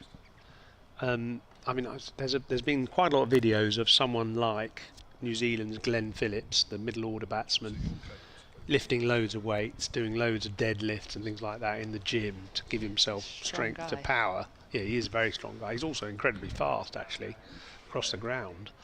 But you wouldn't ever bring that into your coaching, that you sort of need to get your body in a particular condition to be a better batsman. Here comes Barker bowls, driven by Bell Drummond. He probably, Bell Compton, he should have done better with that, really. Hit a half volley straight to mid-off. Yeah, I think what I'm quickly learning is more of being a player who does go through these programs, is that you can't help but feel, I don't know if it is the same with males, but for females in particular, genetics play quite a large role in your body type and what you're good at. And we have got athletes within our squad who could probably be put through the same strength program. Barker bowls, defended by Compton. Freya Kemp, for example, she's a really strong girl and quite explosive and powerful. So if we mirrored each other and did exactly the same strength program for 6 weeks, I would hazard a guess that she would put on significant muscle mass compared to the likes of myself, which I think is can be quite frustrating and certainly influence the type of training that you want to do. Right. But I know with franchise cricket now taking off and the shorter format of the game, Barker bowls, defended by Compton. Exploding, I do wonder if that's having an impact, particularly on sort of male batters, wanting to be stronger so they can clear the ropes more often, because if you can go at larger strike rates, you've got more chance of earning a lot of cash and getting picked up to go overseas and play in the various different tournaments. And well, Chris Lynn, you'll probably know Chris Lynn, but Big Bash, very powerful Australian batsman. He said to me once, last year actually, he spends more time in the gym than he does in the nets. Yeah. I wonder if sometimes it's the psychological effect as well. I quite enjoy going to the gym because it's a period of time within the day or around training where my brain can switch off a little bit. And I find when I play in the nets, I overthink and overanalyze, and I think coaching has probably made that worse because I read into my technique a lot more. I have got better at parking that when I play and switching my brain off when I play, but I do struggle in the nets because my brain's constantly whirring, and then it's quite nice to go to the gym sometimes because that's an hour where you can sort of switch off, relax, and I do wonder if that plays a part for some of these cricketers who are under pressure quite often because of the nature of the game, and that gym is an escape. Gym almost. is a bit of an escape for them. Yeah, maybe. Is it Chris Tremlett who loves the gym? I played a game with him not that long ago, I think last year, and I referred to him as Human Thor. God. Enormous. Yeah. Change of bowling here. Organ into the attack. We did wonder when Organ would feature in this game. So Bell Drummond takes strike against him. Organ in. Bell Drummond forward, smothering that one. Fletcher Middleton under the lid again at short leg, and it looks as though silly point. There's going to be a silly point in place here. Yeah, well, he played that quite a bit with his pad, didn't he? I think maybe his pad outside in front of his bat, actually, or his bat hidden behind his pad. Well, that's always a sign that you might get a little catch in front of the bat. Silly point. Albert takes the lid there, and Organ in once more. Again, Will Drummond getting forward into that, trying to smother potentially any turn Organ may get. Saying he's turned himself into a handy cricketer. So he's in once more, a bit quicker this time, brings his length back, and that's worked into the leg side, but he can't get it into the gap for a run. Well, of course, he's benefiting from playing with a left arm over seam bowler as well, who's creating rough for him potentially later in a game. Got some footholes to work with as he tries desperately to land it in the footholes, and that's pushed to silly point. As Toby Albert does a bit of fielding there. You can definitely see there's something for him to aim at there. The follow through of Keith Barker. Organ comes in once more, bowls, and that's just beaten silly point. Albert couldn't quite get a hand to it as Will Drummond pushes that for a single into the offside. I wonder if they do sort of give Keith Barker a bit of a nudge and say, stop coming round the wicket. Yeah. Stay over. Yeah. Give us something to work with. Shame as well with Compton being at the crease as the left-hander is why Organ may have got the nod over Dawson and take the ball away from the left-hander. He's into Compton here, straightish delivery. And Compton plays that into the leg side but can't get the run. We were quite interested actually in the first game of the season here, Lancashire. Nathan Lyon bowled a lot of overs, and he bowled a lot in the first innings round the wicket to right-handers, and you sort of thought, well, that's not that, although Lyon does bowl a lot round the wicket to right-handers, but you thought that's not that conventional. You'd normally see a off-spin bowler bowling over the wicket to right-handers early in a game, but he bowled a lot round the wicket, and then it turned out that he was bowling at the other end into his own rough. So he created rough for himself from bowling round the wicket, and then bowled over the wicket, the far end, aiming into his own footholds. Yeah, quite clever. Give himself something to work with. Yeah. Yeah, again, I think that's what I love about this format of the game is I haven't played much of it myself, but I think tactics play a huge role. Yeah. Keeps you guessing. Yeah, it does, and you know the pitch changing its texture over time, changing bowlers as well as Hampshire just have. So they brought Kyle Abbott into the attack from this end, and that one is turned into the leg side by Will Drummond for a single. And so Compton back on strike, and Abbott will go round the wicket now to the left-handed Compton. So it's actually, I like sort of four innings games. You know, you get someone out in the first innings, and then that batter's thinking, right, I'm not getting out to him in the second innings. So he's even more determined. I mean, the way actually Kushi played, I gather, I didn't see it, but I gather he smashed it in the first innings, got 50 off 30 balls. This innings, he's got 4 off about 30 balls. He's done nothing in return, sort of almost trying to compensate for perhaps a rash innings in the first innings. He's gone the other way in the second innings. So you see all those kind of changes, don't you, in a longer format. Different approach today and different in his manner. I think 47 of his runs yesterday were boundaries. Right. He just was how's that possible? looking to 47. How do you get 47? 48.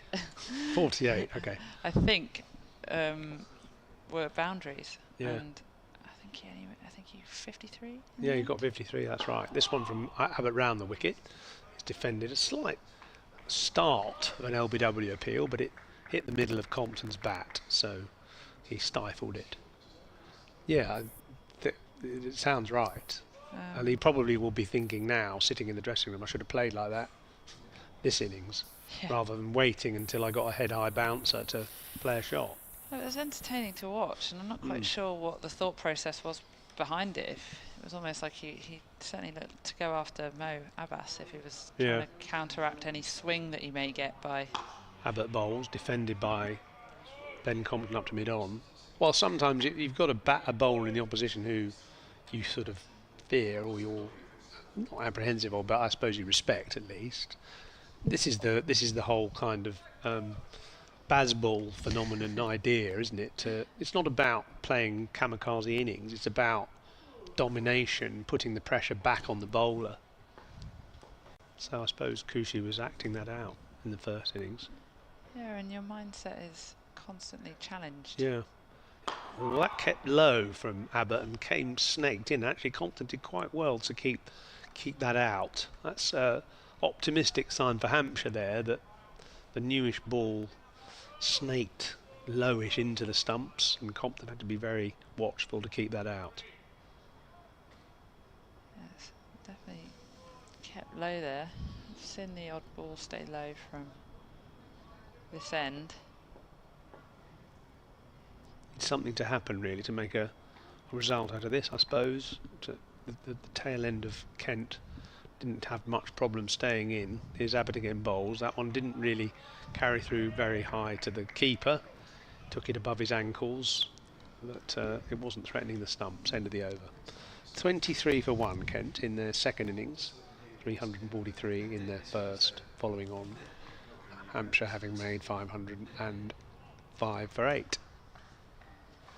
See the head coach and director of cricket having a stroll in front of us. Is that Giles White? Giles White and A.D. Birrell. Oh yeah, down there. Yeah. A.D. Birrell's a real character. Yeah. He's brilliant. I love picking his brains. He's got that sort of South African enthusiasm for the game as well, hasn't he? That comes through every vein. He's got some fantastic stories. He delivered a bit of a session with the Vipers, actually, a cultural session to the Vipers, which was fantastic. Well, tell us about that. So Organ runs in to Bell Drummond, who knocks that to mid-on. When you say a cultural, what, talking about South Africa? I think because he's such a character, you know, and he makes a lot of effort actually to come over when we're training. He always comes over to say hello and speak to a lot of the players. We've formed quite a close bond, I think, with A.D. Birrell as a group. So Organ comes in again, a bit wider here, a bit of width on offer there for Bell Drummond as he slashes away and gets that through backward point for 4 runs. Organ won't be happy with that delivery. Definitely gave him a lot of width beside the off stump. Yeah, and he's certainly, you can't help but have a smile on your face when you see him sort of walk into the room. So our head coach Charlotte Edwards got him in to deliver a speech. Apparently he does it for his SAT20 team every season out there. So Organ in once more, and that's defended to a silly point. And what is it? Passion and stories and stuff? What is it? Yeah, and he talks us through. He actually, the main point of his cultural session was he used lions and how they operate as a pride. As Organ bowls another dot ball, Bell Drummond there, happy to defend that back, and how the females of the pride are the workforce, and they work together to go on a hunt and hunt down their prey, and the male just sleeps in a tree in a bush, doesn't he? Yeah. Organ another dot against Bell Drummond there. Happy to just keep knocking Organ back. Yeah, and how they, you know, everyone has quite a clear role within a pride about what they've got to deliver. Organ another dot ball there against Bell Drummond, and just the 4 off that over. Loose delivery from Organ, so he won't be too happy about that one. So what he's trying to sort of suggest that you in the team have to identify your roles. Yeah, and how, you know, it's important within a game like cricket. It's, you know, it's an individual sport played within a team. So how you've got to be adaptable to a situation, adaptable to different roles that you might be thrown at you. You never quite know. You never really enter into the same situation more than once in cricket. It's very unique in that respect. So talking how they've got to be quite adaptable and diverse to whatever they're hunting. South Africa is an interesting country to come from, and that's Kyle Abbott, who of course comes from South Africa, bowling a bouncer to Ben Compton, who ducks underneath it, taken quite a long way down the leg side by Ben Brown. So, yeah, go on, sorry. Yeah, and I think the point he was trying to get across was how, you know, sometimes you play what is a relatively low-key role within the group, but it actually has a big impact on the end result. So there are times in cricket where you've got to adapt your style of play. Abbott bowls and back foot punch by Compton, but can't get it past extra cover. Or you might go through a game with minimal contribution, but you might do one thing in the field that can change the whole course of the game. And actually, just because you've not delivered with battle ball in hand doesn't necessarily mean that you're not contributing. And you know, about younger players within the group, you know, be ready to take your opportunity when that comes, because apparently a lot of lionesses sit back in the background waiting. Forward comes Compton this time, defends up to mid-off. Yeah. But have got to be ready to take on the reins should there be an injury, and should someone go down or should something happen. They go in and they're ready, and he spoke a little bit about how they keep the lion cubs, they protect them for a certain amount of time, and so they can learn, and they make them watch and learn, and they don't let them join in with the hunt until they are absolutely ready. So I think the messaging there was to some of the younger players in the group: stay patient. You're not getting opportunity, but stay patient. But learn and watch. As Compton defends, another delivery from Abbott. Yeah, and actually, I think, funnily enough, I think watching the game, I was chatting to a kid at a festival the other day actually, and he said, you know, what advice would you give to a young player? I said, just watch as much cricket as you can, and learn from the people that are the stars of the game, and even learn from the mistakes of the people who are not so good. It's just amazing what you pick up just from a mannerism perspective, a technique perspective, just by watching as much cricket as possible. Abbott bowls, that one just shaped in towards the stumps, but he's on the back foot and just watching it into his bat and steering it to mid-wicket. Yeah, I mean, you definitely, that's the best way. It's the best sort of coaching, I reckon, actually, is just to tell people to, because you think about it, when we grow up, we copy the players that we've idolised on TV. That's how you start. In your case, probably your dad had a big influence. I know every time he tells me off for hitting the ball in the air, I say it must have been your influence watching you bat many a time. Definitely. Even subliminally. Abbott bowls and defended by Compton. End of the over. A maiden over from Abbott. 2 overs, 1 maiden, none for 1. A double change in commentary now as Kent go to, and the score's gone off the board. Well, I'll leave Kevin to tell you what the score is.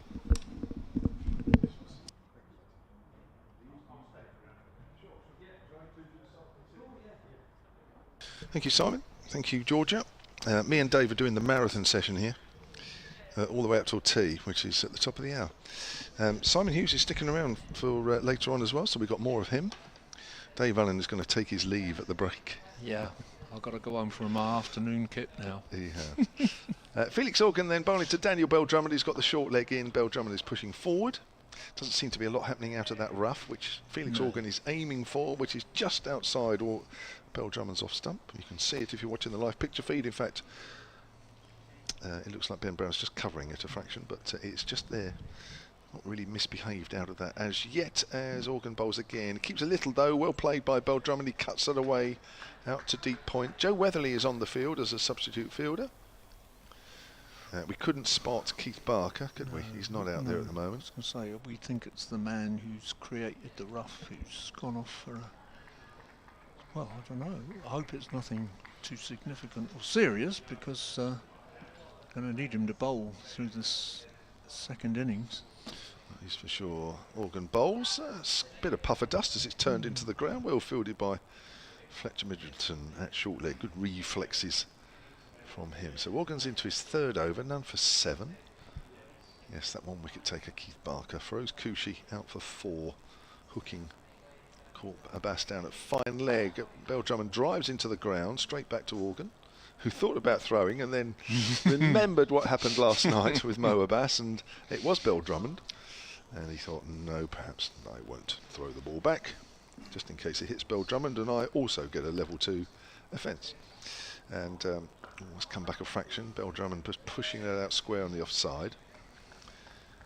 Just waiting for something to misbehave out of that rough, Dave. Yeah. Yeah. Although there was a silly point in at one point who's fairly quickly retreated. Yes. James Vince did have him in at one point there. Morgan again from that pavilion end and bowls, and Bell-Drummond's well forward. And that's just pushed back to the bowler end of the over. A good over. But, just the one wicket that's fallen. There's been 14 overs in this Kent follow-on. 29 for one. What's your thoughts on the follow-on there, Dave? I know there's probably been discussed by the others on before us. Well, I didn't expect it, but I didn't expect it on the grounds of the way that a lot of modern cricketers play, and the fact that we've an attack which is basically the pace attack is they're all over 30, and only Fuller with 16 overs have bowled less than 20. I didn't think they would, but I think you were right to say that time pressures. Yeah. Abbott's round the wicket to Compton, who's in on the back foot. Goes out into the covers. And they've got a slight complication as well about over rate, haven't they? Because on the one hand, the way to sort the over rate out is to get Dawson on at one end and Organ at the other, but that's not what you want to be doing if what you need to do is bowl a team out and get yourself 16 points. So you don't want to be putting people on the bowl just for the sake of the over rate, but you don't want to end up losing 2 or 3 points either. So a little bit of juggling there today. Abbott bowls. It swings a little bit, hits Compton on the pad. It may just have been a little bit inside edge on that one. It ballooned up in the air, but there is no short leg. No. So, difficult to know, really. I mean, Liam hasn't bowled a lot so far in this game, and I guess that would be fair to say that the pitch hasn't looked as though it's offering him a great deal. No, I think when Compton's out there and he comes over the wicket, he might find something. But I think once the right-handers come in, I think a bit like last week at Edgbaston, there's nothing there for him in the pitch. It has to be an area of rough. That's why Organ's bowling now with the 2 right-handers. Here's Abbott again, bowls outside off stump, and Compton, you feel, will leave those all day long. Ralph Brooker has emailed sonatcricket@gmail.com. He says, this was a little earlier, he says, I hope everybody's well. He's mentioned us all by name. Very surprised by that follow-on, less so by the declaration. Feel that Felix Organ might be the key here. Well, there's still time. Only just tuned in. Was it a Hampshire 11 that you're choosing? Well, it was, wasn't it? It came from Brian Budd, who gave us his all-time Hampshire. Was Robin Smith, or is Robin Smith in it? He was. Yes. It was his all-time from having watched since 1960. That's right. Short ball helped on the leg side by Compton, who will pick up a single, and he moves on to 15. 31 for one. Yep. I mean, over the years, a number of people have done that. John Arlott, on more than one occasion for sure. And I mean, there were times before all the great overseas players came where people would do that, and they would pick Phil Mead and Alec Kennedy. And I mean, if you were to pick an all-time Hampshire 11, it'd be pretty difficult to keep Phil Mead out. He averaged a century every 7 innings, which is better than anybody else, and he scored 138 in total. So. Abbott's over the wicket to Bell Drummond, and a length ball is kept out by the batter. And I think the most interesting discussion, and it's not the first time I've thought that, is the wicketkeeper. Because there have been a whole succession of regular wicketkeepers in the Hampshire side, going way back to 1900, and Jimmy Stone and then Walter Livesey. Neil McCorkle, nobody ever mentions Neil McCorkle, who opened the batting for Hampshire as a wicketkeeper, and I think got something like 18 centuries. Very, very fine player, so, and then you get the Nick Pothas and Bobby Parks, Bob Stevenson. Abbott again, and Bell Drummond is on the front foot there, playing it up to mid-off, and I think that is tea. I think it is. It's just ticked over, has the scoreboard, up to 4 o'clock, and it is. It's a fixed tea again today, like it was yesterday, because we're making up time for the rain on the first morning of this game. So we will bowl 39 overs in the last session, and it was something like that yesterday, and we were here till 7:15. So we're in for the long haul. If you're here on the ground listening to us, or if you're on the picture feed, or indeed if you're listening to BBC Online, and if you want to stay with this game, then clear the decks up until about 7:15 this evening. So 30 for 1 in the second innings, Kent. They trail by 132 with Nick Compton on 15. So it's Ben Compton, I'm thinking of a different player. It's 9 to Daniel Bell Drummond, and the one wicket taker was Keith Barker, who had Feroz Kushi, who, unlike in the first innings, was a bit more subdued until he was lulled into a pull hook shot, which he top edged down to Mo Abbas at fine leg, and he was out for 4 of 23 balls. And marked contrast from his first innings effort half-century. Dave Allen, thank you very much. You're back tomorrow. I am back tomorrow, yes sir, in the morning. Yeah, for sure. Look forward to that. And the rest of us will still be here, and we'll be back in just under 20 minutes' time.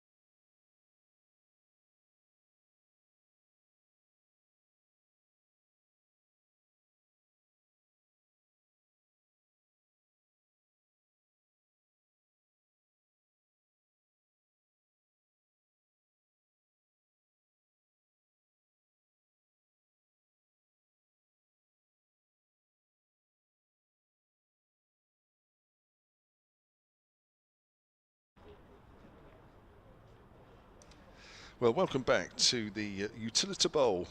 The two umpires, Paul Pollard and Ben Debenham, are leading the Hampshire fielders out onto the field ahead of the evening session on day 3 of this County Championship Division 1 match between Hampshire and Kent. The state of play at the tea break.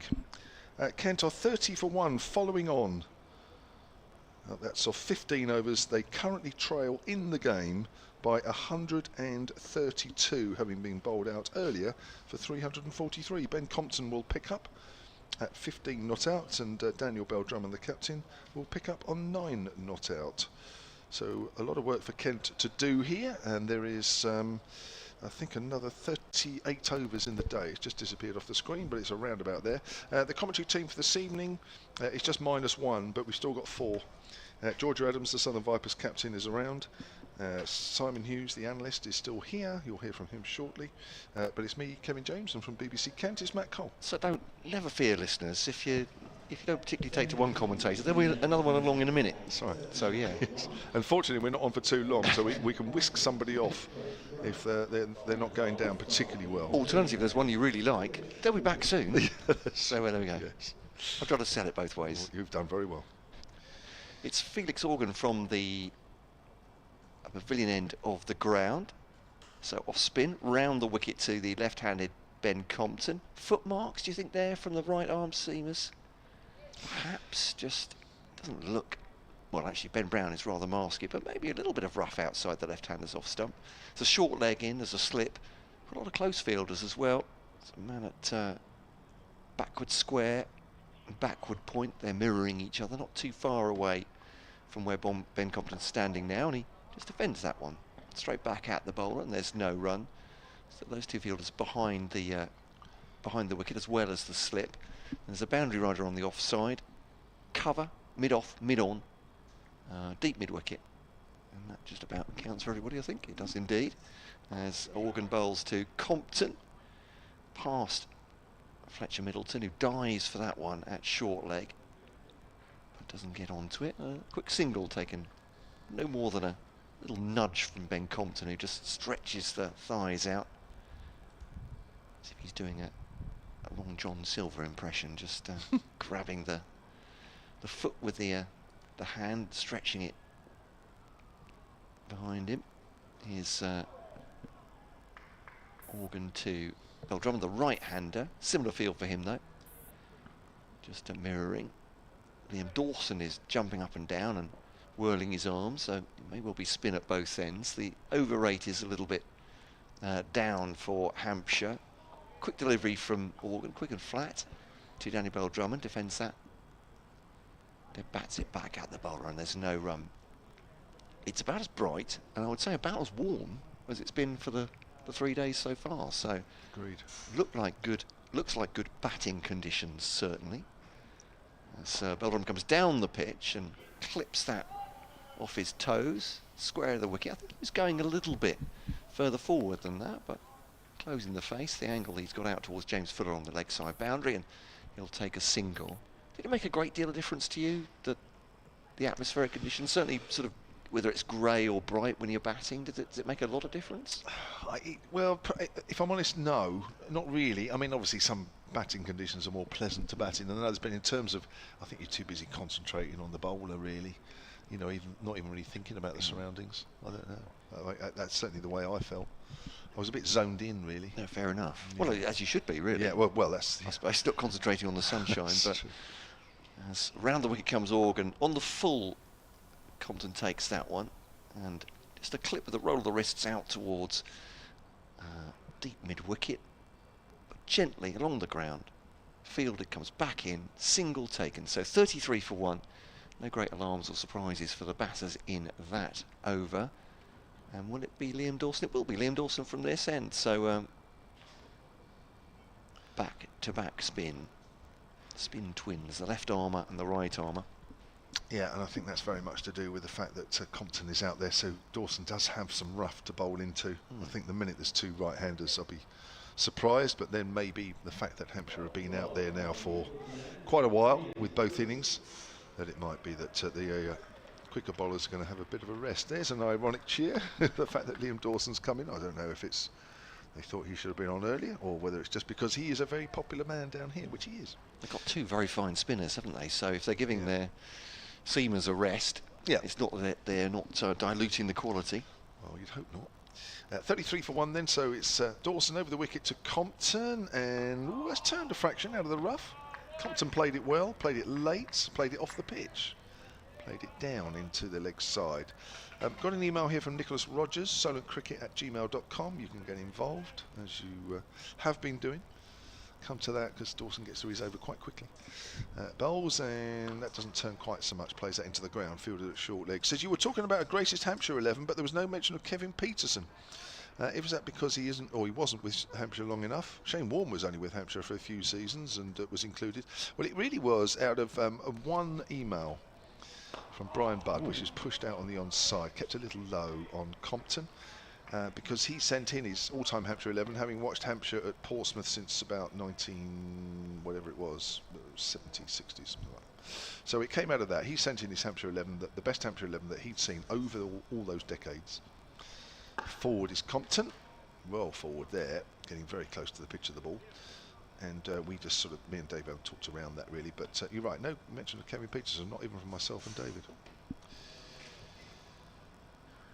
Right, here's Dawson again, and that's pushed out on the offside, and there is no run. So there is a short leg, there is a slip. This is made for Compton, isn't it, this situation? Yeah, pretty much, to occupy the crease. And yeah, he loves occupying the crease. Now he's forward there. He won't be moved unless he really has to. Made a mistake, didn't he, in the first innings? Yeah. Played across the straightest delivery because he was out OBW, so it was straight, but something he doesn't normally do. Will he make a second mistake in the same game? I think again he looked frustrated with himself more than anything. I don't think he was questioning the umpire's decision. And I mentioned, didn't I? I think the shot he got out to against Lancashire when he was anchoring the innings then as well. He got onto 30 odd and played this weird shot outside the off stump and spooned up in the air, and he actually just gestured as if to the heavens, so what on earth? What on earth? But you would usually trust him, certainly in these situations, to eke out a number of overs and stay there while perhaps batters are falling at the other end. This is defended by Daniel Bell-Drummond. Was the bowling of Felix Organ, number 10 or 4 as he starts this one. Might actually have to put the sunglasses on a minute, just getting brighter and brighter out there. I know, I'm shocking the listeners with that. It's ball nudged into the onside again. It's fielded by Mick Gubbins this time. Again, there's a slip and a short leg for company. Backward point, fine leg, deep square leg, mid-wicket, mid-on, mid-off, extra cover. As Daniel Bell-Drummond comes down the pitch to that one, finds a big gap on the offside. James Fuller fills it even. Try saying that quickly 3 times. He throws the ball back in. That's a bit more humans probably can. They came back for 2 from that though from Daniel Bell-Drummond. He moves on to 12, scored to 35 for 1. The deficit's still at 127 though. And still 36.5 overs to bowl today. And the way the weather's improving, but I have no trouble getting through them. Driven by Daniel Bell-Drummond past Gubbins at mid-wicket. So is that Mohammed Abbas herring after it? It's a bit of a scruffy pick-up from Abbas. And that'll be 3. In fact, he nearly took it over the rope with him, didn't he? But there'll be 3 runs anyway to Daniel Bell-Drummond. He's on to 15. 38 for 1. So Hampshire have been in the field now for close to 120 overs across the 2 innings. It'll tell, won't it? Although they've got 6 very good bowlers they can rotate, it still takes its toll, particularly on the seamers, doesn't it? Pounding in over after over, but the concentration it takes as well. Round the wicket to the left-hander now, Organ, driven by Compton into the ground. If that one just kept a little bit low as well, it scooted out a little bit from the drive from Compton. He goes on a little walk, Compton. Comes back, settles himself. Last ball of Organ's 5th over. Waits now, delivers, and cuts it into the ground outside the off stump. And there is no run. End of the over, 38 for 1. And to say that Felix Organ, when he starts, he has the ball clasped in both hands, as if he's holding a precious jewel in front of him, doesn't he? Almost just kind of revering the ball. I love watching different bowlers, particularly spin bowlers, the way they come to the wicket, but then it goes into a very regulation delivery stride, I'd have to say. Works for him. Well, he's changed his approach 2 or 3 times now over the last 2 or 3 seasons. I think it was last year. If it wasn't last year, it was certainly the year before, where, yes, he started off by clutching the ball, and then both the hands went out away from him as if in a fan motion as he was running into bowl. It was unique. Maybe he decided that he didn't want to do that anymore. I don't know, because it was very noticeable. Here's Dawson round the wicket. Bell Drummond turns that full delivery on the onside and comes through for a single. Moves on to 16, 39 for 1. Yeah, so he held the ball just like he did at the start of each over he's bowling now. But then his hands would come away from him, go up in a fan as he ran in. It was, yeah. I think when people saw it for the first time, they said, "Oh, wow, look at that." I'd got used to it after a little while. But he's definitely stopped that. Yeah, it was a little weird. Compton's leaving that one alone because it's quite well of off stump, in fact, very well of off stump, very wide. I think Dawson was trying to find some footmarks even wider than normal. But there is a little patch or a couple of patches out there, but are they rough enough? Probably not. Dawson comes in again and bowls full, driven up to mid-on. Going to take a quick single to Mo Abbas, who throws at the bowler's end, misses the stumps. Compton would have been comfortably home anyway. Moves on to 18. So James Logan was with Kent for a couple of seasons, former Yorkshire left-arm spinner. He had a sort of similar start to Felix Organ, but he looked like the Flintstones cartoons. When Fred used to start bowling, do you remember that? He used to go on tiptoes. So he used to go on tiptoes, holding the ball in front of him. That's another full defensive from Drummond. And a bit like Felix Organ, it sounds like. As he wound up, his right arm would then point to somewhere in the distance, with the ball then cradling his left arm ready to go. It was a bizarre. Wow. It worked for him. I guess it does for Organ as well. But yeah. Maybe he was pointing in the direction where. Go on, then hit me over there. Maybe so. Distraction for the batter. Yeah. Does that work? Yeah. I invite you to hit me. Great lad, in James. that direction. Yeah. Here's Here's Dawson. Bowls. Bell Drummond comes down the wicket, meets the ball on the full toss and hits it out to Joe Weatherly, who's still on as a substitute fielder for Hampshire at deep mid-wicket, with Keith Barker still off the field. Oh, okay. So that was who Brad Wheel came on just before T4, was that? I think so. Actually, I didn't know at that point, No, sorry. I can't see so. anybody else off the field. Certainly Keith Barker. Compton's on the back foot, and it hits Fletcher Middleton on the bounce. He's at short leg, and that is the end of the over. So 41 for 1 then, Kent following on. They are 121 runs behind. So yeah, 41 for 1 with Bell Drummond 17, Compton 18. If you're just joining us, welcome, wherever you're listening. BBC Solent Sport, BBC Radio Kent Sport, on the BBC Sport website and app, with the pictures from Hampshire County Cricket Club on the earpieces around the ground too. You're very welcome. One and all, Hampshire effectively looking at 9 more wickets to win this match. Kent hoping to keep them intact for as long as they possibly can to try and eke out a draw here. It will be that man Felix Organ again, off spinner. Over the wickets, the right-handed Daniel Bell Drummond. Still that slip on the short leg in. Now a man at a shortish mid-wicket as well. Brought up from backward square. There's Bell Drummond. Forward. Bat and pad. Felix Organ liked it. But he's an enthusiastic bowler. I don't think I've seen a delivery from him yet, which he didn't think was going to take a wicket. And why not?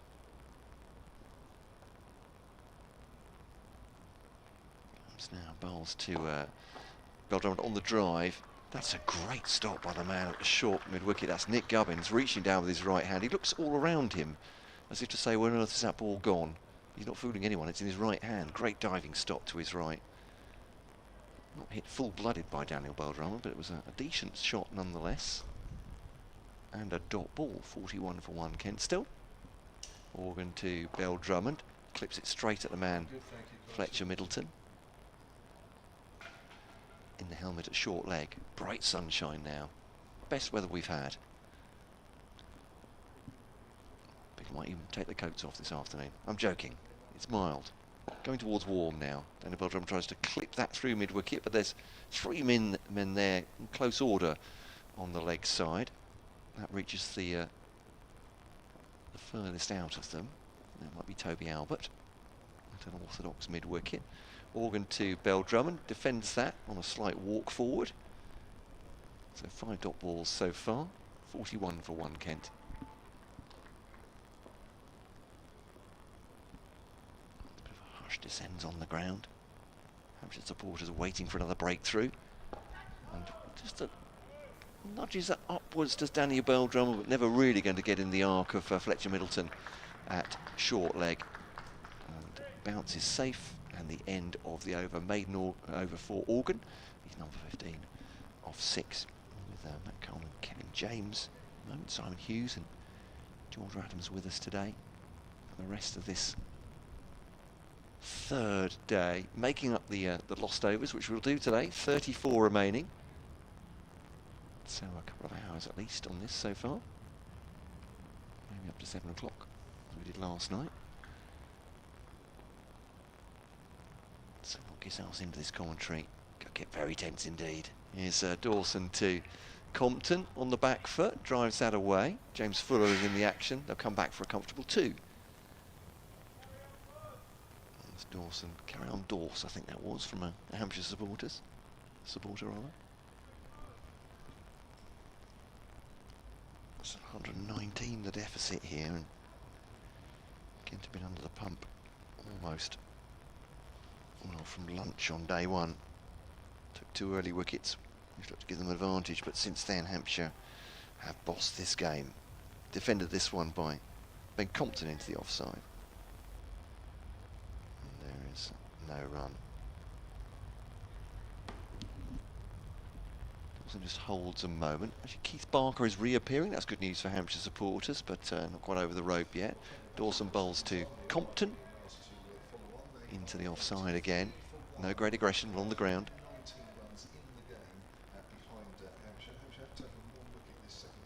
Dawson has a slip and a short leg in for Compton, and the shortish mid-wicket. Nick Gubbins there. That's clipped past the man at short leg. Nicely done. Little roll of the wrists by Compton. Can't really see the ball turning a great deal. There'll be a little bit of variable bounce for these spinners. So patience is the key. We're giving those seam bowlers a rest at the moment, which could be very important. Bringing those back later in the piece, with Kent following on. They had 100 overs in the field before they started this 2nd innings. So with Dawson round the wicket then to the right-handed Daniel Bell Drummond. No close fielders for him. Actually, there's a slip in. James Vince. Let's leave it up towards wide mid-on for a single for Daniel Bell Drummond. 45 for 1. And one more ball will be replaced by Simon Hughes, who'll join Kevin James. 2 very fine former county players. The brains trust coming together. Nudged into the onside by Compton. He'll take a single. End of the over. Compton moves on to 22. Bell Drummond has 18. 46 for 1 Kent. Still 116 short of making Hampshire bat again in this county championship match. Thank you very much, Matt. Actually, one thing that Simon Hughes did reveal to me earlier when James Anderson was taking all his wickets, that Simon Hughes had a career best of 7 for something. And he was a much better bowler than I was. Let me say that first and foremost. But my career best is actually better than that.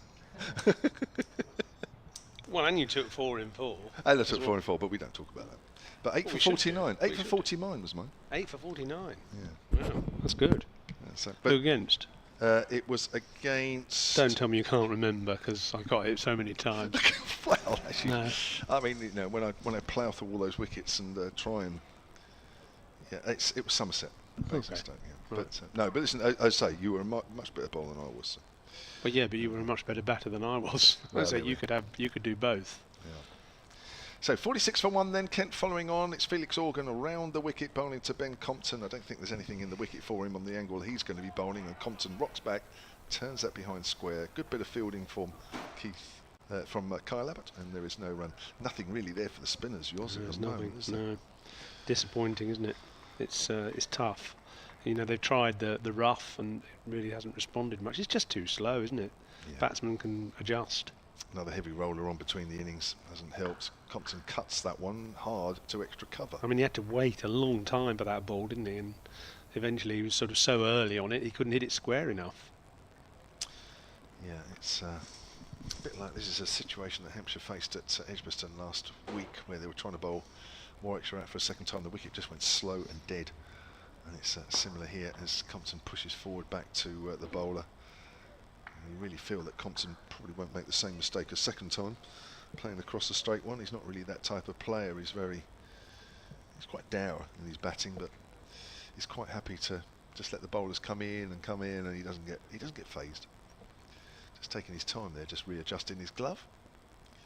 He's 22 not out as Organ bowls outside the off stump, and that's taken cleanly by Ben Brown. There is some dust. You can see the dust starting to blow up where the ball pitches, but it's just not misbehaving.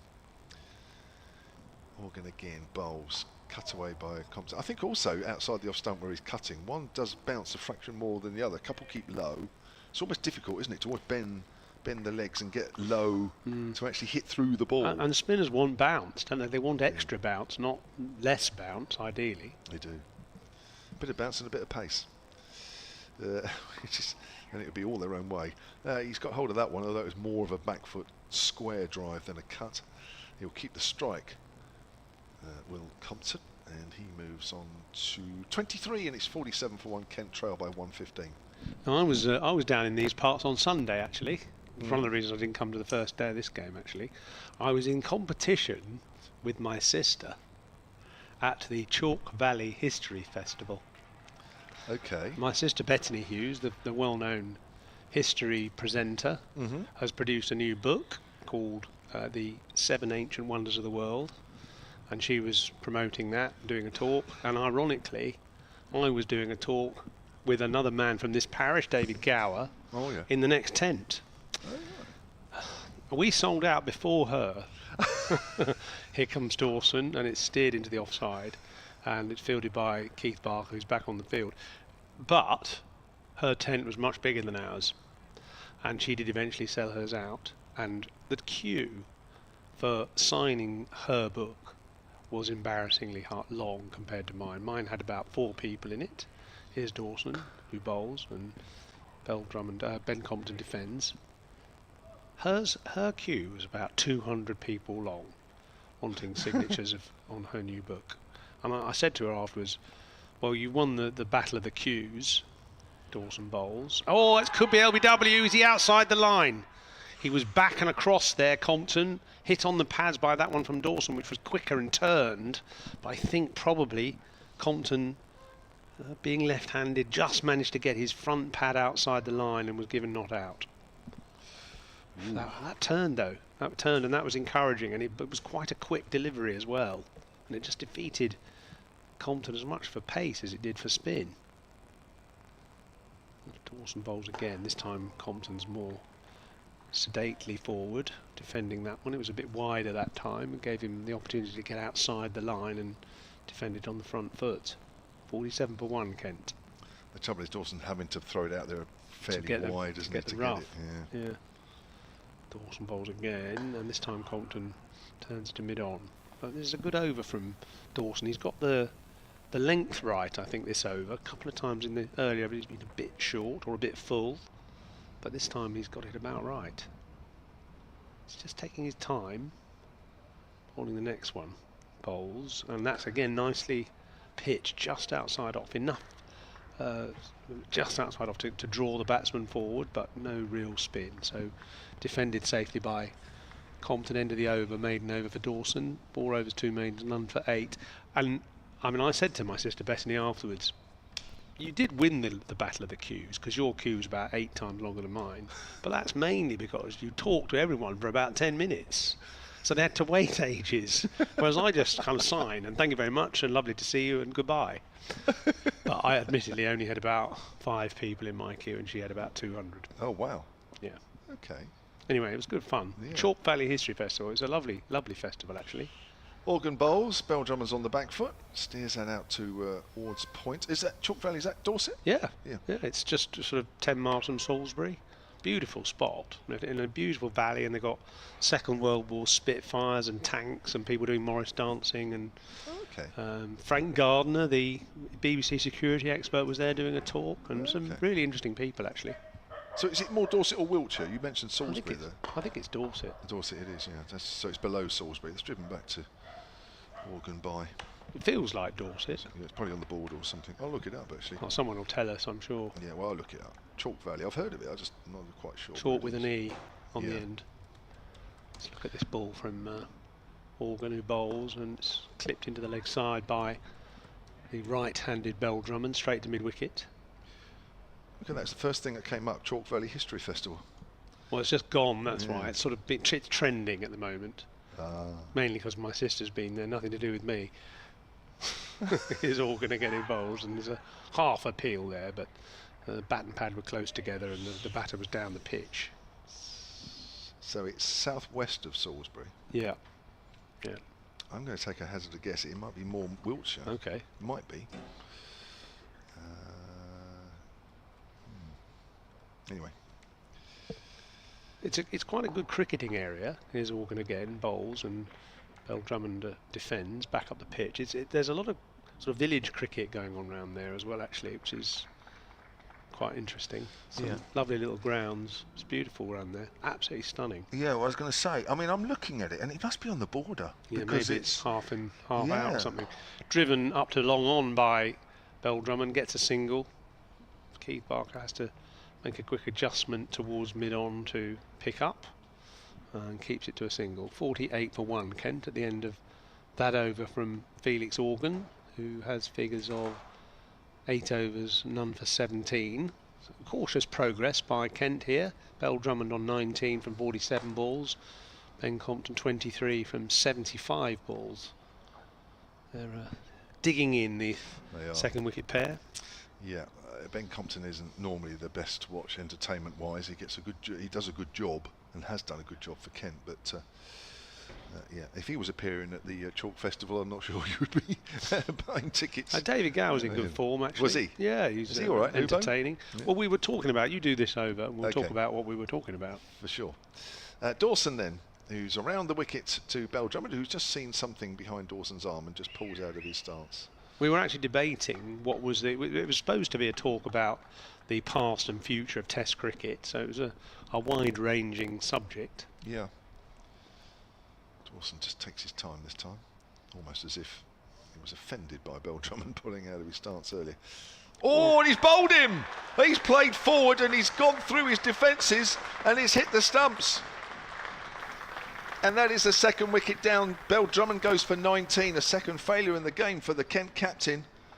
And there can't have been much of a gap there for the ball to sneak through. I think it beat the outside edge. I think it was an absolute beauty from Liam Dawson. And actually, he just suggested the over before that he was just starting to find a bit of response from the pitch. And that was the perfect delivery. Pitched about just middle and leg, on a length, spun sharply past the groping bat of Belldrummer and hit the top of the off stump. So a beautiful delivery, appropriately celebrated by Dawson. He enjoyed that, and so did Hampshire, because that really is an indication that there's something there. We have seen this before here at the Utilita Bowl, haven't we? That the odd ball does really turn, and you get excited, and then nothing else seems to happen. But that certainly was a good delivery. That was. We'll just see it on the replay now. If you're watching the stream again, close to the stumps, and he did not much wrong there, really, Belldrummer, and it just spun past the edge, hit the off stump. Super. There's nothing better than wherever you're trying to bowl, whether it's the perfect away swinger or the perfect in swinger or the perfect left arm spinner's ball, which that was, that when it actually pitches right and it does everything you want it to do, and you pick up a wicket with it, there's no better feeling. And that's exactly what's happened for Liam Dawson there. But as you say, Yozo, we've seen this plenty of times on this ground before, where we might have to wait another hour for another ball that straightens like that. But you never know. But I think that will cause a little consternation in the Kent dressing room, seeing a ball like that, because that hasn't come out of the rough. No, No, quite. No, it hasn't. And of course, Hampshire got the benefit of having 2 spinners as well. So the choice of enforcing the follow-on would have been slightly influenced by knowing they've got 2 decent spin bowlers, one off spinner, one left-arm spinner. Yep. So they're spinning it both ways as well. So Jack Leaning, fresh from his 118 in the first innings, having walked off at about 20 past 2, has now walked back to the wicket. So hopefully do the same for his county as he pushes forward there. So you would say he's pretty used to conditions out there. He was 73 not out overnight, so he's done a fair bit of batting out there already. Yeah, good to see that they're attacking a bit more here. There was only one slip in place there. Now they've got a short leg as well. They should put a bit of pressure on Leaning. You can easily make a mistake, even if you're 118 from the first innings. Especially early on, even if you have been batting for quite a while. That's pushed back or off the back foot by Jack Leaning. So Liam Dawson looking for that perfect ball again. 1 for 8. Liam Dawson in his 5th over. Short leg, slip. Dawson again runs away from us and bowls to Leaning. Leaning's well forward. That's the one thing you need to do. And Bell Drummond, you said you were right actually about Bell Drummond. He did get a big stride in, which normally gets you out of jail. The ball was just too good. Leaning's another one of those that gets a good forward stride in. Dawson bowls a little fuller this time as it's worked up to mid-on. And there is no run. So Kent are still behind by 114 and they have 8 second innings wickets remaining. Hampshire will be pushing hard. This is still a big session. There's still over 29 overs left in this session. That's a whole session in itself. That's played along the ground to short leg. End of the over. Good over from Dawson. Kent 114 runs behind. So one of the discussion points we were having in that talk about the past and future of Test cricket was who is the best, what is the best Test team of all time, and David Gower was quite, I think, understandably saying it was the West Indies of 1984, which of course was the team he played against, beat England 4-0. That period, sort of 80 to 88 or 76 to 88, hardly lost a Test series. Only 1 Test series lost, I think, against New Zealand in that time. And he said, that 4-pronged pace attack, which they could summon up from about 10 different choices, was immense, plus obviously also the brilliant batsmen that they had. And he says that people come up to him and say, what about the Australian team of the 90s with Shane Warne and Glenn McGrath, etc. And Gower's response is always, well, the West Indies pace bowler, they didn't need Shane Warne, which is sort of, you can see his point. Yeah. They had a bit of Viv Richards and perhaps a bit of Roger Harper bowling spin and a 4-pronged pace attack all bowling at 90 miles an hour at your head. You didn't really need a lot of spin, and the spinners sometimes got wickets just because the batsmen were so relieved to see a ball in their half that wasn't 90 miles an hour that they just lolloped to catch to mid-on.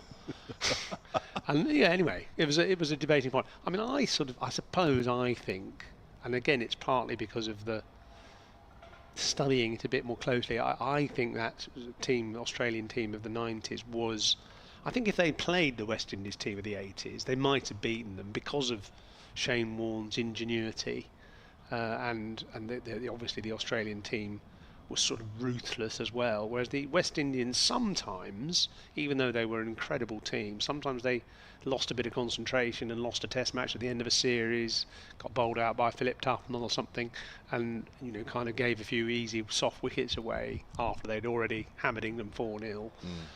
That Australian team with a couple of 5-0s, they were so good in all conditions. I don't know. What's your view? Well, I listening to you, I would say, yes, the Australian team of the 90s against the West Indies team of the 80s, I think that would have been an all-time Test series. You'd want to see that played over a series of 10 Test matches, wouldn't you? Don't bother with 5, let's have 10. And let them game. But I think you're right. But there might be a few people in hospital at the end of that. Yes, there would be.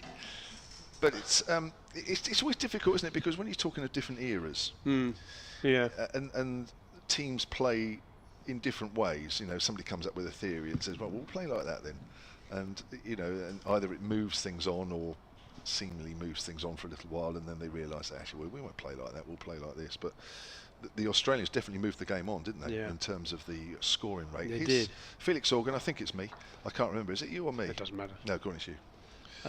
Okay, Felix Organ was bowling there, and it's clipped up the deep mid wicket by Compton for a single, brings Leaning back on strike. So 2 wickets have fallen in this Kent's second innings. The wickets of Kuishi caught deep fine leg, hooking, and just recently Beldrum bowled by an absolute jaffa from Liam Dawson. It's now Felix Organ, the off spinner, bowling to Jack Leaning, who turns it into the leg side, thinks about a single, will get one in the end because Gubbins couldn't get his hand on it at short mid wicket.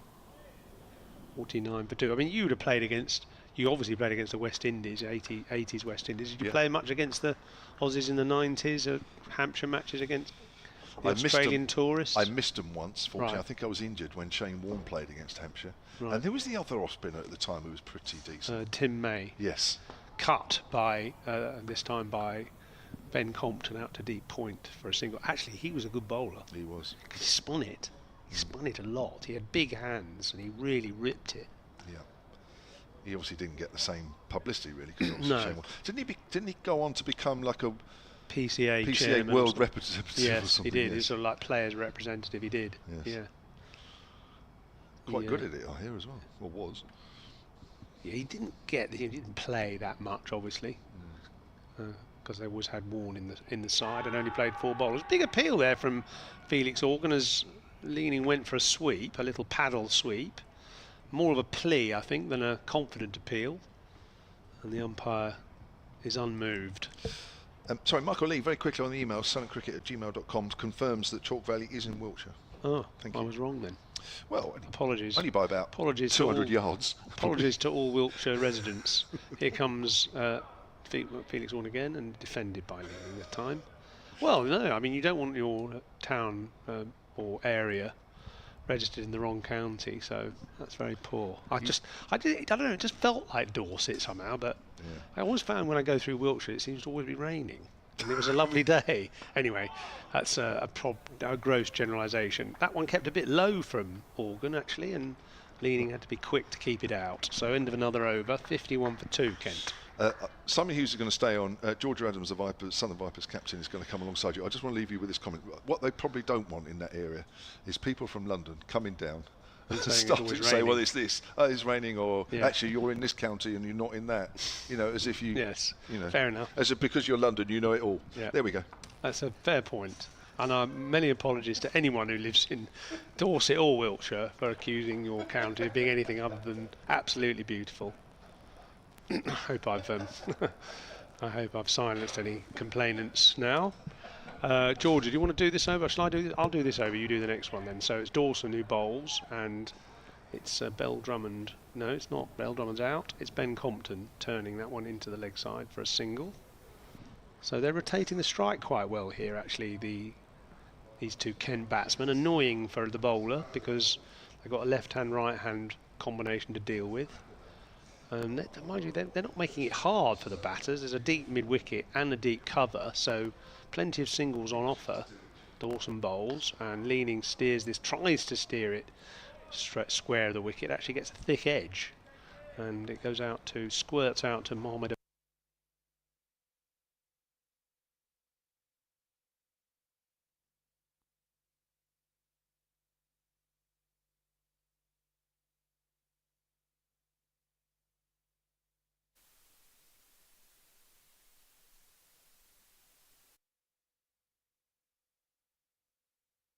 Working it against the spin or something, perhaps finding that gap at mid-wicket.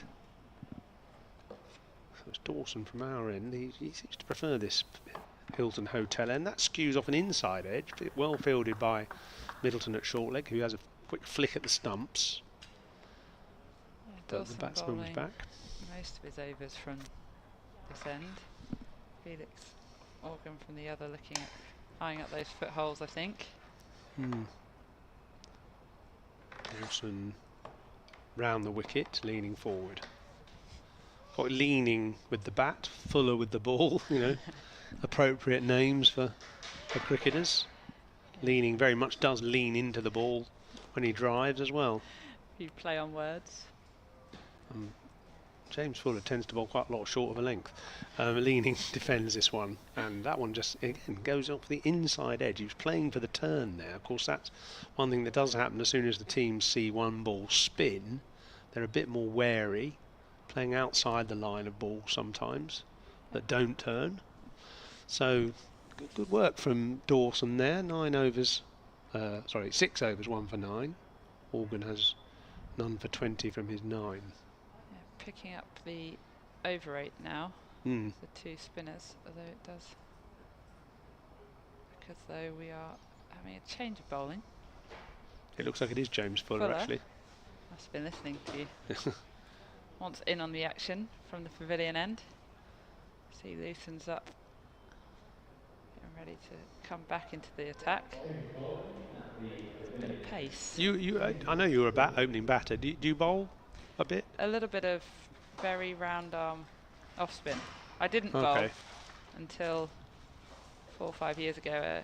Actually, the very first Southern Vipers training session in the middle of COVID, we got pulled back in together by Charlotte Edwards, and I saw my name was down to bowl on the training schedule, and I messaged her saying, "Is this a typo?" She said, "No, get yourself in there." And then, as we found Charlie Dean selected for England, we were light on spin options, and I started lobbing a few down there and saw a little bit of success. So it went from there really. James Fuller's in, full and straight first ball. Not troubling Compton though, who gets forward into that one. So you're getting a few wickets now, are you? Yeah, I've done okay. I had a good 100 last year. Finished somehow, which I never expected as a batter all my life, but to finish leading wicket taker of the 100 was pretty cool, and I think off the back of that resulted in a big bash gig as an all-rounder really. Brilliant. Which, yeah, I do wonder sometimes with my lack of bowling history if I'm the bowler that batters target, and that works in my favour at times. Fuller comes in again, full and straight once more. Compton forward into that one, defending 2 mid on for no run. So yeah, I found myself home to... What keeps you engaged as well, doesn't it? Yeah, I've actually quite enjoyed it, and it's amazing what it does for your frame of mind as a cricketer, actually, being an all-rounder. I don't know if it's coincided with me finding probably fairly consistent run of form with the bat as well, because I've probably taken that bit of pressure off myself in that respect. Fuller charges in once more, slightly back of a length this time, as Compton gets into that one on the front foot, does a bit of gardening. So yeah, I quite enjoy. It's quite nice at having to bowl as well when I can switch off a little bit from the captaincy and I'm in control. I'm in total control when I bowl. But it's slightly unorthodox action. I've been working with the Hampshire spin coach Darren Flint. Bit that argument of Fuller in again, and that's driven through extra cover. Picks the gap perfectly there, Compton. So that races to the boundary. Textbook cover drive from the left-hander. Yeah, he's a punchy driver rather than an expansive driver, isn't he? He doesn't have a high back lift. In fact, he barely gets above the stumps, but kind of uses all his wrist to just thrust it through the covers. There's no kind of flamboyant follow through. It's a very efficient sort of shot, yeah. Cricketer. Left-handers do typically tend to have quite Justin nice Langer was like that. Fuller in again, drifting leg side this time, and Compton works that down to find leg for a single. To rotate the strike. Gives you a bit more time actually as a batter, doesn't it? If you don't pick up the bat too high, then you haven't got so far to bring it down again. So batters with a lower back lift, Paul Collingwood is an example of that actually, very low back lift, they seem to have a bit more time. Actually Jonathan Trott as well, now coach of Afghanistan of course. Yeah, he had a low back lift and it just seemed to have a bit more time against pace bowlers. Yeah, and you often see with batters with quite high, Leaning's a good example of that. He starts with the bat almost vertical, but they then have to sort of drop the bat to pick it back up again as the bowler releases the ball, in which Fuller does now. Again, a bit of movement in there from Fuller, I think, and that's squirted out to final leg for a single, finding the inside edge of Leaning's bat. But watching Leaning, he almost has to drop his hands at point of release to then pick the bat back yeah, up again. Yeah, that's right. Because he's got it up like a baseballer at the start, doesn't he? That's funny. I don't know if many listeners heard Brian Lara on Radio 4 this morning on the Today programme talking about his new book. It's called Lara, the England Chronicles, about his great innings against England, amongst others, and in England. And I mean, his backlift was amazing. It almost went. It was like a periscope, straight up, and often even further back. When he saw one he wanted to hit, the ball, the bat went almost behind him towards the wicket keeper. Here comes Dawson, and down the wicket comes Leaning that time, but still in a defensive mode, trying to use his feet there just to try and put the bowler off slightly, disturb his length. He's got a short leg and a slip, and two men back, deep square and deep cover. And this one he defends. Must be thinking about how to rotate the strike, get an easy single to leg or to through cover area.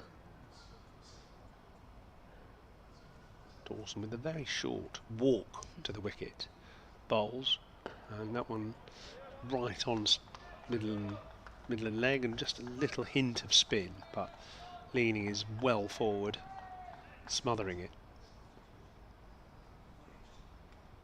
Dawson just pausing before he bowls. And this one down the wicket comes Leaning, and he clears mid-on fairly comfortably. That's 4. Nice solid shot over the mid-on fielder, who was in an orthodox position for a spinner, perhaps 10 yards back from the square, so didn't require a huge shot to clear him, but still it was decently struck. 62 for 2 now. Just got the ball over his head there. I think Dawson is definitely one of those characters that you don't want to let settle in to bowl at you. Keep him on his toes. Fiery chap. Bowl again, this time Leaning is forward again. He's kept the men in despite that shot over the top. He wants to maybe encourage him to have another go. Yeah, see if he'll go against the spin over mid-on again. Dawson bowls. That's a bit short, and this time it gives Leaning the opportunity to steer it into the offside for an easy single. It's good batting by Leaning. Down the wicket to muscle a boundary and then steering one into the offside for an easy single. Picked up 5 off the over and kept the strike. Are you good at that? Are you a good counter, as they say? Relatively, but I think playing so much white ball cricket and everyone's sort of coming in now with a bit more of an aggressive stance. I guess it's we see fields spread quite quickly in 50 over cricket nowadays, almost as soon as the power play's done. So strike rotation seems to be a little bit more frequent than it has been in the past. As Fuller runs in, and that's found the outside edge, runs away for a single, 3-point region. Take the score to 64 for 2 now, Ken. Just finding it relatively easy to manipulate the ball around and rotate the strike, but Hampshire seem quite happy to let them do so at the moment. Yeah, I wouldn't say I purposefully Hog the strike. No. Fuller in again for the straight, and that's pushed to mid-on for no run. I suppose you can't afford to in one-day cricket anyway. I mean, in the longer format, if someone's going well, you might as well give them the strike, really, and if they're happy to keep it. But when you've got the pressure of time, you can't really afford to keep the other batsman away from the strike, can you? I think with batters willing to be a little bit more attacking now, even in 50 over cricket, it does surprise me at times with how often a new batter will walk to the crease, and bowlers and captains are quite comfortable leaving 4 out in the women's game, like 5 in the men. As Fuller almost bowls a Yorker there at Compton, who digs it out for no run. Yeah, so in other words, they're not being put under enough pressure. No, I mean, you used to see a few years back, I guess, when a new batter would walk in, you'd arguably potentially get your slips back in or bring your fields up to try and really squeeze them. But I think now bowlers are a lot more comfortable just sticking with, in the women's game, they're 4 out. Normally 2 behind the bat and a deep cover and a deep square, and letting batters sort of play across the line if they want to rotate the strike. Fuller in once more, honing in on the top of the stumps, and Compton keeps that one out. Were you a big watcher when you were growing up, when your dad was playing? Did you go and watch him a lot? A lot. I sort of say I had the best back garden in the world, because I grew up going down to Hove County Cricket Ground every weekend. Watched a lot of men's cricket actually, and it wasn't really until I think I was about 11 or 12 and I stumbled into the indoor school one day at Hove and saw Sussex women train and realised that actually full team of girls played cricket. Fuller bowls, and that's worked into the leg side by Compton for an easy single in the end. So did you play a lot with boys at that age? Yeah, I kind of had boys a very teams. informal introduction, because a lot of cricket that I played until I was about 10 or 11 was just actually, on the outfield at Hove. Back in the days that they used to let people onto the outfield then, and with the likes of Tom Moores, who's now playing for Notts under his dad Peter, who was coach of Sussex at the time with my dad. So me and Tom grew up quite close and played a lot of cricket in the nets together. As Fuller in again, full shot at Leaning, who plays a lovely straight drive down the ground, back past Fuller through mid-on for 4 runs. Lovely stroke to take to finish that over with a boundary. Yeah, it's a great place to hit the ball, isn't it? Just to the side of the stumps, the opposite side to the stumps of the bowler, because there's never a fielder there. Unstoppable. And the bowler's always following through to the offside, so if you hit the ball just to the leg side, past the stumps, mid-on being set a bit wide, you nearly always get a boundary if you hit it firmly. It's about my only shot I ever had, actually, that little sort of push past the bowler. But yeah, I never got too many in my half when I was batting anyway, so the occasional luxury of a half volley was enjoyed.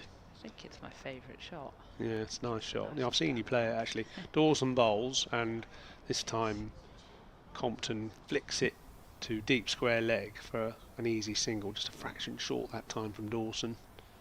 And Compton quick onto the back foot, flicks it for another single. 70 for 2, Kent. Still, 100 odd behind. Or just under 100 behind. It was interesting what you said earlier about children needing to watch the game, because actually when I coached I noticed a big difference between how much cricket young boys watched as opposed to young girls. I always noticed that actually as well.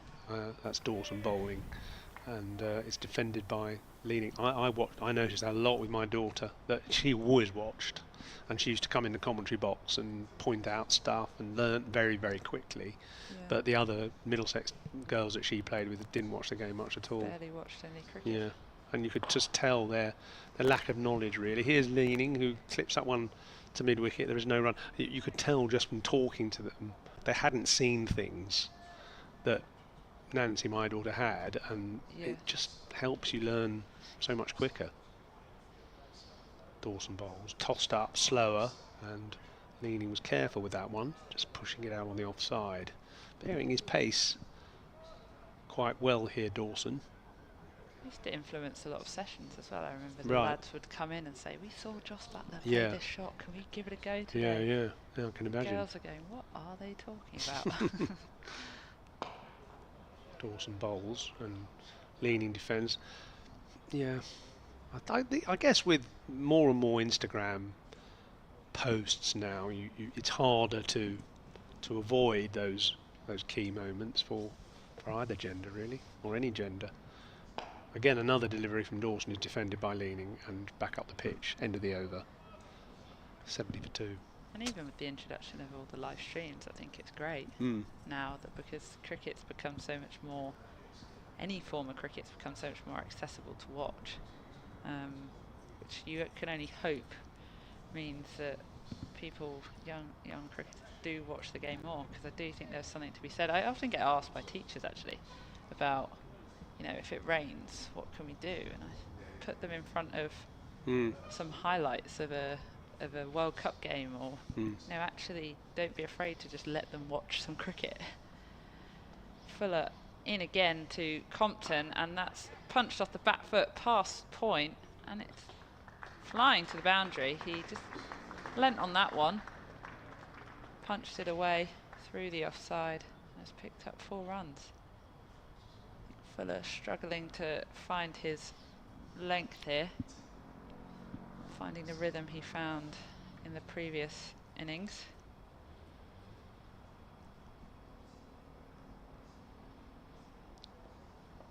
So he walks back, ready to charge in once more round the wicket, and bangs that one in. Compton happy to duck and let it go through to Ben Brown. I'll tell you one thing you should watch. As soon as it's raining again, I'll give you a programme to watch. It's a film I made, actually, but it's on BBC iPlayer. It's called The Greatest Game, and it's about England's 2019 World Cup triumph. It's a documentary, feature-length documentary, but it's just a lovely story of individual triumph over adversity for individual players, for the way they play, the way they learnt the game, the people that helped them through their difficult times, and the way they got to their climax. Sounds fantastic. That would be a good one to... Yeah, so it's called The Greatest Game, and it's the story of England's rebuilding under Owen Morgan, and the way they reached a crescendo with that 2019 Super Over success. But really it's about people, it's about Woody's coach, it's about Jofra Archer's mum, it's about Adil Rashid and his relationship with Islam. We film him in a mosque and sort of tell the behind the scenes stories of the players' development. All the different influences. Yeah. As Fuller comes in once more, heavier length this time, and Compton's happy to work that gently into the leg side, off his hip for 1. There's actually a lovely scene with Jofra Archer and his mum, and they look back at old childhood photos of when Jofra was in his early years learning to play the game in Barbados, and then we cut to Joelle, his mum, in the crowd as he's bowling the last over in the Super Over, and how she's saying, I'm praying for him to win this game, and she's crying with joy at the end. It's fantastic. Yeah, well worth a watch. Fuller in, and another short ball here, which leaning ducks under, and let's go through.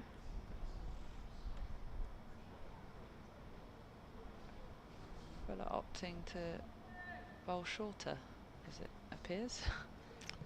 Yeah. You said earlier, Fuller tends to bowl short. Yeah. Well, I suppose there's not much in the pitch. There's no swing. When they're using the kookaburra especially, which I think they are, they found that after about 20 overs it does nothing. Yeah, Fuller in again, and that's pushed into the offside for a single. 6 runs off that Fuller over, which takes Compton to 38 not out and leaning to 13. And the score is 76 for 2. I'm off. He's off. Quick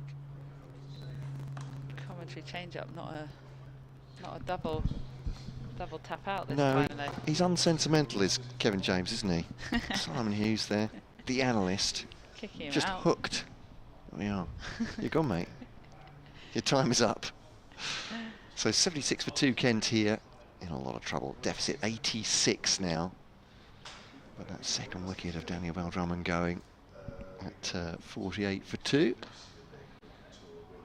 This is my over, it's set. I'll pretend it is. I'll do 1 ball at least. His leaning just cuts that in. If you want it. Cuts it, thank you, into the offside. And they'll take a single there. So Jack leading batter for nearly 6 hours across yesterday and today. I'm trying to work out how much break he had from going. Yeah, it was 9th. He's 9th out, wasn't he? So did he have maybe an hour's rest before going again? I would say that's probably a rough estimate. Quick nap in, maybe. Yeah, you've got to love batting, haven't you? 77 for 2. No, Ben Compton does. Oh. He's probably doing this in his sleep. He keeps it a little bit low, but he fends that off the off stump. It's Liam Dawson who got that wicket of Daniel Bell-Drummond with more or less the perfect delivery. It's beaten the outside edge and somehow found its way clipping the off stump. the threat of Dawson, I guess. Yeah. The one that spins and the one that goes straight through. Incredible. He's gone for the reverse there, Ben Compton, and that has ended up maybe hitting the wicketkeeper's pads and not about going 2 feet from where Ben Compton is standing. James Vince has still got his head in his hands. There was a big flash of bat on the reverse. I do enjoy the signature Dawson hands on hips. Stop and look at the batter temporarily. So Dawson too. Compton gets well forward there. A little bit of rough outside the left-handers off stump from the right hand of the right-handed bowlers, and the heavy feet of Keith Barker coming around the wicket occasionally as well, no doubt. 77 for 2. That sounds critical. I'm a man with big feet myself, so I'm not pointing any fingers. It's a punch into the onside, and Abbas just looks like he's loosening up Middleton. Yeah, filled by Cummins there. Is he warming up again? Yeah, it looks So as maybe. though, I wonder if we'll see Fuller off. Not really found his rhythm, Fuller. Dawson to Compton again. It's a bit of indifferent bouncer as he gets forward and pings off to the onside, but absolutely safe for Kent. 77 for 2, 85 the deficit. That's what short of making Hampshire bat again. Put in for a second time, Kent, after being bowled out today after lunch for 343, completing their innings, and Jack Leing's 118. And now he's 14 not out. Compton is 38 not out. The men to go so far. Feroz Kushi couldn't resist a bouncer from Keith Barker and ended up holding out to a leg side trap. Backward a square to Ahmed Abbas, and that perfect delivery from Liam Dawson, getting Daniel Beltran bowled for 19 just after tea. We do have a change of bowling from the pavilion end. Mo Abbas coming back into the attack. Vince just rotating his seamers around again, trying to create something. Keep Kent guessing. Just to say sorry, our man Alex Hode is doing the text feed for the BBC page this afternoon. He's had a stopwatch on Jack Leaning. There we go. About 115 minutes of actual playing time Leaning missed, not including time off the field. There we are. There we go. Maybe enough time for a nap. He might have needed one after that. I would imagine he's certainly put his feet up. Yeah. No doubt. Just eyes closed for a bit. Abbas in, first ball keeping low. Relatively straight there, and Leaning keeps that one out. Abbas has incredibly long arms. It does look like it, doesn't it? As Yeah. it whips over. I think he's got quite long fingers as well, Right, which is how yeah. he managed to get the whip behind the ball, apparently. It's the talk of the town. But he definitely gets the ball to whip through as he runs in once more. I think he finds the foothold there, and that's left alone outside the off stump by Leaning. Looking as though it is keeping a fraction low now. Oh man, Alex Hode further saying 500,000 clicks on the BBC text page today. But he does give Jimmy Addison credit for that, for perhaps boosting numbers today a little bit with his 7 wickets. The BBC out. The first 6 taken against Nottinghamshire. That's running in once more, full and straight again, and that's defended straight back to him. Leaning gets well forward into that one. He also reminded me that I watched Jimmy Anderson's best figures, 7 for 19. It was just during the pandemic game against Kent, and although obviously I followed Kent around, and it was very hard to disguise my excitement watching Jimmy Anderson bowl and take wickets, because it was James just. with Kushi yesterday. I think he wanted to It keep was him just. in. We just love watching great cricket. Absolutely. Abbas in again, wide at the off stump this time, and that's left alone. A very convincing leave, confident leave from Leaning there. But to address the balance, also watched Jack Leaning save the game with 50 off around 200 balls, I think it was. So I remember interviewing him after that, and James Anderson and all. And absolutely featured in that one as well. He's part The of man Kent that saves the folklore. day. Yes. Yeah. Let's hope he can do so again from a Kent point of view. That's what the fans will be hoping. Yeah, sun is shining down here on the Utilita Bowl, and that's defended into the offside. Abbas charges in once more for no run. Ben Brown coming up to the stumps again. Should be a Jack Leaney match up there. Wanting the keeper up to stop him possibly moving out of his crease. He sort of triggered down the track to a few of the bowlers yesterday. Abbas runs in once more, and that's kept low. Leaning, getting into that one and knocking it into the offside, but doesn't find the gap, can't get a run, and that's the end of the over. Maiden over for Abbas as he comes back into the game. His 5th over. He's gone for 11 runs so far. Yeah, 77 for 2 at this point, and 20 overs still remaining of the day. And saying the weather's as good as it's been for this entire game so far. Oh, it's very pleasantly warm. Shining down nicely over the ground. It does look great when the sun's out. This ground. We're taking a jumper off. I know. Just one remaining now. Oh, my jumper was getting blamed for technical difficulties really? earlier. Was it saying, did I have some metal in my... Yeah. Crikey. It's me. That's a bit much, isn't it, taking the blame for the technical problems? No, I've only been in 2 days. Dawson bowls to Compton, and wide open spaces on the offside, and Ben Compton finds them, and reluctantly eventually, I think that's Kyle Abbott going after the ball. Someone has to go, Kyle, I'm afraid. But he wasn't in a rush, was he? Turning around, seeing nobody there and knowing you're the person that's got to go and get it. He's the one, unfortunately for him.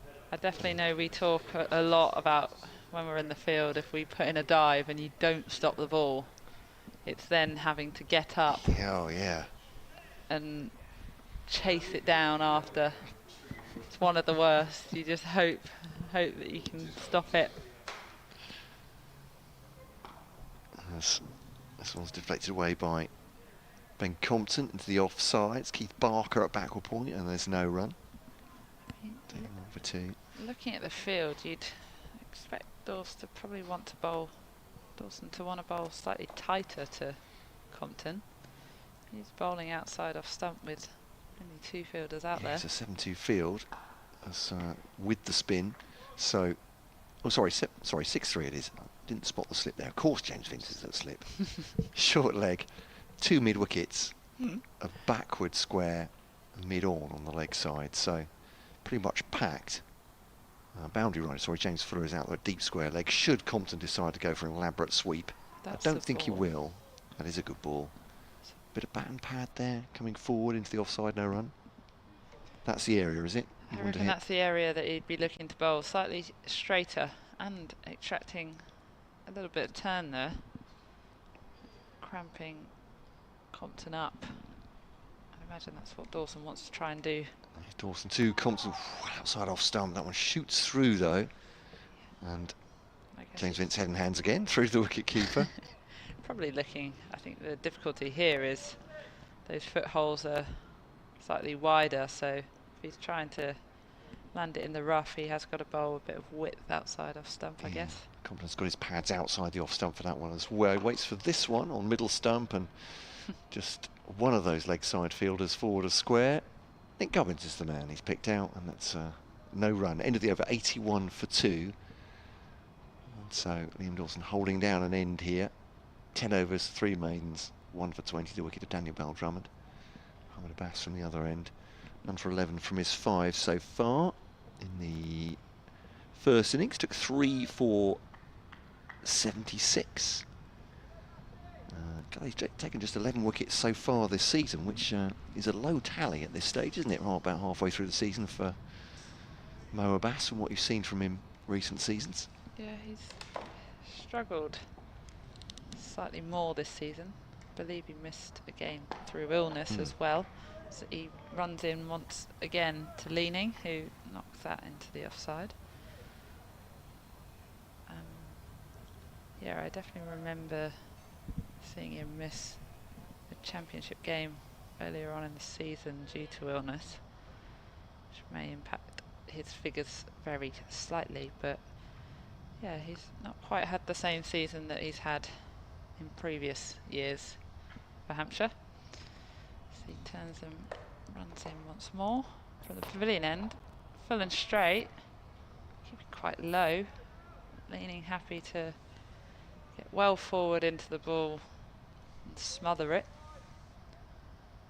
Knock it back to Keith Barker at mid-on. He's having a quick chat with Carl Abbott. And doing a few arm swings. And Abbas Is he going to be pressed into action soon though? comes in once again, and that's found the outside edge as leaning pushes at the ball and gets a single down to backward a point. Moving Abbas on to Compton now, who's on 42.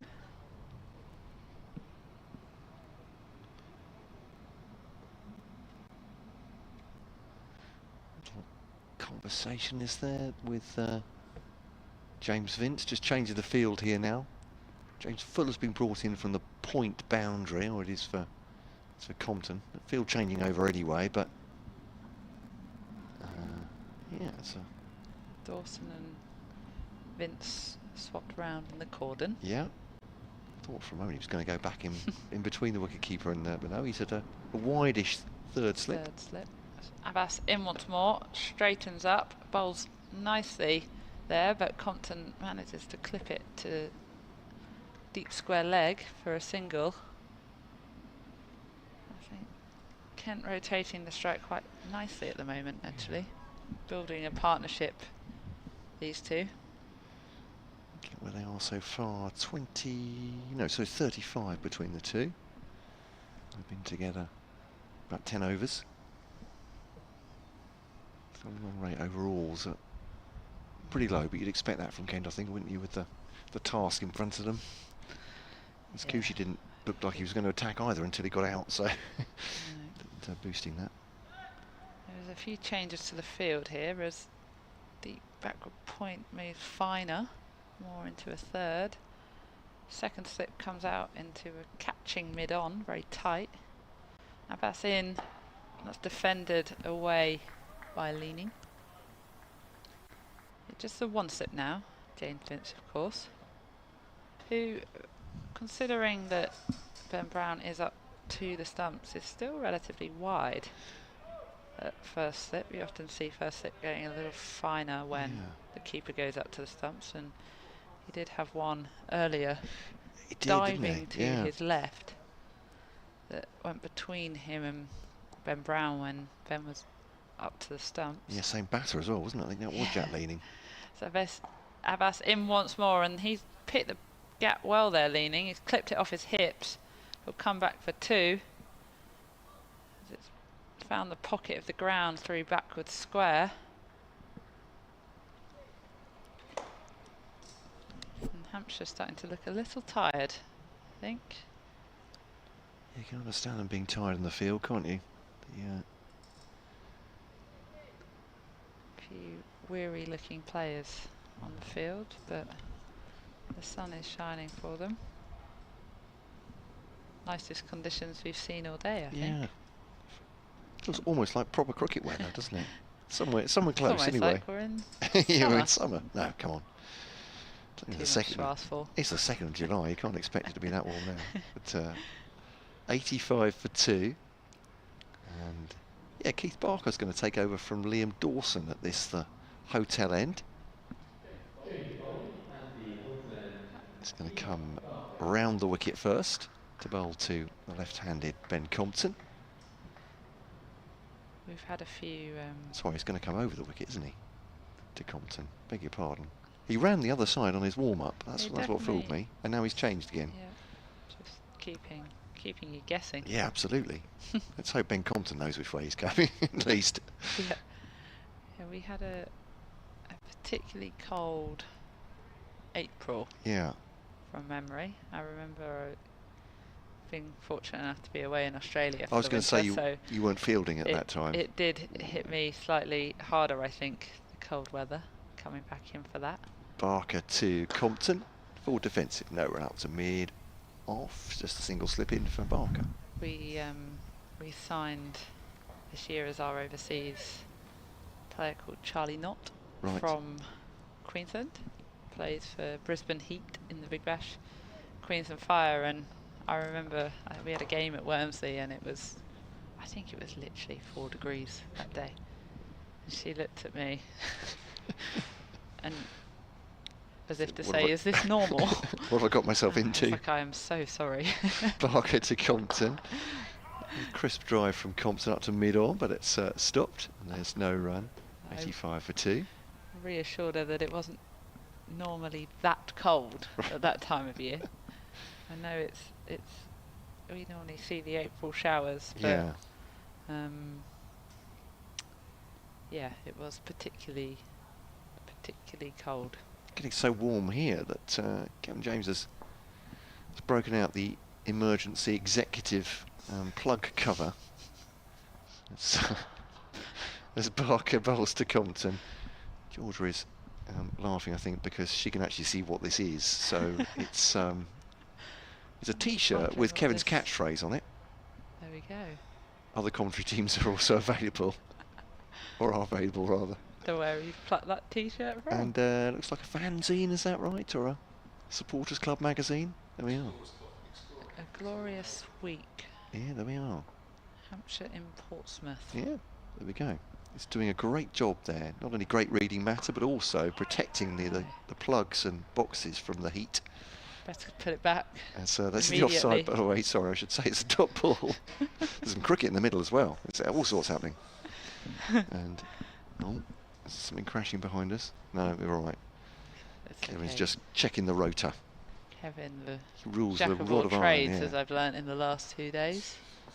Just Okay. doing some repairs on whatever the mesh is in front of us yesterday. Yeah, that's true. But the cable ties, he's very capable. He's Compton. Clipped off his hip, that one, and it'll be on the pads rather, and they'll be backward a square for 2. They'll come back. Mohammed Abbas fields backward square, turned onto the stumps very neatly by Ben Brown, who points at the umpire as if to appeal. I think that was in jest, as the non-striker Good running there. had run past him. Yeah. Sneaker 2.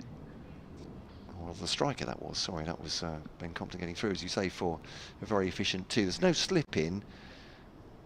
They're trying to psych Ben Compton out on the drive. So 2 men at mid-wicket, one at cover pretty close. He finds one at one's at mid-wicket, and that's Liam Dawson who flicks it to Nick Gubbins. That's the end of the over. Just 2 off it, 87 for 2. Compton has 45. Leaning has 17. And I think Georgia Adams is going to be relieved. Thank you, Georgia. And Kevin James is going to take over from her. See, Georgia actually starting to go through some stretching exercise there. I feel much the same way myself. It's nice to be able to, with the gantry, the gallery here, camera gantry, you do get a bit of space to move around, which is nice. I was thinking about running doing a bleep test. You could do, couldn't you, from end to end? Yes, you could. I was going to say... It could almost have a cricket pitch here, actually. Yeah. 22 yards. I was going to say that you could have a bleep test for someone like Georgia. I mean, I'm not going to do it, obviously, because I would fail on the first bleep, I think. Oh, no. Very much. Sure, you'd be fine. There's a Bass bowls to Leaning, and that's taken the outside part of the bat and run down for 4. Leaning kept it down as well, and there's no second slip, so I'm not sure how much he played for that, how much he was in control, but there was a little yelp from Mohammed Abbas. Well, I think it's fair to say wasn't entirely pleased with 4 runs for his analysis for that shot, but 91 for 2. Kent, there's 71 still behind. Umpire having a look at Abbas's follow-through. I think he's done that once or twice, just making a point of showing Abbas that he's on his case. Yeah, the umpires have, I think on both sides of the count, have had to be watchful, put it that way, haven't they? I think in this match. Mohammed Abbas to Jack Leaning, straight back at the bowler, and Liam Dawson takes someone. Oh, he's put his big size 10s on the pitch there, fielding it. Come on, umpires. They were quite strict. I don't know Penalty about runs. Well, Penalty runs. I don't know how you found it generally this season, but last week at Warwickshire, where it was pretty obvious that Hampshire were going to have a day and a bit to try and bowl Warwickshire out on a very slow, low pitch, which probably similar to this now. That the umpires were very hot on Barker and Abbas, especially running down the wicket. Well, they weren't, but they were close to it. It's a short mid-on at the moment. It's edged. It was dropped Towards Vince, and I think that is the second time James Vince has dropped Jack Leading today, an almost carbon copy of the delivery as well, of the trajectory rather, diving to his left. He's put him down. It's a really sharp chance, as was the previous one. He didn't get him then. He didn't get him now. 91 for 2, and they may rue that, but there's a snatch of the ball from the air as by Mohammed Abbas as it's tossed to him by Kyle Abbott there. Not a happy man. God, he's already got steam coming out of his ears as he comes in to bowl to Leading now. That short bit on still there, and the slip. James Vince, who's just missed him. But yeah, chance you say? Obviously he's got his back that to for us, me that carried. It was difficult. It was going downwards. Vince had to go to his left. With the keeper standing up, of course, you've then got the first slip having to think about going to their left. You wouldn't ideally, as a first slip, look to go to your left. But it was sharp. It was going on a downward trajectory. Vince did get a hand on it, but at catchable height. Yeah. I think it's more or less identical to the other one. That was off Abbas as well, with the keeper up to the stumps. And as you say, it's a difficult take for a slip.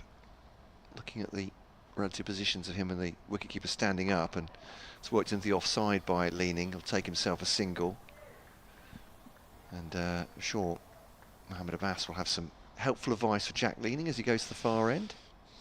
Yeah, and it's tough for a fielding side who have been out in the field for quite a while. But what is also tough is because chances are at a premium here at the moment, and there might not be another one come along now for quite a while. Yeah. So it's doubly frustrating. So these two together have been together nearly 13 overs now since the departure of Daniel Bell-Drummond for 19. 48 for 2 becomes 92 for 2. So 44 added so far. Ben Compton, left-hander. Abbas round the wicket, and it's short. It's not the greatest delivery. It's helped down to fine leg by Compton with no great aggression. Hits the ball into the ground, and then Fletcher Middleton picks it up on the fine leg boundary. 6 off the over, 93 for 2. Kent still a deficit of 69. I didn't get a chance to read this email out earlier, Jerry Richards at solidcricket@gmail.com, because I was talking with Simon Hughes and we was at the Chalk Valley. Was it Chalk Valley History Festival or something like that? And we looked up, and somebody said actually that it was in Wiltshire, but actually Chalk Valley Cricket Club play in the Dorset Cricket League, because Jerry Richards says we, in brackets Broadstone Fourths, are playing them this weekend.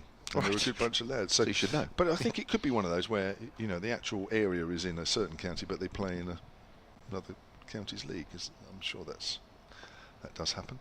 But anyway, so that's that. Forward is Compton to a new over from Barker. Oh, what's he done?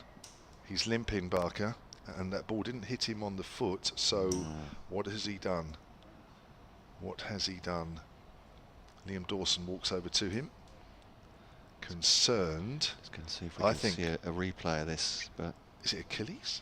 Oh, Dawson's going to finish off the over. Ooh, I think we can crikey, say. yeah. It's left ankle, is it? I think you're right. Yeah.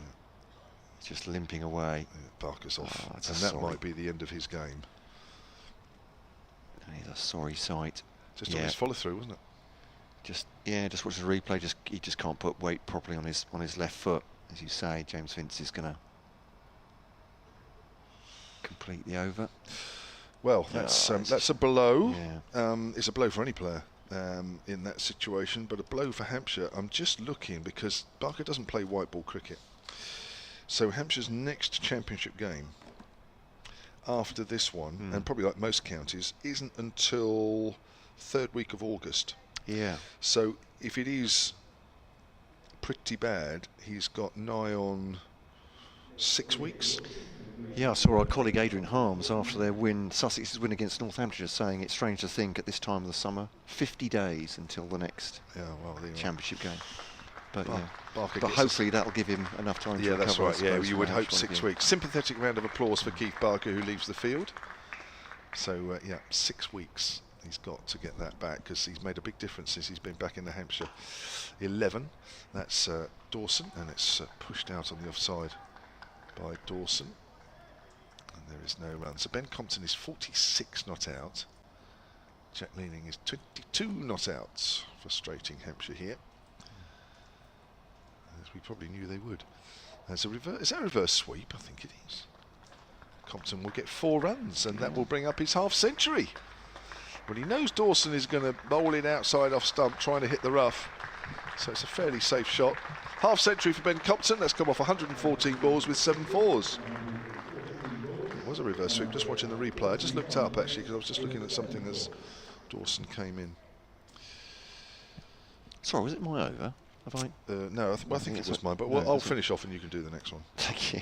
Yeah, might as well. Dawson in again then. And bowls, and tucked away behind square leg by Ben Compton. It is, if there is anything in this pitch, it's very slow, and the spinner's not ideal for them. It's got to literally pitch exactly in the right area, which it did from Dawson to Daniel Bell-Drummond. Beauty that got him out, bowled for 19, pitched straight and just touched off stump. Outside the off stump, that doesn't turn, and that's easily cut away by Compton for 4 runs. Well, Dawson at times has to bowl the ball wide of off stump to see if he does get anything out of the rough, but if he doesn't get anything, it stays wide of off stump, and it will be hit away, which that one was. That's the 100 up for Kent, and that has come up in the 39th over of their second innings. And we'll just wonder how much Hampshire will rue that drop catch in the last over of Jack Leaning. He hasn't given much away in his innings today, either innings.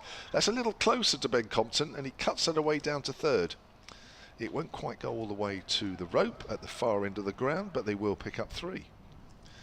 And Compton moves on to 57. Little flurry of runs here for Ben Compton. And just to repeat, Keith Parker is off the field with what looks to be some sort of injury, maybe Achilles, maybe something around the ankle area. And, well, let's hope it is not too bad. 104 for 2. Kent are now behind by only 58. You know, of course, what happens when you put a side in again, following on, is that you run the risk of a tricky little chase if you bowl the opposition out at a certain point on day 4. And you look up at the scoreboard and you think, shall we go for it? Shan't we go for it? I don't think Kent will set anything. I'd be very surprised if they do. They'll be looking to bat out all day. But if Hampshire do get amongst the wickets tomorrow, and you get to a point afternoon where you look at the board, you look at the number of overs and think, should we go for this or not? So that could be very much a scenario tomorrow. James Vince not afraid to rotate his bowlers very rapidly. And here's Felix Organ, off spin round the wicket to Ben Compton. Ooh, he's pushed forward on that one. They liked it. Did bowler, wicketkeeper, slips, they all liked it. Just looking at this one again. Not sure about that. An appeal, but more in hope than expectation, I would suggest. He's well forward, isn't he? 104 for 2. And Organ, it's another appeal, and this one is, it's just gone very fine indeed. Is a bat on that? It's picked up and thrown back in by Toby Albert. No, leg byes this time. Well, it's definitely hit the pad. And they'll come back for 2. Yeah, 2 leg byes. They're 106 for 2, Kent. 10 to 6 on this 3rd day. Still 14 overs to come over after this one. Plenty of cricket to be played. Tense as well. Compton just deflects that off his pads to straight at Fletcher Middleton at short leg. A slip in as well. Down on the drive on the offside. Nick Gubbins. Fairly close to him. Round the wicket comes Organ again. Quicker delivery. Makes room. Cuts that away. Does Compton. He'll take himself a single. Well, the angle that Felix Organ's bowling round the wicket to the left-hander, what he's trying to do is sort of pitch the ball on the stumps and get it to straighten. So Compton does have to play at those. So it was definitely worth a shout for both those strikes on the pad. But the angle's right, but it has got to pitch and it's got to straighten to give himself a chance. A little bit different to the right-hander because he's looking for some rough. It's Organ to Jack leading. It takes a very deliberate paddle outside the off stump. Good stop from James Fuller. Considering he must be pretty weary, he's saved 2 runs there. He's absolutely flown after that diving stop, and that paddle from paddle sweep from Jack Leaning gets him just 2. 24 for him, 58 for Ben Compton, who has mopped up 121 deliveries while he's done that. Jack Leading, who earlier on batted for nearly 6 hours for his 118, is back out there again. I'm told he had about 115 minutes rest. So there we go, just under 2 hours. So nothing to complain about really. 109 for 2. He's lucky he gets to spend so much time in the middle. Lots of batters. Well, that's true. Would love to spend time in the middle, but just find different ways of getting out early on in their innings. You go through periods like that. I was mentioning to Georgia that Jimmy Anderson's 7 for 19 was against Kent back in the COVID times. Saw that, very exciting indeed. But on that occasion, I remember Jack Leaning stonewalling for a Kent draw. 53 from 199 balls were the stats there. He's not afraid to hang around. Loves to bat. 109 for 2. Well, we've talked about him quite a bit, haven't we, today and yesterday. He's a mighty fine player and still got plenty of years' service ahead of him. He's only 30 years old. Yeah. I was interested in what Simon Hughes was saying, that when he came through, and I don't remember that, at Yorkshire, that really, really big things expected, and maybe... sorry, I'm into your over there. No, that's fine. It's Dawson to Compton. He plays it behind square and won't get a run. But yeah, it just didn't quite pan out for him at Yorkshire, but he's kicked on again at Kent. Sort of second wind in his career. Probably felt he just needed to get away, don't you? It happens sometimes at a county where perhaps you haven't met expectations. Dawson over the wicket. Compton plays and misses outside off stump. Ben Brown has the bails off, but he's kept his back foot in behind the line. Yeah, averaged 30 at Yorkshire and 36 at Kent. Yeah. So an improvement. More 36 is more him, isn't it? 30 wasn't. On the back foot there, Compton plays that late into the ground. It's a buzzy fly around us, isn't there? Won't go away. Consistent. It's gone now, I think. No hornets today. Fortunately not. Remember that from the previous visit. Yeah, that was a huge one. They're very big down here. That was a little teeny fly. Oh, he's smothered that one as the ball just turned a little bit out of the rough. But the hornets actually bigger down here than they are other places, or they're just big? Yeah, they're Hampshire Hornets. Oh, right. Yeah, well known. Yeah. Bigger than the Kent Hornets. Yeah. He knows a lot. Yeah. Well, I about your expertise. I have no idea myself. I can only. Well, you're more of a wildlife expert than I am. I'm certainly no one. That bounces a bit and turned away on the leg side. Called through for a quick single. Compton accepts. Just had to run the first few yards quickly to make sure he was home as the ball went to Mohammed Abbas. 110 for 2. Kent are going to get a lead here. Yeah, should do. Yeah, well, they're only 52 behind now with 8 wickets in hand, and there really isn't a lot out there for the bowlers. And Hampshire now have been in the field since just after 3 o'clock yesterday, and that is a long time. Whilst it hasn't always been hot, it's been hot this afternoon, isn't it? Yeah, and into this evening. I think they'll be feeling it a little bit. No Keith Barker now. He's off. That flies back again. There's obviously something around here it likes. I think probably Georgia Adams. Look, go away. So it's just showing its appreciation for all you've done, Kev. I think. Yeah. Is that the way they show their appreciation? I was going to say. Buzz around. You've got so many fans here. Over the wicket is Dawson, and that's played late off the back foot by Leaning into the gap, and he will keep the strike. Kent are 111 for 2. We have 13 overs left in the day, and they are behind now in the game by 51. My experience with hornets, there we go, there's not a subject I think I'll be bringing up, or a sentence I thought I'd be saying, quite frankly, is that they are a bit like bees. They don't really want any part of you. They're not unlike wasps and flies who sometimes just want to get up in your face. Hornets are little bit more sensible. Although absolutely terrifying, I find them, but there we are. I think most people find them terrifying, actually. Occasionally have them in my house, and that's quite enough. Ooh. Well, Really? yeah, absolutely. There's as organ bowls to leaning, and we live in the town centre as well, but it's in the offside. We can't quite work out how it is, but it's usually during spring, and we think they are sheltering, hornet queens sheltering under our house. So, oh no. So occasionally there'll be the sound of a light plane in our living room. Ooh. And we're going to emergency mode. Basically, I just run upstairs and let my wife deal with it, but there's, it's defended up to mid-off, and there's no run. What we do find is they find their way out. They're not like a fly. They'll just spend hours bashing against bashing the window. Okay. So yeah. So the terror has been brief, at least. Fascinating. It isn't it? I really beg your pardon. It's been a long day. Straight back at organ, that delivery from Compton. There's no run. Your Hornet experiences, please, on kentcricket@gmail.com. Round the wicket to Compton.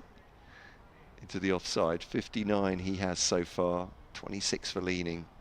This could be a very important partnership for Kent, and it could be a very important partnership for Hampshire to break as soon as they possibly can. A short leg and a slip in as Organ, the off spinner, prepares to bowl to Compton.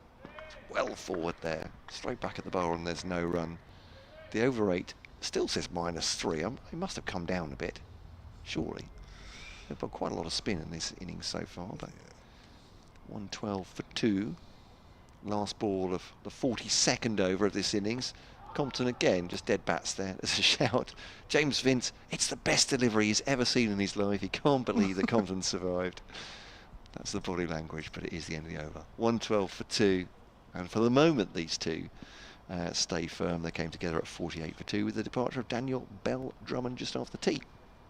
Yes, I imagine that over rate will be either posted on the board later tonight, or maybe the first thing tomorrow morning, when they've probably calculated over this session. I'm sure somebody told me that. A lot of people tell me a lot of things which I never remember, but that may be the case. So I think we'll see a difference at some point in this innings with two spinners operating. You do feel that the two spinners are operating now just to give the bowlers a bit of a rest, come back tomorrow morning and really give it a good go. But as so often with day 4 pitches, day 3 pitches, when there's been a bit of sun, there's been loads of sun in this game, but not just here but everywhere, the life gets sucked out of them. Dawson's over the wicket again. Prodded forward is Jack Leaning, who's 26 and proving a thorn in Hampshire's side once more after his 118 in the first innings. Didn't really put a foot wrong. Put half a foot wrong a little while ago, but tough catch to James Vince, couldn't quite hold on to. Kicked away by Leaning, which is normally what happens when the left-arm spinner comes over the wicket. It's very defensive bowling, this, but he's trying to find some rough to the right-hander here, although having seen that ball to Bell Drummond, as he's again pushing forward here, it might be worth coming around the wicket a little bit more to find if you can find that same patch of pitch which got past the defences of Bell Drummond. He's got a silly mid-off in now, who again is very close. It's been a feature of this Kent innings. Both it keeps low, and he has to jag the bat down on that one, almost sneak through. It's been a feature in both innings at Kent. The close-in fielders have been remarkably close. 112 for 2. Dawson again. Bowls and Leaning kicks that away. Nothing anybody can do about that. The ball's pitching well outside leg stump. There is absolutely no danger of Jack Leaning being out LBW. The ball has to be pitching outside leg stump. Dawson bowls, and quicker one. Perhaps leaning on the pad as he was just trying to work that away, tickle that away on the leg side. End of the over. And just before I go, because George Adams is going to replace me, not great news for Kent, but there is a result in County Championship Division 1 today, and Worcestershire have beaten Durham by 6 wickets, if you've not heard already. And they are second bottom, Kent of course bottom there. And also Sussex earlier on in the piece, they needed just 2 2.5 days to beat Northamptonshire, so the league leaders in Division 2, beating Northamptonshire by 63 runs as well. I shall leave you with Kevin James and George Adams. I'm just wondering, I'm looking at a live table, if it has been updated, if Worcestershire, if I'm right, Worcestershire are on 91, Kent on 66, does that sound about right to you? So those points have been added. As Felix Organ bowls, it's hit wide of mid-on, throw coming into Ben Brown from Liam Dawson, single, 113 for 2. Welcome back, Georgia Adams.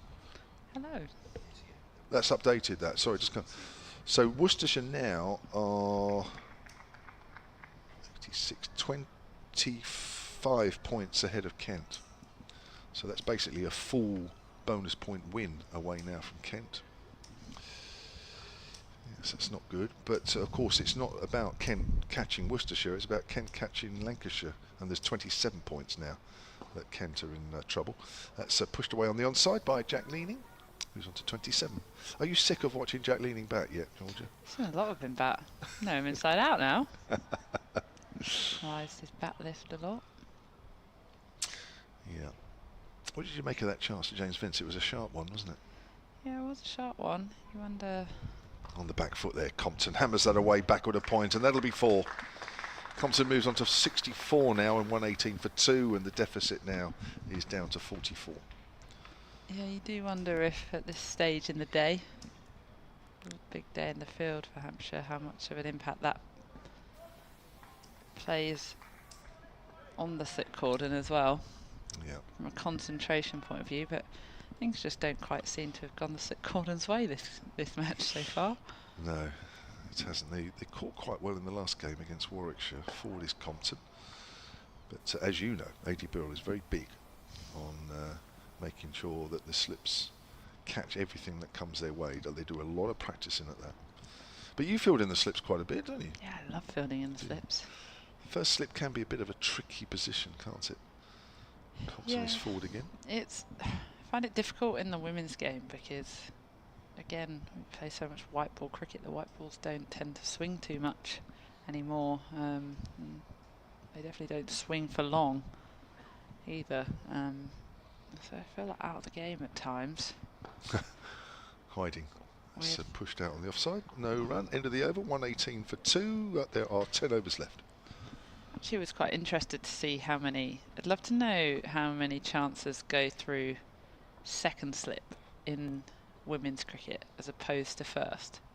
Because I often stand there thinking, I tend to go a bit wider anyway. Rhianna Southby, very sharp behind the stumps and can cover a lot of ground, so she tends to push me a little bit wider. Say, I've got this, don't you worry. So I often field at 1.5, but yeah, I do see a lot that goes through me to the right hand side, and I do sometimes wonder, is it worth just standing at second? I guess with the lack of pace and slow wickets here in England, generally see a bit more action through second slip region. Dawson in once more to Leaning and bowls. Give me a bit of flight there, but Leaning gets forward and smothers that one.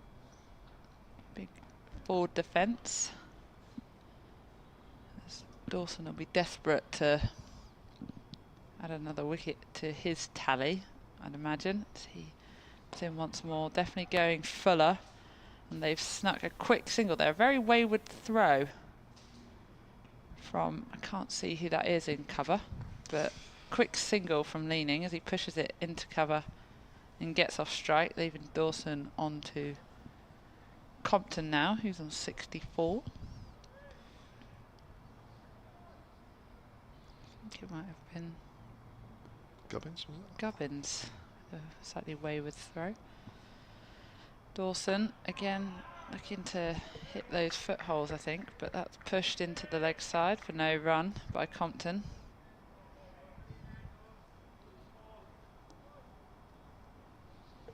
See if he can create some turn back into Compton. Snake one through. He bowls once more, and that's worked across that front pad by Compton out to deep square for an easy single. Come on, Dawes, just try round the wicket a little bit. I think he might be, actually. Yeah.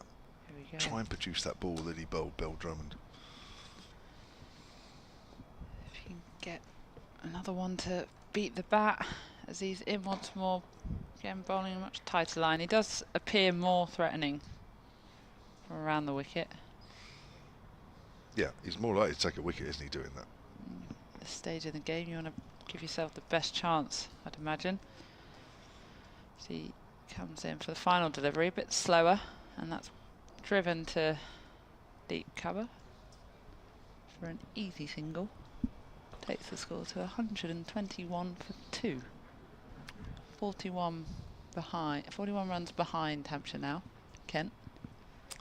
Nicely played by Leaning, wasn't it? You have to wait a little longer, don't you? He's tossed up like that. You do that, don't you, when you're bowling off spin? The odd one just a little slower to see if the batter might just push at it, thinking it's coming through at the same pace. Leaning just waited and waited, guided it into the gap. Beautiful shot. It was only one, but it was very neatly played. 121 for 2. Here's Organ from the pavilion end, and that's played by Leaning into the gun. There's just no pace on this pitch for the spinners. There's no bounce on this. Well, you've bowled here before. You'll have played on a similar type of wicket, I guess. Yeah. Even if it's just a one-day game, you know, maybe a wicket with a little bit of the life taken out of it. Quicker ball played into the ground. Well fielded Sharp. by Fletcher Middleton. He was sharp.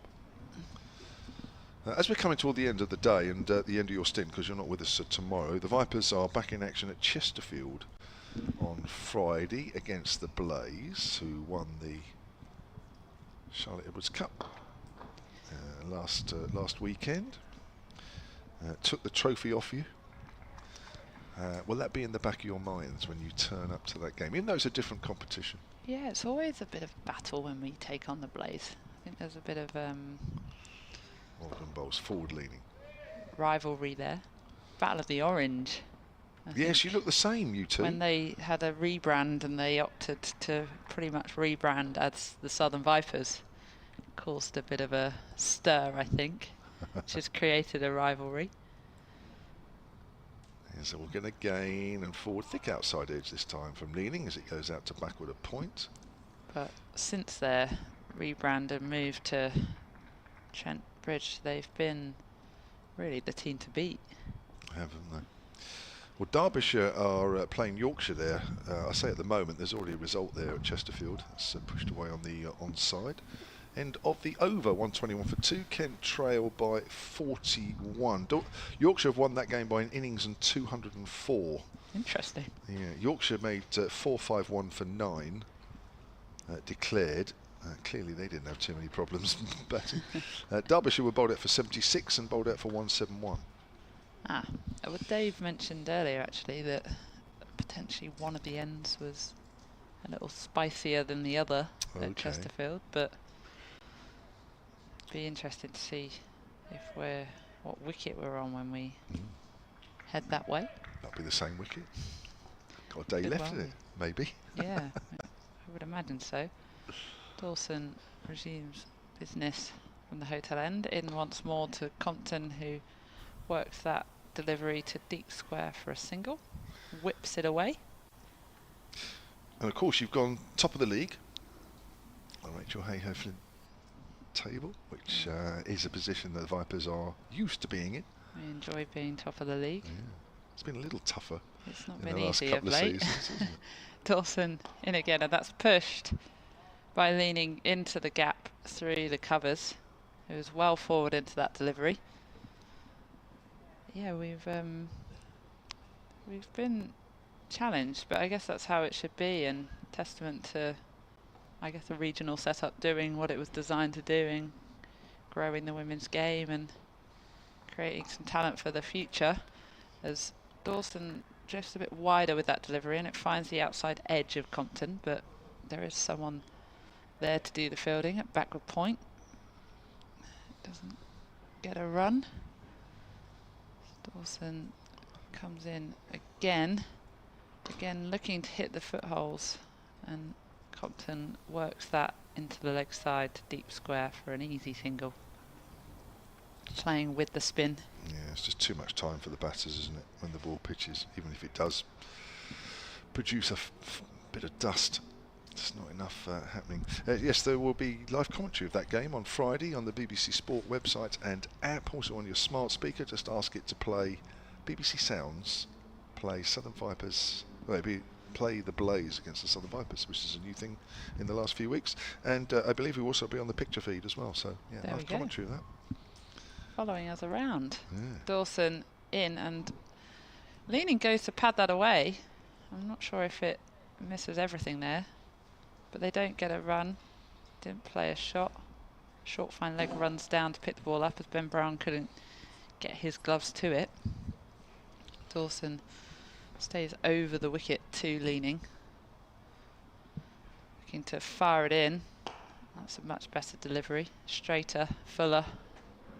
Leaning pats that one back to Dawson, and that's the end of another Dawson over. He's bowled 15 overs now. One wicket, and he's gone for 39 runs. Yep. So score is 124 for 2, and the deficit now only 38. So Kent creeping ever closer to Hampshire's lead. I tell you what, the over rate's been pretty good the last half an hour or so. I think we were looking at a 7 o'clock finish, maybe slightly later at one stage, but we've got 7 overs to do. We might be gone by 6:30. Well, we won't be gone, but we might be finished by 6:30, which is a bonus. Well, they're scheduled to finish at 6:30, aren't we? Because of the late lunch. It's pushed on the onside by Compton. Another single to him. It's very methodical, Ben Compton. Just pushing around for the single, the odd 4 from a shorter delivery. He's 68 from 142. You only have to blink and Dawson's over. I know, it's good, isn't it? Complete. Yeah. Ideal from an over rate point of view. Organ bowls. Keeps a little though, but Leaning has, I think he said Ealing. Leaning has all the time in the world. It's probably because I was thinking about Simon Hughes there, because he originally hailed from England, played club cricket in Ealing, in West London. I don't know why I was thinking that. I think the conditions here at the Utilita Bowl suit my style of bowling. Do they really? Now, I'm interested to hear why, as Leaning again, he's well forward.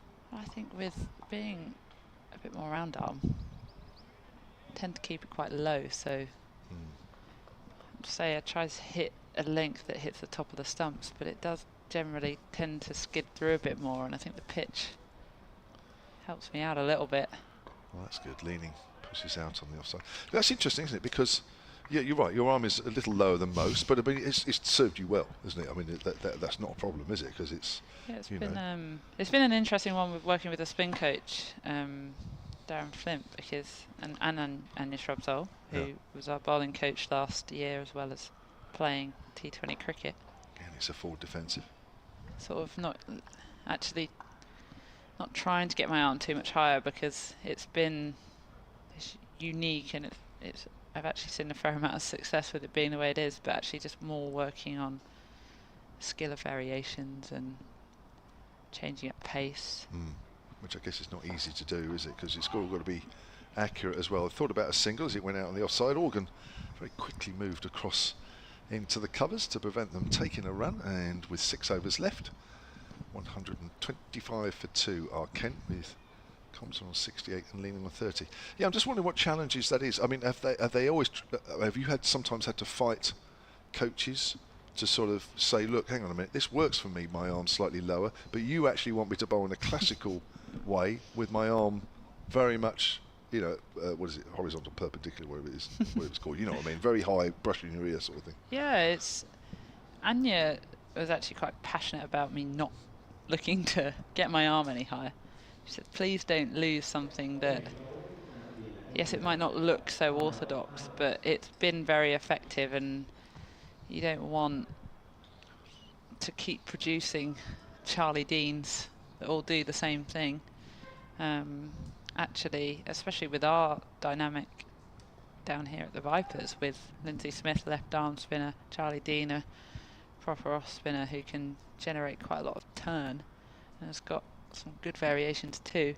I offer a different niche, I guess, and it brings a trio of spinners that can all do something quite different.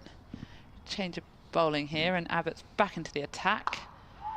Round the wicket to Compton, and bowls good length first up, and Compton gets in and behind that and pushes it to point for no run. Yeah, I think it's the obvious whenever a coach sees me bowl. It's almost the most obvious. Okay, can we get your arm a little bit higher? For good reason, to create a bit more, I guess, flight and dip, a bit more bounce. But equally, I get a lot of dismissals, people trying to go off the back foot, and it stays quite low. Have it in once more, and that's pushed back towards him by Compton. It's quite comfortable there, getting in and behind the ball. Yeah, that's interesting. But do you find a challenge, obviously with a slightly lower arm, then obviously the challenge then is to make sure you're bowling arrow straight all the time? Yeah. Have you found that a challenge at times? Absolutely. I think my margin for error in terms of line is definitely less, because I can't rely on big turn or a lot of dip to fool the batters, as Abbott bowls once more. Compton just having a look at Abbott here, and quite defensive, but playing in relatively comfortably. Yeah, and I've actually seen more success when I've tried to bowl quicker.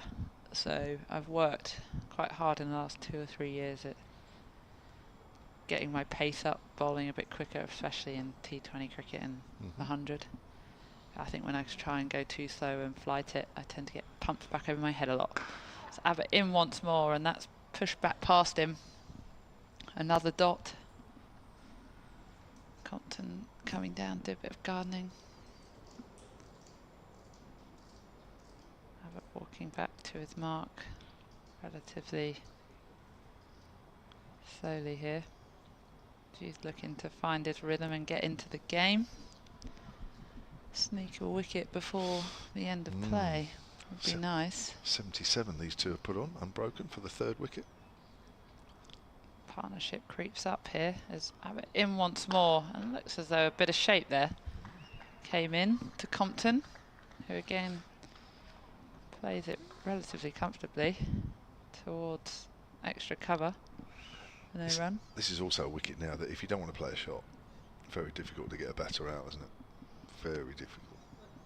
Yeah. But it's interesting with the wickets here, because I think they've produced a lot of success for female spinners. We saw Amanda Jade Wellington has done very well here, and she played in the 100. And Lindsay Smith's career has taken off since she's been back with us. Abbott just losing his line there, drifting down legs slightly. And Brown does well to stop that one. And that's a maiden over for Abbott starting up. Georgie, you all right staying on? Absolutely. Because we need to hear more from you. And we certainly need to hear more from Matt Cole from BBC Kent.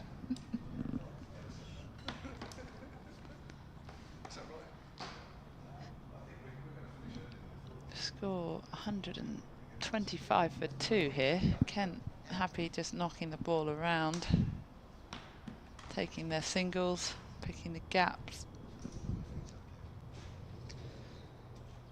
12th has run on to the pitch and run a drink out to the 2 batters, who are just having a little refresh by the looks of it. There was a signal from Jack Lee in that previous over, wasn't he? Waved the balcony and the Kent dressing room, and someone on the balcony just waved back at him, and there was a pause. And then I think they realised what he wanted and went inside. So must be the bright sunshine getting to him. Yeah, he's been out there for a while.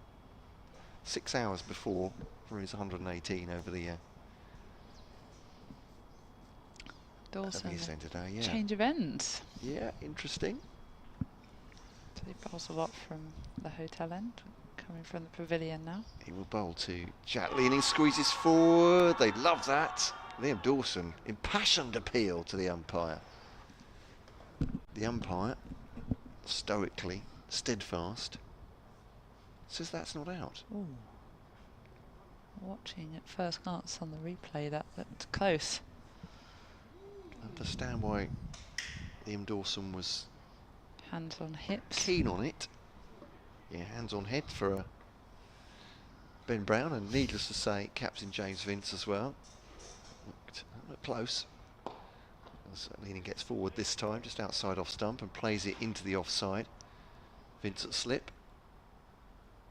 Middleton at short leg. The tiny margins there. 125 for 2.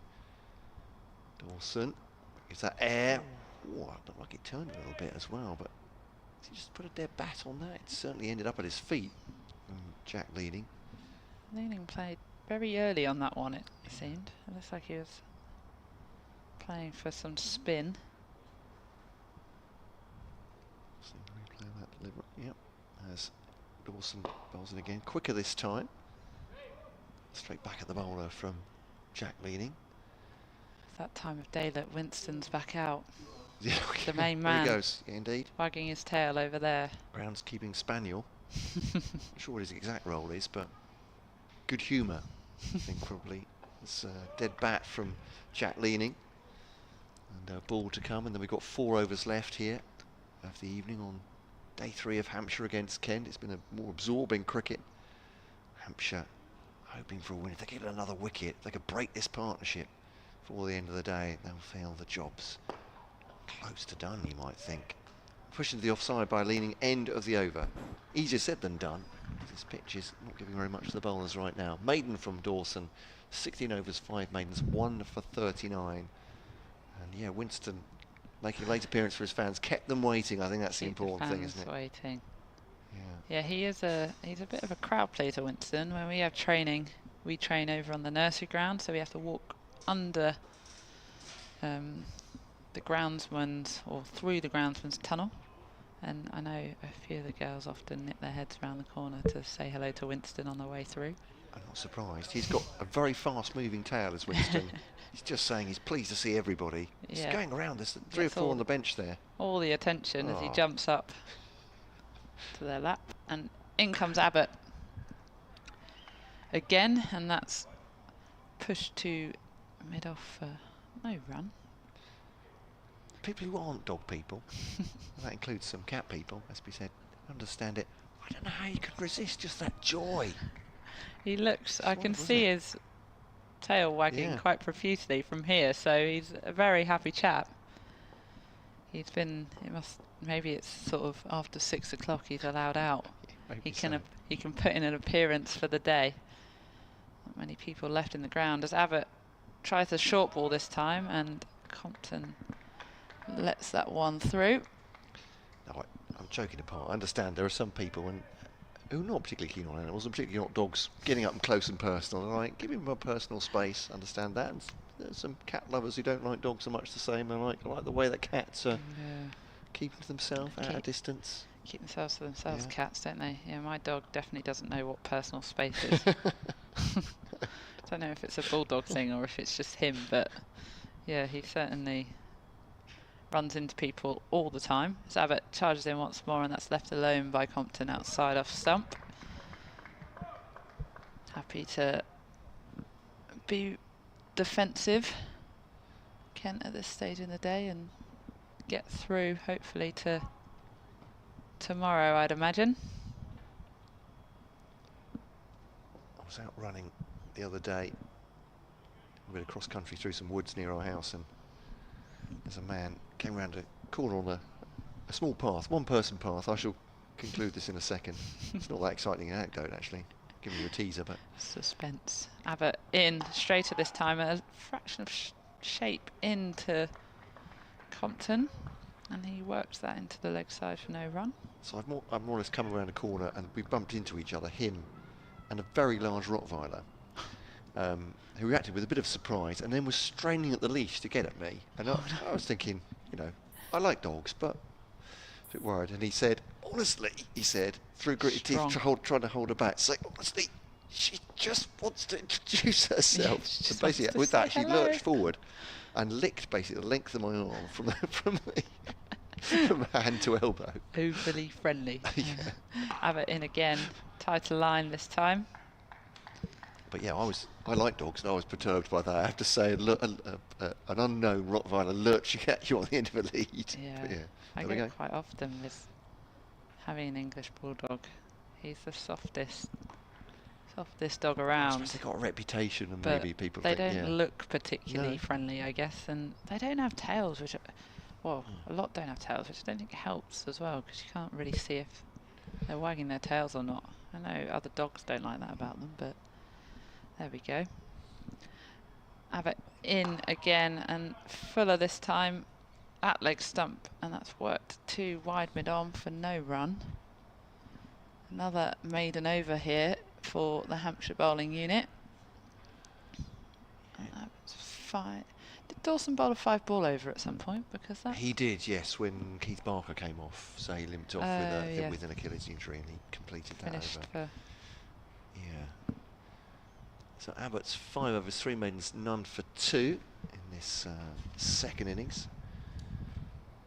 Let's see what he picked up in the first. So 2 wickets, important ones though. Got Leaning, and he got Finch. Last ball last night, didn't he, Abbott? So I wonder if he with the golden arm at the end of this day as well. Yeah, 3 overs to go then. Liam Dawson will bowl at least one of those. Round the wicket to Jack Leaning. Big LBW appeal on the previous over. Leaning squeezes down on that one. It's gone behind square. And again, bowler and wicket keeper just perplexed that he's not managed to do. Catch, I think, there. Was it? Hoping Yeah, maybe Fletcher Middleton could get something on it, but I don't think it was particularly aerial. No. Well, he squeezed it down the leg side as well, didn't he? But perhaps they were thinking it was just going to pop up there for a second. Ben Compton takes strike.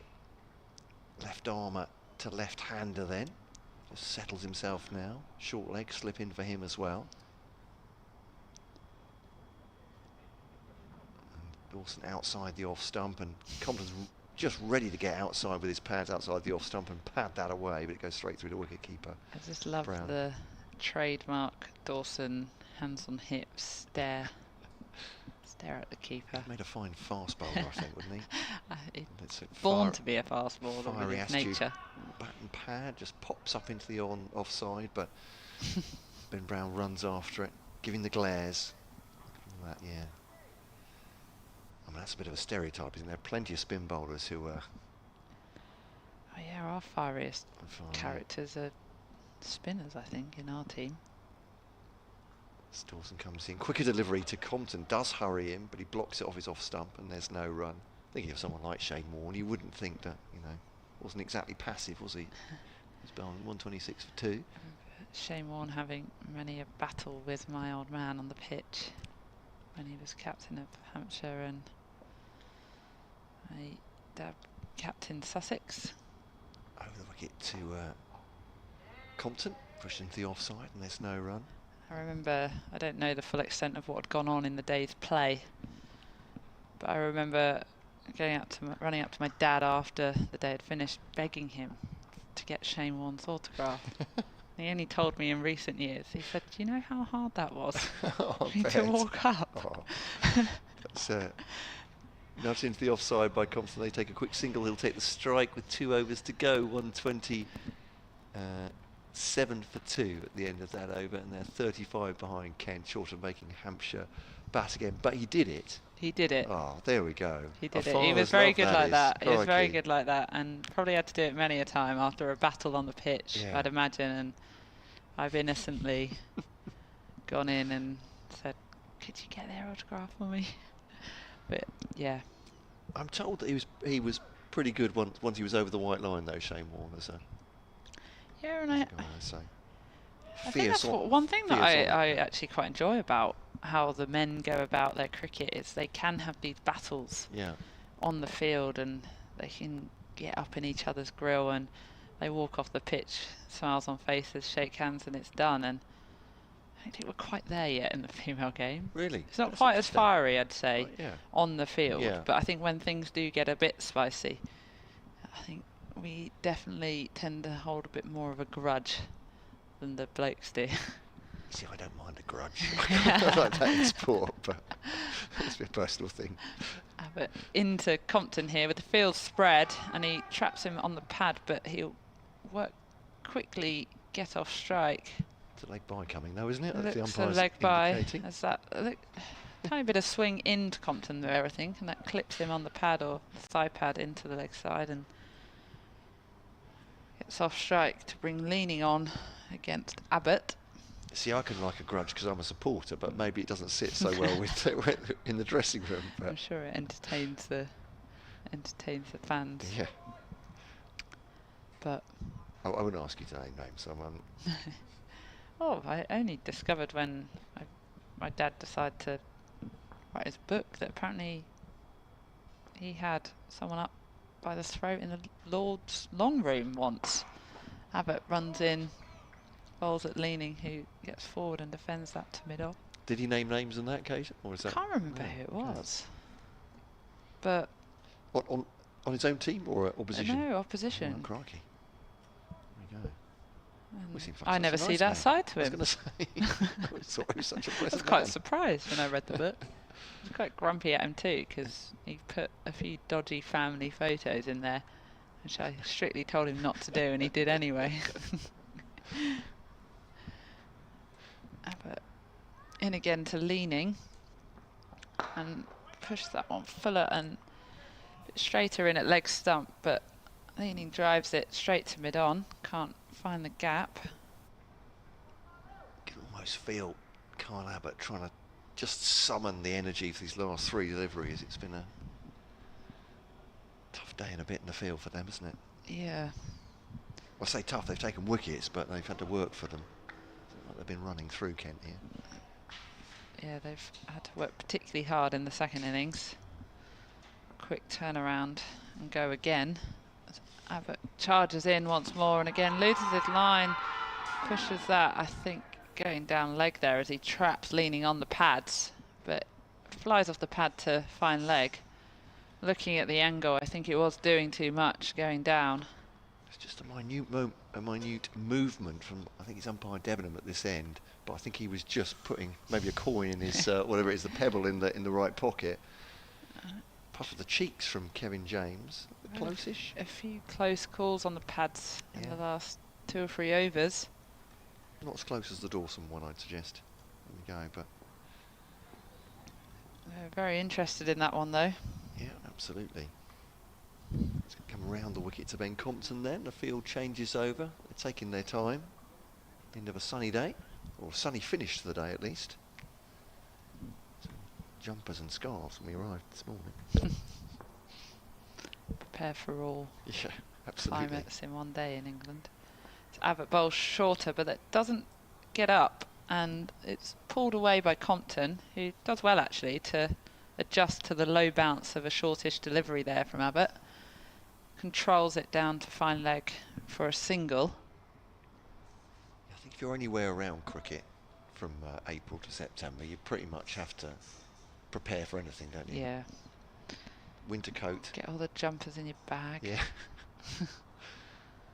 Short sunnies. Winter coat. I mean, we do typically moan about the weather a lot, the Yeah. Brits, but I think it's because we never get a chance to really adjust to any kind of weather. It gets hot so suddenly. We don't really acclimatise, and then before you know it, it's raining again or it's cold. I think that's about right. If it's 78 degrees every day or whatever it is, or 23, 24 degrees, you can get used to You it. can adjust. Abbott in again, fuller length delivery, but way outside off stump, and that's left alone by Leaning. I'm not sure he'd want to be bowling that at this stage, No. but 130 for 2 now, Kent. The deficit 32. 1 over remaining. I definitely think that's one of the reasons why it feels hotter in this country perhaps than it does in other countries for the population, is that you get 10 centigrade swings, don't you? During winter, during summer it can be -2, it's up to 8, or it can be 10 to 20, or it can be 20 to 30 within a couple of days, and it's Overseas players have reassured me that it does feel quite hot when it does get the hot, so humidity it's not us just moaning. It's Dawson to Compton's last over of the day here, and Compton has just worked that off his pads into the onside, and to Nick Gubbins. Short leg, slip in. This is the last over, so wicket falls here as it did yesterday, of course. Harry Finch going the last over. Hampshire would love that. Compton drives into the wide open spaces in the offside against the spin. And it's picked up by James Fuller, and they'll take a single. So I'm sure Ben Compton, much though he loves to bat, wouldn't mind spending 4 balls at the far end as Jack Leaning slowly puts his gloves back on. 118. I keep getting the wrong score, but I think I'm scoring to watch the scoreboard on the left-hand side. There's one to the right-hand side, in plain view. Sorry, you can't see that, listeners, but I don't know why I'm doing that. That one's defended into the onside, and there's no run. Some pigeons have lighted on the ground. They've decided that the game's shortly over, and they're right. 131 for 2, Ken. Leaning 31 from 88 balls. Compton 71 from 163 balls. And these two, 50-plus partnership. Leaning goes for a quick single. Well, very willing Ben Compton. There we go. Over to you, Ben Compton. I was going to say, I would say, no, I think I'll stay here for a bit. But these are professional cricketers, so. Compton. Keeping sharp. Yeah, adjusts his pads, waits for Dawson to come in. 2 balls available, just 1 available now as he pushes that straight back at the bowler. Coming towards the end of the 3rd day now. Middleton at short leg gives some applause, trying to rally his bowler for one last effort. Dawson over the wicket, left arm. Compton pushes forward and just nudges it into the onside, and that will be day 3 finished here at the Utilita Bowl, and it's belonged to Hampshire once again. Earlier on, mopping up Kent's tail eventually for 343 in their first innings to lead by 162. A nearly 6-hour 118 from Jack Leaning over today and yesterday. Fantastic effort from him. But then 2 wickets taken. 1 before tea for Rose Cushy, holding out to a deep fine leg off the bowling of Barker for 4. Daniel Bell-Drummond, ball of the match really from Liam Dawson, beating the outside edge, clipping the off stump. He went for 19 at 48 for 2. And since then it's been a vigil. It's been stonewalling from Leaning on 32 and Compton on 71, seeing out day 3. Kent still a 30 behind.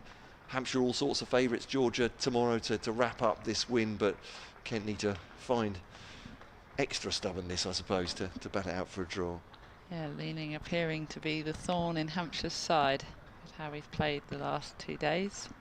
But shaping up to be a good last day of cricket here, so hopefully the weather plays ball. Yeah, looks like it might be gloomy tomorrow, which might help the bowlers. Could be. I hope you'll join us tomorrow morning at 11 o'clock. Georgia, it's been great to have your company. Thank you for having me. Fantastic insights as well from Georgia Adams, the Vipers captain, of course. And I'm Matt Cole. And Kevin James will be with you tomorrow, the 2 of us, with Dave Allen as well. So thank you for listening today. We're back at 11 o'clock. By all the means, tomorrow means, by all the means you can pick us up around the world, around the ground, and with the pictures from Hampshire County Cricket Club. Thanks for listening. You'll hear from us tomorrow.